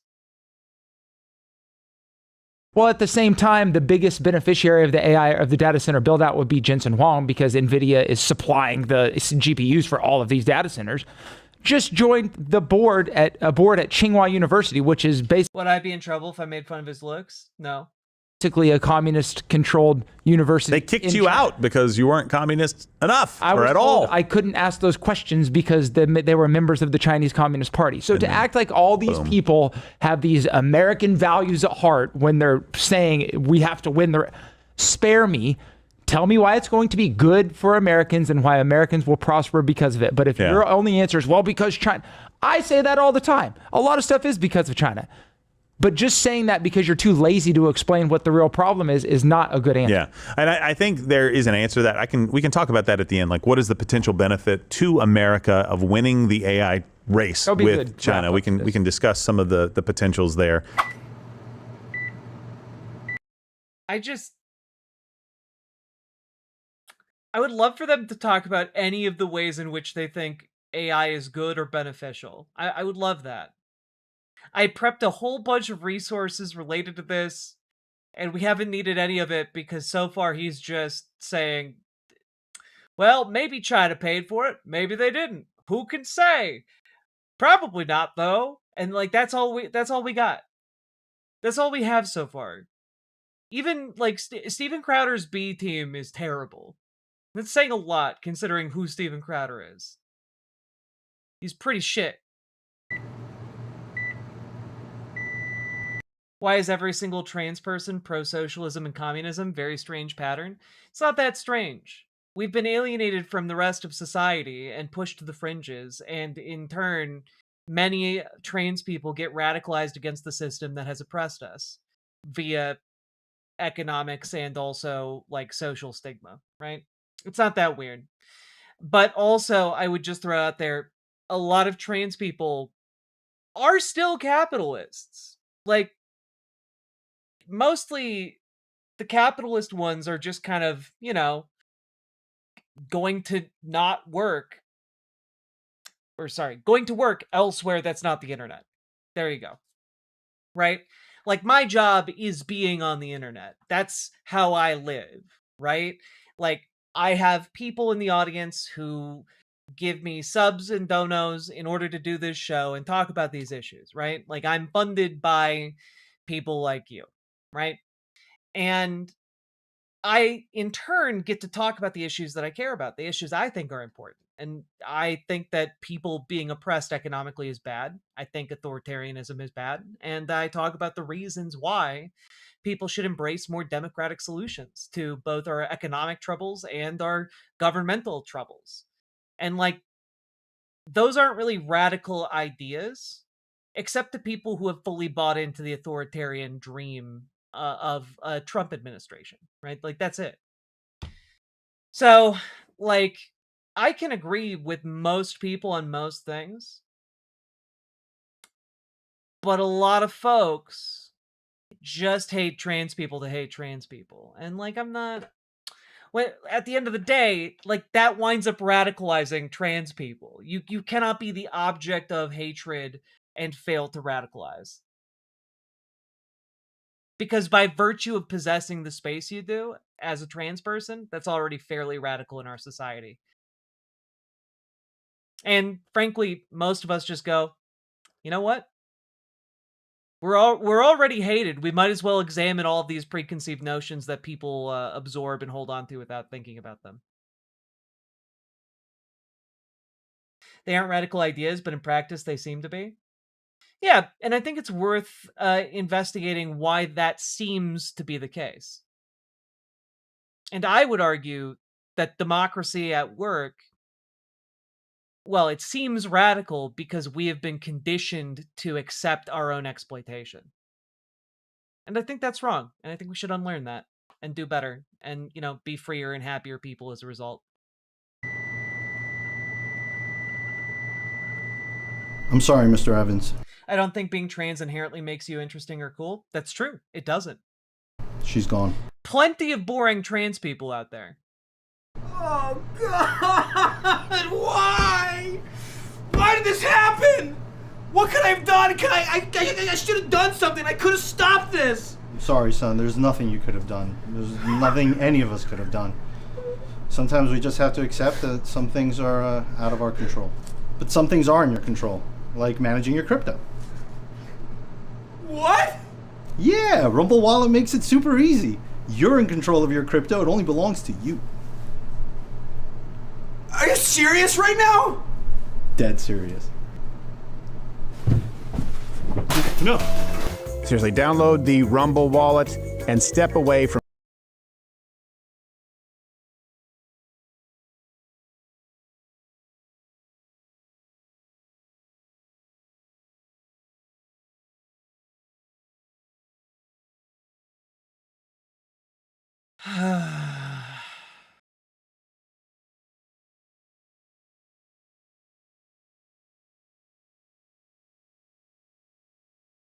I feel like I'm the butt of the joke this time.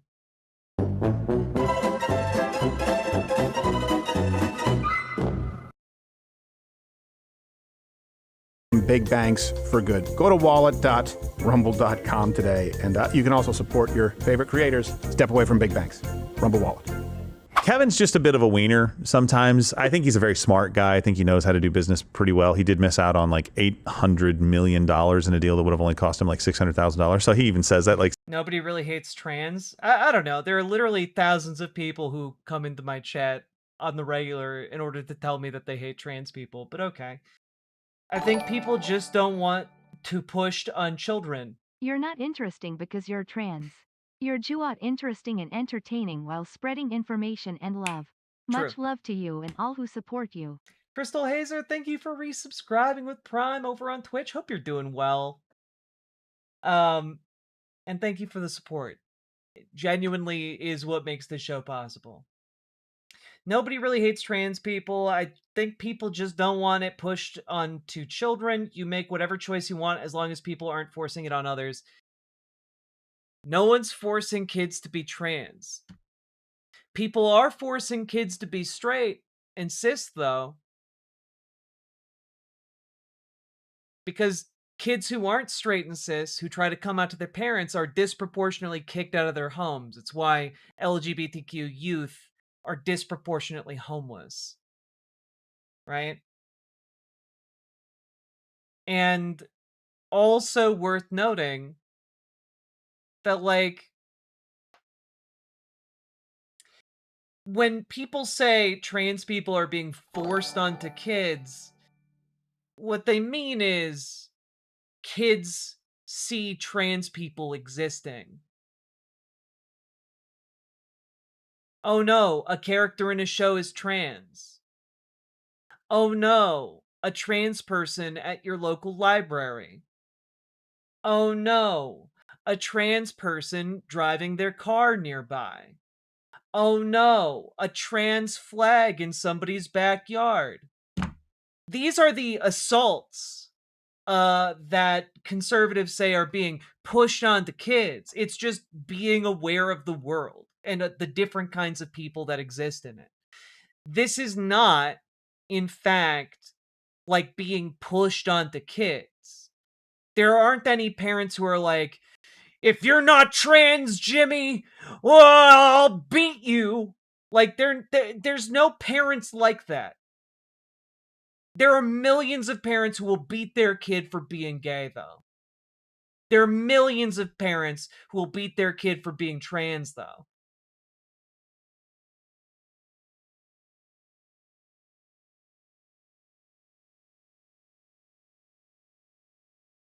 They do drag shows for children, though, just saying. Yeah, have you ever been to one of those? Have you ever been to a drag show for children?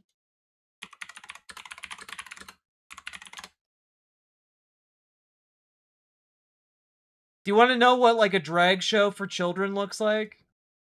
Let's just, open this up.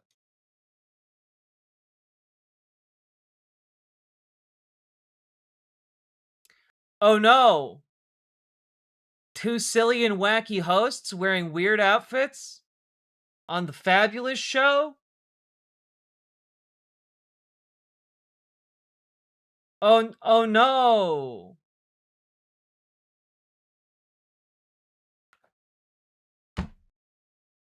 Like, genuinely, it baffles me, right? Like, this is like saying there was a dastardly agenda behind Thomas the Tank Engine to make children want to fuck trains. Like, that's the level of argumentation going on in the conservative anti-trans mind, right? Like, by putting trains with faces on the TV, the children are gonna want to become trains with faces. They're gonna do a Tusk situation and try and human centipede their way into becoming a train. And, like, that's not at all how human beings work, or how, like, media works. And yet every conservative is like, you're going to become an eldritch abomination that's but part man, part train. And, like, that's not how that works. Like, if you got a trans child, they're gonna go to the doctor and get medicine. Can you go to the doctor and get medicine to change you into a train? No! It's such an obvious bullshit point. And yet so many conservatives fall into that. Bizarre. So he's not going to nail everything, but he is a salesman. He is absolutely a salesman. He'll go out there and pitch this thing as though it's the very best thing in the world, but there's so much misinformation. Be precise when you make your claims. For Kevin O'Leary, if there's no Chinese money that you can show... Let's not act like it's not happening. It's not happening. For the record, I have written a lot of fiction about coupling rods and lubrication fluid over the last month. Had to come from somewhere. There you go. Paladin, thank you for the $10 dono. Very much appreciated. Thank you for supporting the show. And also, thank you for your tireless labor of love on the Thomas the Tank Engine erotica that I will be forced to read because I'm a woman of my word. Definitively is coming into these organizations? I disagree. Medications are drugs. Yeah, medications are drugs.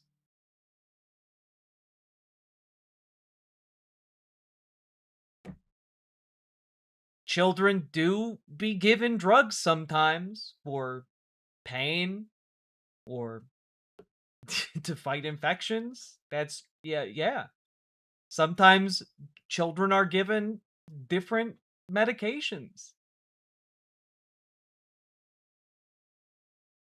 I'm sorry. I don't know the names, but if you Google influencers selling children hormone blockers trans, you'll find a few.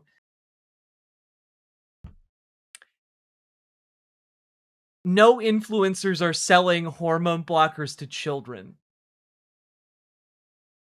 That's not happening. And the degree to which, like, even if I grant that there was one case of that happening, even if I granted that, do you know how much more common it is for medical professionals at for example, hospitals to sell drugs. It's more common for that to happen. It's more common for people to smuggle fentanyl out of hospitals than it is to do what you're talking about. Like on an exponential level.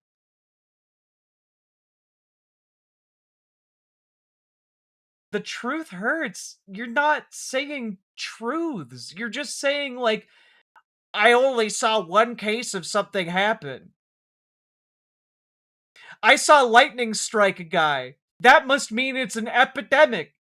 Everyone's getting struck by lightning. That logic doesn't hold up, bud. Stop it. Get more and better critical thinking.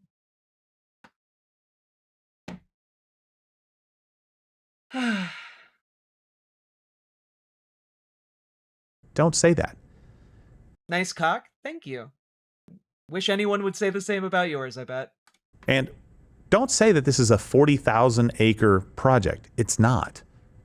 That's the entire plot of land that was purchased because that's what was available that was big enough for what he wanted to do. Not for 40,000 acres. Even at full build out, it would not even be close to 40,000 acres if they built this thing out over the next decade. So don't say that the 23 nuclear bombs worth of energy. Just stop with the sensationalizing of all of this. It's not sensationalizing. It's a big problem. It generates a lot of heat. Like, the comparison with the amount of heat generated by nuclear blasts is very specifically to make people understand what it's like to live in proximity to a place like that.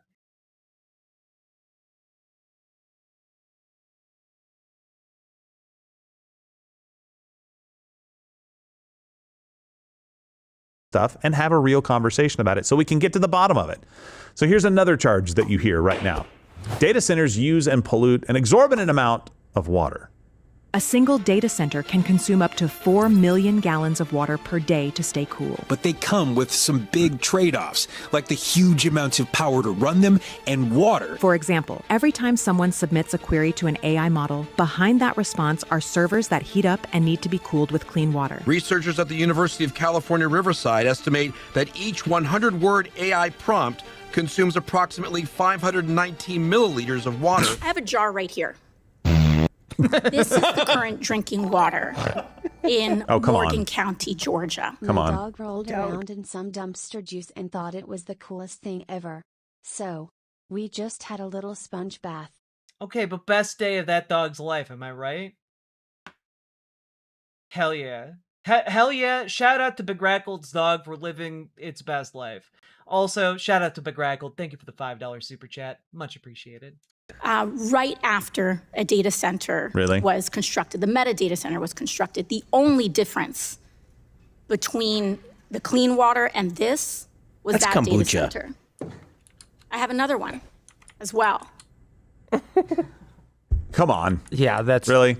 It seems she took that water from the Chattahoochee. Come on, let's be honest. Here's the she took it from her toilet. Here's the verdict. That's what she calls the Chattahoochee. Again, it's going to be a bit of a mixed response. So when we talk about pollution with data centers, data center related PFAS, forever chemical contamination, is found in wells sometimes. So, for example, researchers found 7,000 wells contaminated in North Carolina, and pollutants like dissolved solids and chloride are not normally removed by treatment plants.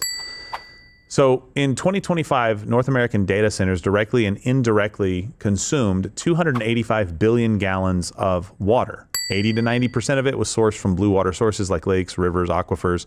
And what we know happens with the water right now is 70 to 90% of it is consumed or lost to evaporation, right? So it's not been Yeah, it all seems pretty bad so far. put back into the system. For example, in 2024, Google consumed 78% of its water. However, new high-tech closed-loop water systems reduce consumption by up to 70%, and Kevin O'Leary's Stratus project will use this system. Kevin O'Leary, as much as I don't love the guy, is trying, at least by what he says, is trying to build a data center what he would say is the right way. Their power is going to be generated by them, their company. They're going to generate their own power, and they're going to drop water consumption by around 70%. They're trying to do this in an environmentally friendly way. And by the way, what does Kevin have? Okay, but like the water being used in these cases, the idea being proposed here is that like all the water is being destroyed via, cooling, and like is being essentially destroyed or rendered unusable because of that. And the reality is that's sort of true. Some AI data centers use water-based cooling, but the other part of that is much less great, which is that it's destroyed via power generation. When we look at water and how it gets used by these AI plants, or not AI plants, but like AI data centers, it's power generation, it's cooling, and it's also construction. Like the way in which these facilities are constructed and like hooked up to local utilities, they're massive undertakings, and they can have immensely bad impacts on their local environments. So like the issue is more complicated than they're putting together here. Degree in? That's right, environmental studies. Kevin has worked on this for a very long time. He cares a lot about the environment. He also cares about making money, and sometimes I'm assuming the caring about making money part will override his caring about the environment part. But at the very least, with all of the information they've released, and it's a lot, they're saying we are going to do everything that we can to make sure that this doesn't have a negative impact on the environment to the very best of our abilities. It's up to you guys whether you think that's enough. And this would make sense as technologies progress. They become more efficient, more cost effective, and more environmentally friendly. That does happen. Yeah. The question is, well, in the short term, is it something we'll be able to come back from? Right. And that's what people like O'Leary and these other people pushing the data centers aren't explaining as well. Or really caring enough about. They don't appear to, at least. It's like, well, it will be fine in the future. Yeah, maybe it will. Probably it will. But if this happens for 5 years, can we come back from it? Right. My family that's... Yeah, I mean, like, and this is an excellent point, which is that, there is a limited, some kind of limit to the amount of damage we are going to be able to do to the environment before we finally get clapped with consequences that stop us from, utilizing AI as a technology or existing as a species altogether, right? Like, there's a limited amount of damage you can do before, all the water is gone, or, the planet is too hot, et cetera, et cetera, et cetera. What's the toll being paid? My family that's depended upon the water source here for, 100 years to run their business, will that be gone and force us out of business in the next 5 years? Right. This is what Kevin O'Leary and others are failing to take into consideration. And I think by better messaging and showing you actually care about these concerns, you'd have a lot less pushback, at least from rational individuals. Yeah. Well, so here's the next charge. And I think this is probably the one that has sparked probably the most... Sparked? Sparked. Get it? The most outrage. Data centers raise power costs for the locals. New data centers are driving up utility bills in at least 13 states. This analysis found Americans who live near data centers are paying as much as 267% more for energy than 5 years ago. And in the next 5 years, the amount of energy consumed by commercial buildings like data centers... Yeah, also, like, that's a great point, Paladin Lost. Kevin O'Leary has absolutely not spent, like, a long time working on this AI data center bullshit. Like, Kevin O'Leary is an investor. He's a businessman. He doesn't... Like business people don't give a fuck about learning the integral details of, like, their different business ventures. When you're someone as rich as Kevin O'Leary, you pay someone to know that shit. Like, Kevin doesn't know what he's doing. He's just jumping on the AI bandwagon, same as every other entrepreneur. In Georgia will more than double. Data centers will add billions of dollars to costs to electricity rates in Georgia if we don't get better protection than we have right now. What does that mean? So let me do this really quickly. The verdict, mostly true. I want to say true, but it's really mostly true, and I'll tell you why. Clips like that are very, very misleading. This is part of the problem that I'm trying to fix by doing a segment like this. And there'll need to be many more of these as we go, right? This isn't just a one-stop fix. But I hate the fear-mongering. I want to understand what the actual threats are so that we can address them. I hate the fear-mongering about bills that are going up in states that have built AI data centers. I hate the fear-mongering, though. It's not fear-mongering. That's just an inconvenient fact for you to have to deal with. Don't want to have some fictitious threat so we overreact and show up with, guns to people's houses and start shooting them up, which is what happened. Okay? According to the analysis by Bloomberg, electricity now costs as much as 267% more for a single month than it did 5 years ago in areas located near significant data center activity. Now, part of the question here, which maybe he'll get to in a minute, but I think many of us would be okay with increased power consumption from industry, right? So long as it wasn't further destroying our environments and was reaping us collective benefits, right? If this meant that everyone would be housed, or everyone would be fed, or everyone could go to college, or everyone could have healthcare, that would be a pretty acceptable cost. 267% more electricity, but everyone gets healthcare? Okay.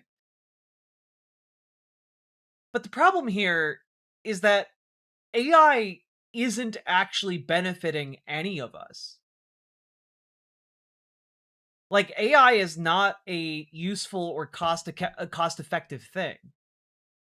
Companies have fired workers over the potential cost saving of a hypothetical AI. But part of the problem is AI is not good enough to replace human labor.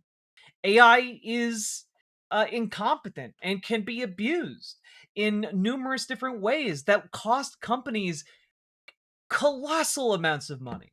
There are stories of AI agents throwing away an entire company's accounting department on a just because it had a little goof 'em up.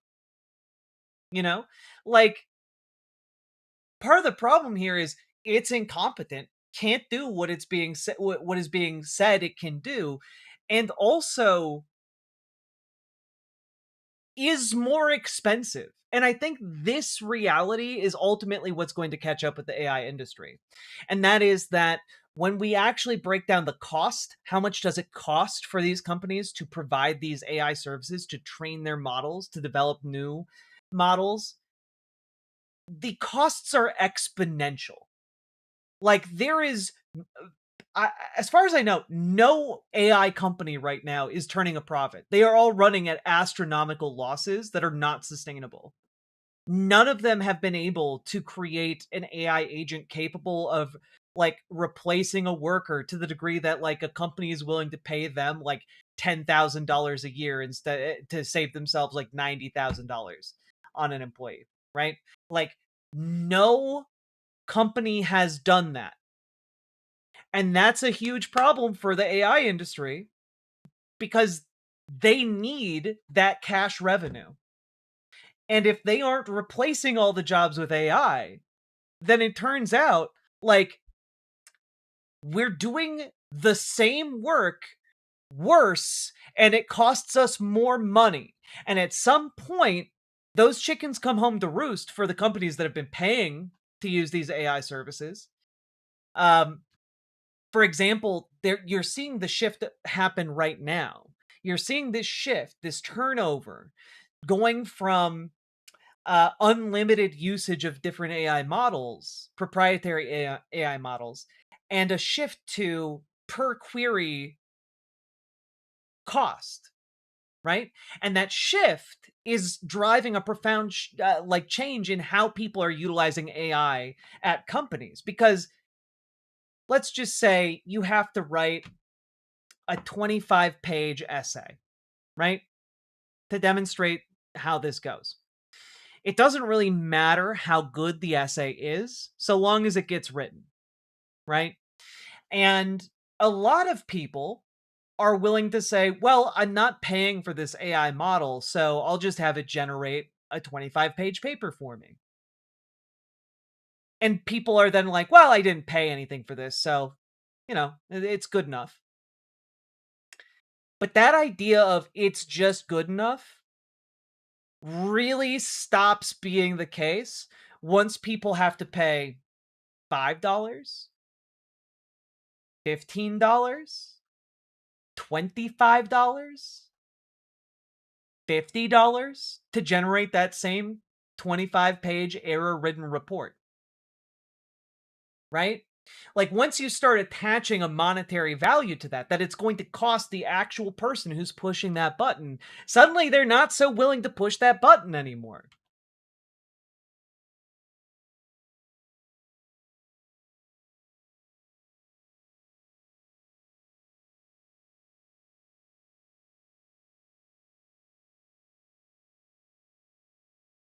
And that's kind of like the issue here, right? The entire industry is heading towards this fucking iceberg.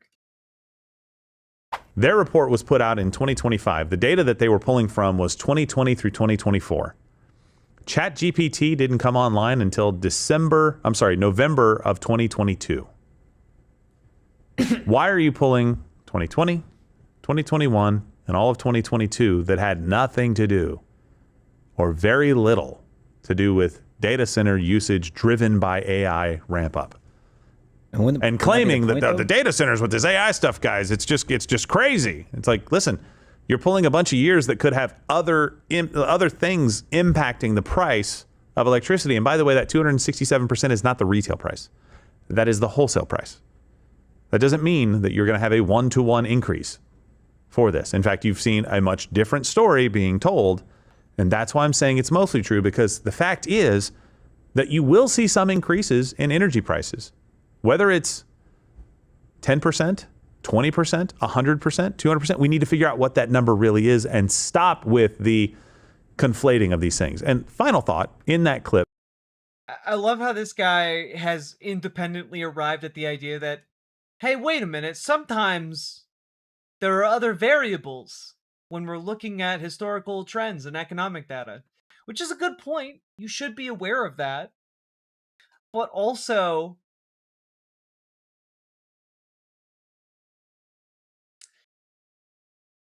it's pretty easy to track why electrical grids might be taxed more now as opposed to back then. In particular, due to power usage on the grid, which is trackable. Right? God. From ABC, she said, to kind of drive home the point that data centers are bad, is that she said from commercial buildings like data centers are going to double the amount of electricity consumed in the state. So now you're lumping in every single commercial building built in the state and data centers. Well, what percent? I'm sorry. Kind of drive home the point that data centers are bad, is that she said from commercial buildings like data centers are going to double the amount of electricity consumed in the state. So now you're lumping in every single commercial building built in the state and data centers. Well, yeah, because industry takes up by far most of our electrical generation.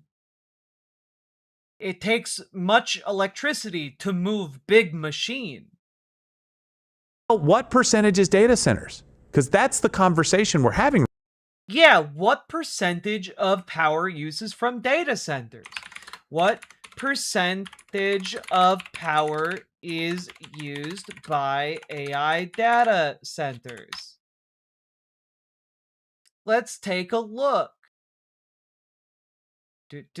Let's take a look at the IEA, International Energy Association. On it. So, wait, all AI. I want to see, like, just generally. Tell me. Okay. Here we go. This is better. Specific to the US.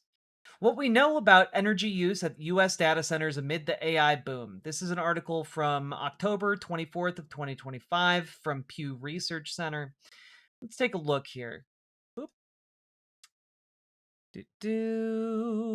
How much energy do data centers use? Let's see. Electricity consumption at U.S. data centers is expected to more than double by 2030. So, see.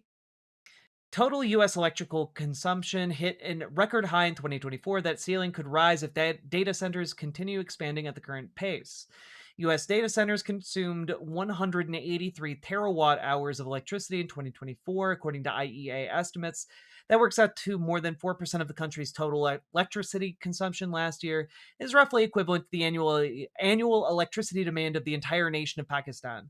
By 2030, this figure is projected to grow by 133% to 426 terawatt hours, rather. So that's how much. Maybe might account for almost 10% of our usage by 2030. That's a really big bump up. That's a huge bomb to drop on any kind of localized electrical grid. It's like, I just don't... Of course that's going to affect the generator needs of an electrical company. Right now, because certainly you're not telling me you're going to stop them from building every other commercial building in the state of Georgia, right? I don't think that's what you're going to say. So let's have an honest conversation about it and not cherry pick this information to prove a point and say it's going to cost billions of dollars. Okay, that sounds bad. Over how many people? What does that actually come out to? Because I would like to avoid it, but I need to know what kind of a level of threat this is. What DEFCON are we at here? And another study by Carnegie, and I like this one a little bit more, Carnegie Mellon indicated consumer price increases up to 25% by 2030. That's a much more concrete number because it's going to consumers, what consumers are going to have to pay. That's a big number, 25%, but it's not 267%. So it matters what these numbers actually are. And in a lot of cases, it's not 25%, and it's not driven by data centers either. That was the high number near regional activity. And that makes a lot of sense because if you do have a lot of these clustered together, like in Virginia, that's a huge hotspot for this. Like I would have a lot of concerns if I was a Virginian. For sure. And the best indicator that we could find when we were looking at this cherry picking is driving me insane. Of the amount attributable in power increase prices to AI and data centers itself was like 15 to 20% of the price increase. Of the increase. Yeah. Because in 2024 in that giant grid, PJM or the PMJ grid, whichever that one is in the East, it was like a $57 increase over the year. Most of that was due to natural gas and other energy increase in prices. But then there was also the capacity increase, which is you just don't have enough capacity to meet the demand. And most of that was driven by new data center build. And that was only like 15 to 20% of the added price. But the concern is that increased 400% year over year, which was a big outlier. So if that continues and they project that it will, then you could have major problems that would need to be addressed by forcing these companies to pay for the build out or forcing these companies to subsidize the rest of the people around there. Yeah. And I think that's a very reasonable thing. And honestly, yeah, it's a very reasonable thing, but they're hiding it from the community. They are deliberately hiding their water usage, their electrical usage. They are hiding their method of heat dispersal. They are dumping toxic waste into community water supplies. These are all some pretty big costs, and they are all being built so quickly in order to avoid having to take responsibility for any of those things. The idea being, once we have the data center built, well, then what are you going to do? You're going to tear it down? Nah, you're not going to do that. We'll just pay a fine after the fact and we'll be okay. It's just the rich getting off the hook for breaking the law. That's all it is. The White House has actually come out in favor of that. They either produce their own power or they subsidize and protect the consumers around them, as well as all of the big tech companies that want to build the data centers and use that technology anyway, the hyperscale. Also, the big tech companies are the ones building the data centers. The big tech companies need data centers in order to function. They have complex agreements with the companies that are building the data centers and who are leasing out the data centers. These are complicated business arrangements, but it really boils down to just a wild slush of investor money, and they're running out of money. This is not sustainable. The amount of money they are burning through is inconceivable to the average person. Everybody is like, yes, we'll do that. They need to do that. So one thing I want you to understand too, in theory, data center activity could actually decrease overall cost once the grid updates are complete. Yeah, exactly, Kirkney. Like the residents of Lake Tahoe, Utah. They had to, as a city of like 50,000 people, find a different electrical company to try and keep the lights on because their current electrical company went to capacity to serve a local AI data center.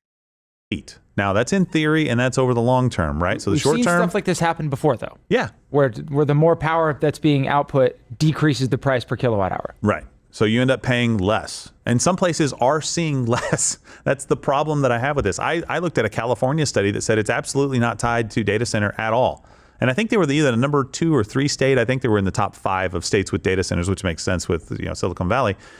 They were saying actually it's because of the environmental policies of the state and other factors, not data centers, that's driving this cost. But I think it would not resonate very well with people to say, well, it's other factors. We're not going to tell you guys what other factors.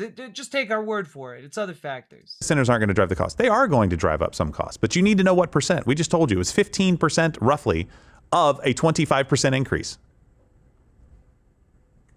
That's not the same thing as it's responsible for a 25% increase. So in the short term, yes, there are going to be some increases. In the long term, very plausible to say that there will be decreases in this. And for how?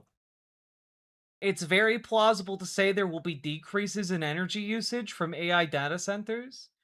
The only way that's plausible is if we tap out and there is a fucking crash in the AI industry. Which is absolutely in my mind. It's coming. It's coming, folks. But like, if those data centers like continue to be used, they're continuing to build more. The cost is going to keep going up the longer that they build more and keep bringing more online. It's that simple. It's not a difficult equation to figure out. Other reasons, I think this is a short-term problem that I'll address here in a minute. Once you have that grid completely built out, then your fixed costs are spread over more usage. Right. So you don't have to recoup your fixed cost in a fewer number of customers. Yeah, there's some CapEx that you have to go out and kind of recover. But once that's recovered, guess what? Now you have infrastructure built that we've been clamoring for anyway. The problem is if you're charging in the short term to build out that structure and you're putting that price per kilowatt hour on the mainstream consumer. Yeah, you can't raise people's bills that much. Correct. Yeah, so that makes sense. And that bill is being raised, by the way, in order to benefit fucking investors. The same kinds of investor capital that strip Toys R Us for parts is coming to strip you for parts. That's part of what this AI investment scheme is doing. It's why your local communities are getting ripped apart by this AI nonsense. Say this will bring electricity prices down. There's a very real possibility in the future based on, historical data that will happen. Yeah. Let's just be honest with this, that there's going to be some short-term pain that we're going to try to fix to address. Both sides need to be a little bit more transparent about what they're saying. Not the sales pitch stuff, not the head. Both sides. One side, a powerful multi-billion-dollar corporation and conglomeration of investor money to the tune of hundreds of billions of dollars, if not trillions of dollars. The other side, a handful of farmers in the middle of nowhere. This is an equal conversation. Headline stuff, just give us the actual facts. Okay, here's another charge, and then we're going to do chat here in just a little bit. Data centers they're a public nuisance. Whether it's daytime or the dead of night, there is no such thing as peace and quiet in this Sterling neighborhood. Here's why. What does that sound like? This Vantage data center is the only one in Virginia powered by gas turbines. It's hoped the facility will eventually be able to connect to Dominion electric lines. But for at least several more years, 8 turbines are whining away all day and night. That is a problem for the local government, right? Here's the.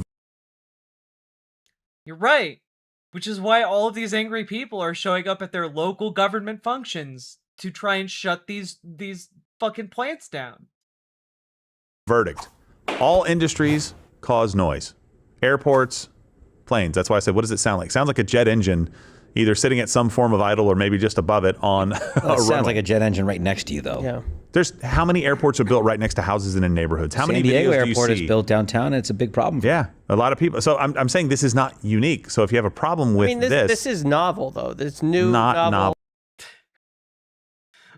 This isn't unique. You should have known that an AI data center was going to create an unlivable amount of noise 24/7 forever. Duh. You all should have foreseen that this was going to create an amount of noise that can be heard for miles around. Duh. Which also, of course, Big Rackle, brings me to my next point, which is that we have regulations on the noise emitted by industry. Like, if you're talking about airports, there are ordinances and regulations around how airports can be utilized that take the public into account. Building codes near airports are different. There are different regulations to give them more soundproofing. You know, depending on, you know, newer construction and all that, of course. But like,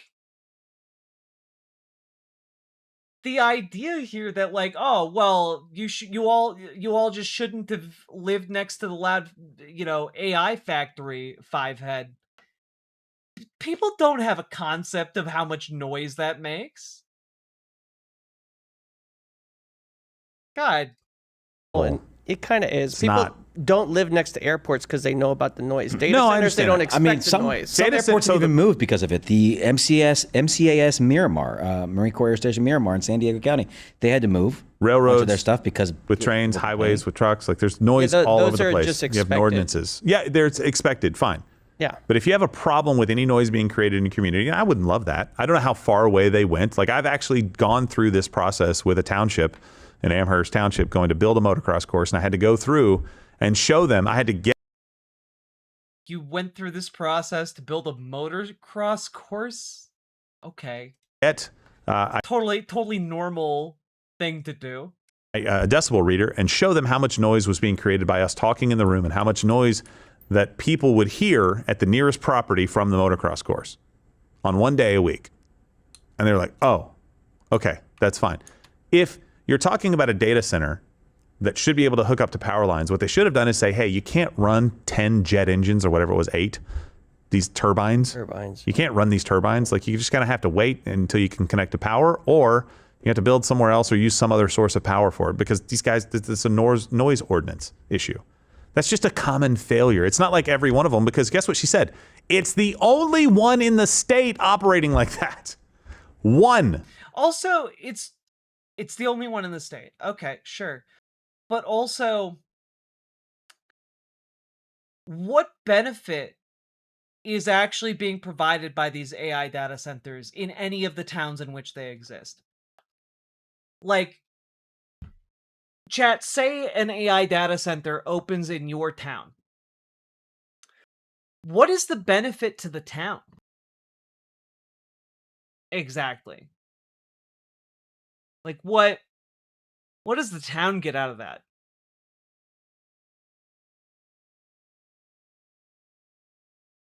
Spicy water? Nothing positive? Yeah, there aren't any benefits. It's not like it's going to provide a massive amount of jobs long term. It's not like a factory opening up where like people are in the area are going to be able to go there and like find good paying jobs with healthcare and be able to like build a home and have kids and stuff. Like that's not what an AI data center does. And like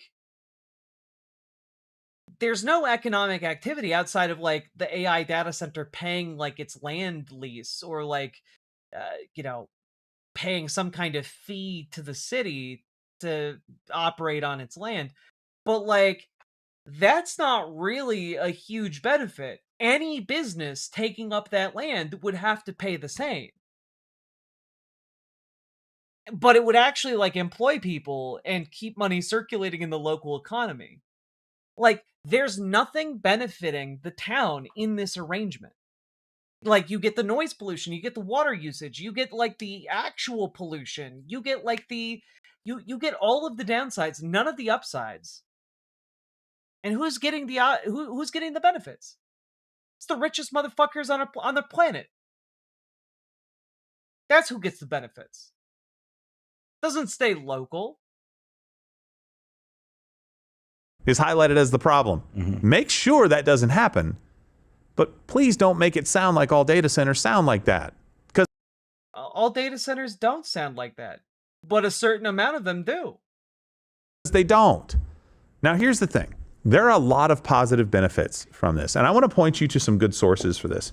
The Moonshots podcast is great at pitching a very pro-human, positive future incorporating AI. Petra Koroma, thank you. These guys they have what they call X prizes that they go all over the world. They try to solve problems. They give a prize to people in the tens of millions of dollars sometimes to go and solve problems using AI and technology that will help everyday people everywhere in the world. They have been at the forefront of a lot of this. Now, they invest in stuff too.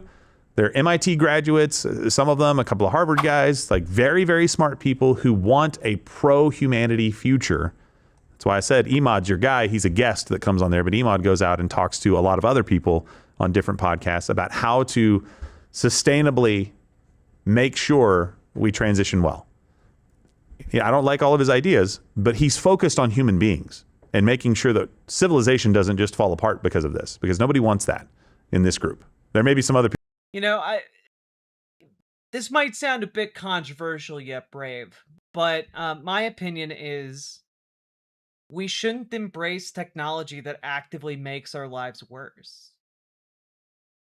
You know, like we could invent like a collar for humans that shocks us whenever we get horny, but like only a certain percentage of people want that or would use it. Forcing everybody to use said shock collar would be bad. We shouldn't do that. We shouldn't like be building our entire economy on the idea that everyone's going to want to use the collar that shocks you when you're horny. That's a bad idea.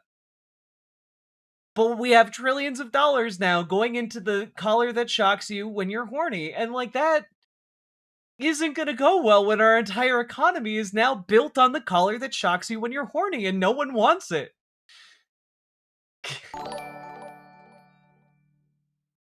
AI data centers have to do with the transition of power. They change the laws. AI can become the power companies you buy power from. Petrodollar collapses and CIA stablecoin replaces. This goes deep. No, like, AI is not going to do that. Right? Thank you for the $10 super chat. I appreciate it, Peace Earth. But like, AI as it exists is just not a thinking machine. It is something that approximates human behavior. But it does not think, it doesn't have ideas. All it does is process through an enormous amount of information and then spit out a statistically likely desired answer. That's it. That's it. It's not capable of like changing the laws and like becoming power companies and like collapsing the petro. None of this. None of this is possible for the technology.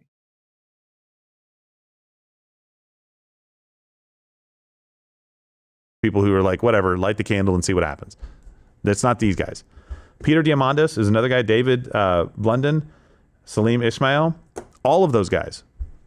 They're trying to see what can we accomplish.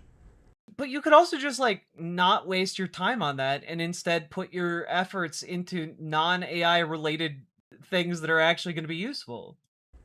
And how do we make sure that in accomplishing that, we do not ruin society and humanity? They have different opinions. They have different ways of looking at stuff. They're not all, I know Peter's not somebody who believes in God at all, so he probably comes at this from a different perspective than I would as somebody who does. But this conversation is happening. This isn't some random podcast. They get hundreds of thousands of views on every one of their videos. They're flying all over the world, hosting symposiums, doing the X Prize like I talked about. They're connected to all the government. They're speaking at Davos, trying to tell people to make sure, governments and companies alike, to make sure that they factor this in when they're talking about this fun growth thing. Like, there's a lot of opportunity, but you have to do it right. These conversations are happening. So the people that are telling you they're not, they're lying. Now, they're lying maybe by not knowing. Maybe they don't know these conversations are happening, or they're doing it on purpose. And that pisses me off because I want a lot of the positives that can come from AI. And I want to have real conversations about this. Lane and I do this all the time because Lane comes from a different perspective. Well, like, you want all the positives that come with AI. What positives? What, like, we have watched now this entire 30 minutes, and he hasn't described any significant positives that you might want. Like, the positives of what? You don't have to write an article? You don't have to go through the work and, like, come together with a presentation? Like, what positive is so great that you think it justifies spending thousands of dollars when you could be paid like $50 for an hour of work? Because, like, that's kind of what's happening right now, right? The actual cost of having AI employees is massively more than having just paid employees. Yeah, here is from Fortune from April 28th. Take a quick gander at this.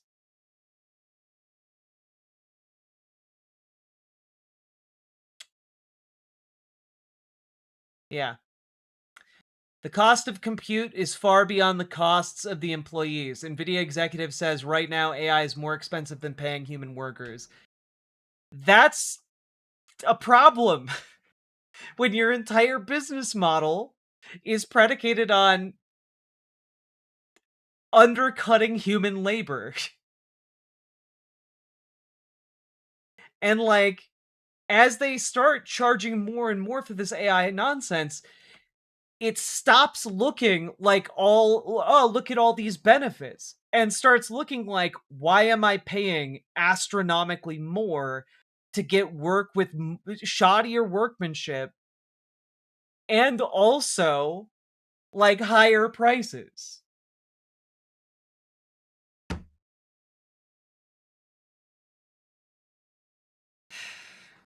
Yeah, like, I don't know. What are the benefits? You don't have to write your breakup text? I don't know. The benefits are just cowardice and, like, the dying of your social skills? That sounds bad. Than I do. And I think it's very necessary to have conversations like we have, where you say, hey, I'm worried that this is going to end civilization as we know it. The purposelessness of human beings, if X, Y, and Z happen in AI, is very troubling. And it is to also, can we just, like, take a moment? To the people who think, like, well, in the future, humans would have to do any work because AI would cater to all of our needs. What a sad, miserable existence in your mind. You know? Like, what a pathetic way to comport yourself as a human being. You're the beneficiary of, like, hundreds of thousands of years of your ancestors surviving, millions of years prior to any recognizable kind of human, right?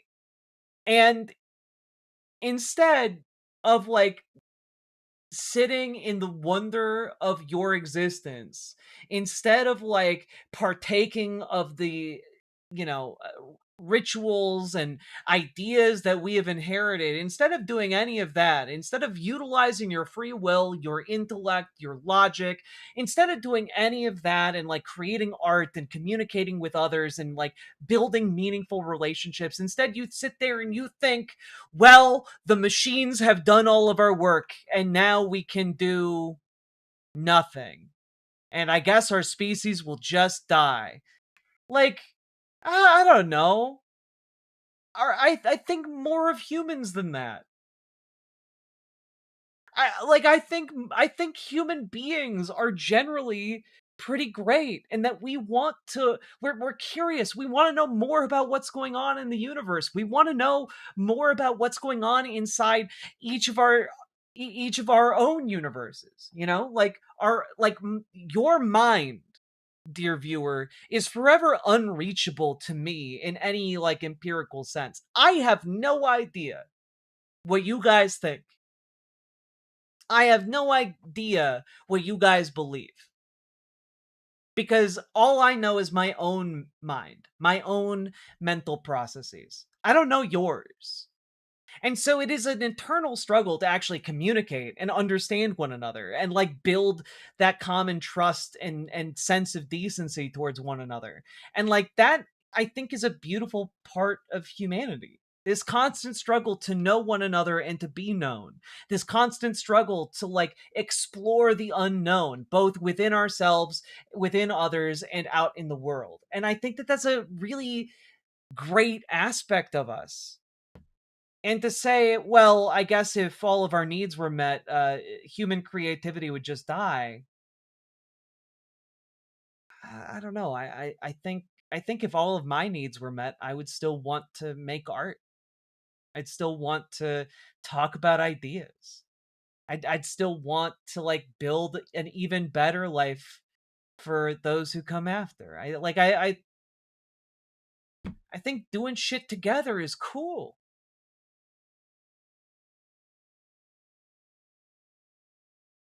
And the people who sit back and they're like, well, AI will take care of all that. What an impoverished worldview. Me as well, right?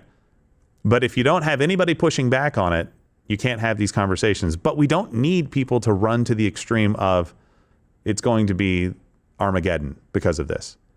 And we don't need people running to the opposite extreme saying there's not going to be any problems. It's going to be utopia. Nobody's going to work and it's going to be great. And you're going to... Yeah, true. Dragonfly, like that is, I think, a true horrific ending for the species.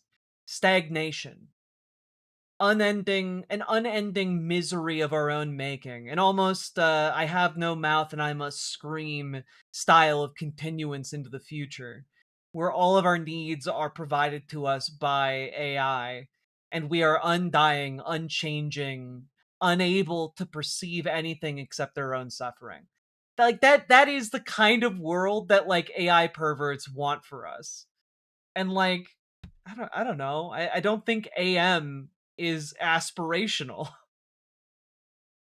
all the money in the world. Yeah, like that's ever been a thing.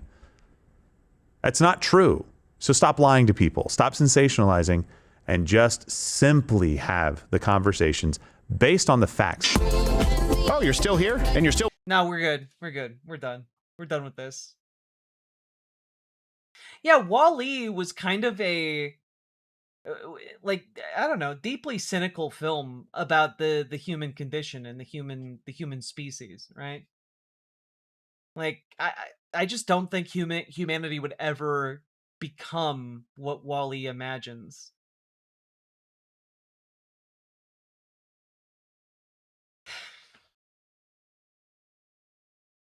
Yeah, we're free. We made it through.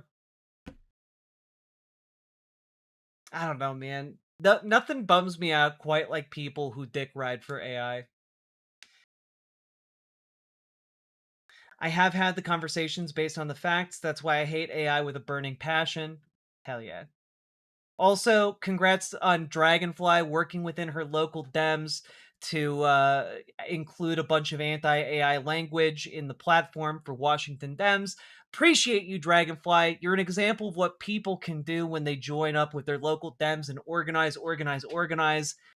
Folks, get involved with your local Dems, get involved with your local DSA, get involved with Progressive Victory. We have links to Progressive Victory down below in the description. And if you want to join your local Dems or your local DSA and don't know how, join our Discord, reach out to Dragonfly for help joining your local Dems, reach out to GamerG for help joining your local DSA. We want people to get involved because it's very important we start using all the levers of power available to us in order to make the change we want to see happen in the world, because we gotta. I know it's inconvenient, but we gotta. There are fascist goons in masks running around ripping people out of their homes. We got concentration camps being built on our shores. We got AI data centers stealing the water and electricity from entire regions. We've got huge problems, and we need people to get politically involved so that we get huge solutions. All right? We cannot band-aid our way out of this problem. So folks, get involved. We'll help you do it. All right? And also, I will just say, if you got anything out of this, hit the like button, subscribe, leave a comment. Let me know what you think about are you an AI pervert? Are you an AI gooner? Are you an AI abhorrer? Let me know. What are you in the comments, all right? And why? Also, check out ImogeneOlivia.com. Gender euphoric lingerie designed from the ground up for trans femmes. Also tested with cis men, cis women, non-binary people. Check it out. It is sexy, comfortable lingerie that's non-tucking. Check it out. ImogeneOlivia.com. Link down in the description. Whew! We did it. We did it, folks. AI is like gross. I agree. AI is like gross. Now, we have been officially going now for 5.5 hours. If you have been enjoying the show, hit that like button, hit that subscribe button, and do consider dropping those subs, donos, memberships, super chats, etc., because you guys make this show possible, and I genuinely could not make it happen without your continued support. So thank you all very, very much.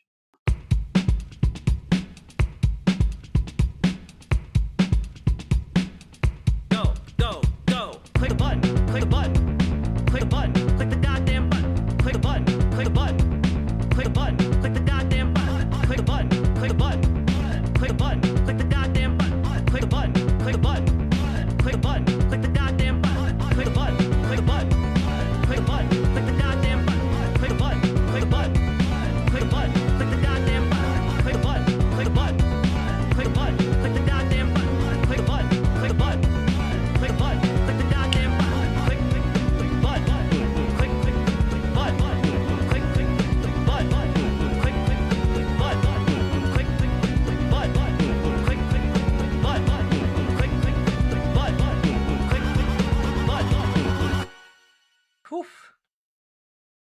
There we go, folks. We did it. We're making progress. Oof. How y'all doing? Doing okay? You eating good?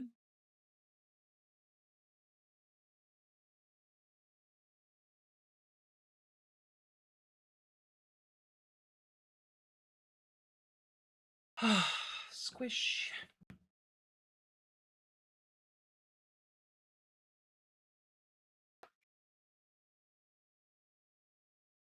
Press the button like 3 hours ago. Hell yeah. Wait, how many likes do we have? I haven't even looked at the number. Oh, chat, you're doing so good. You're doing so good. You guys, there are like 350 of you in chat, and we've got 325 likes. That's almost 100% like ratio. Well done.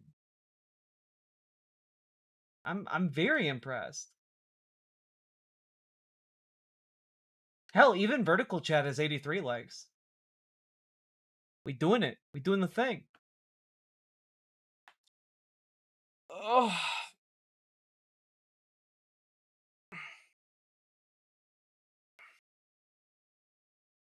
Oof.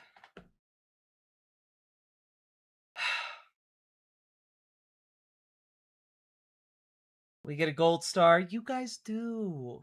You guys do. You guys do. All right. Now, I am really tired.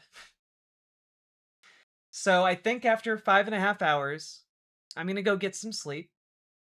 But tomorrow, I would really like to play some more Mina the Hollower. So I'm going to try and organize several relatively quick segments that we can do.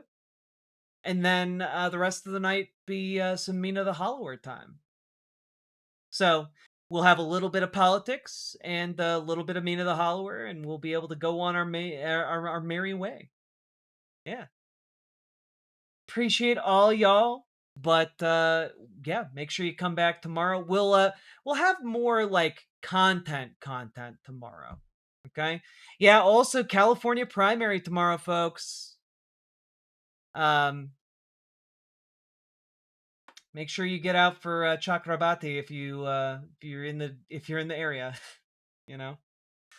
That game looks fun. It's super fun. Good night, folks. Bye. Goodbye. Goodbye.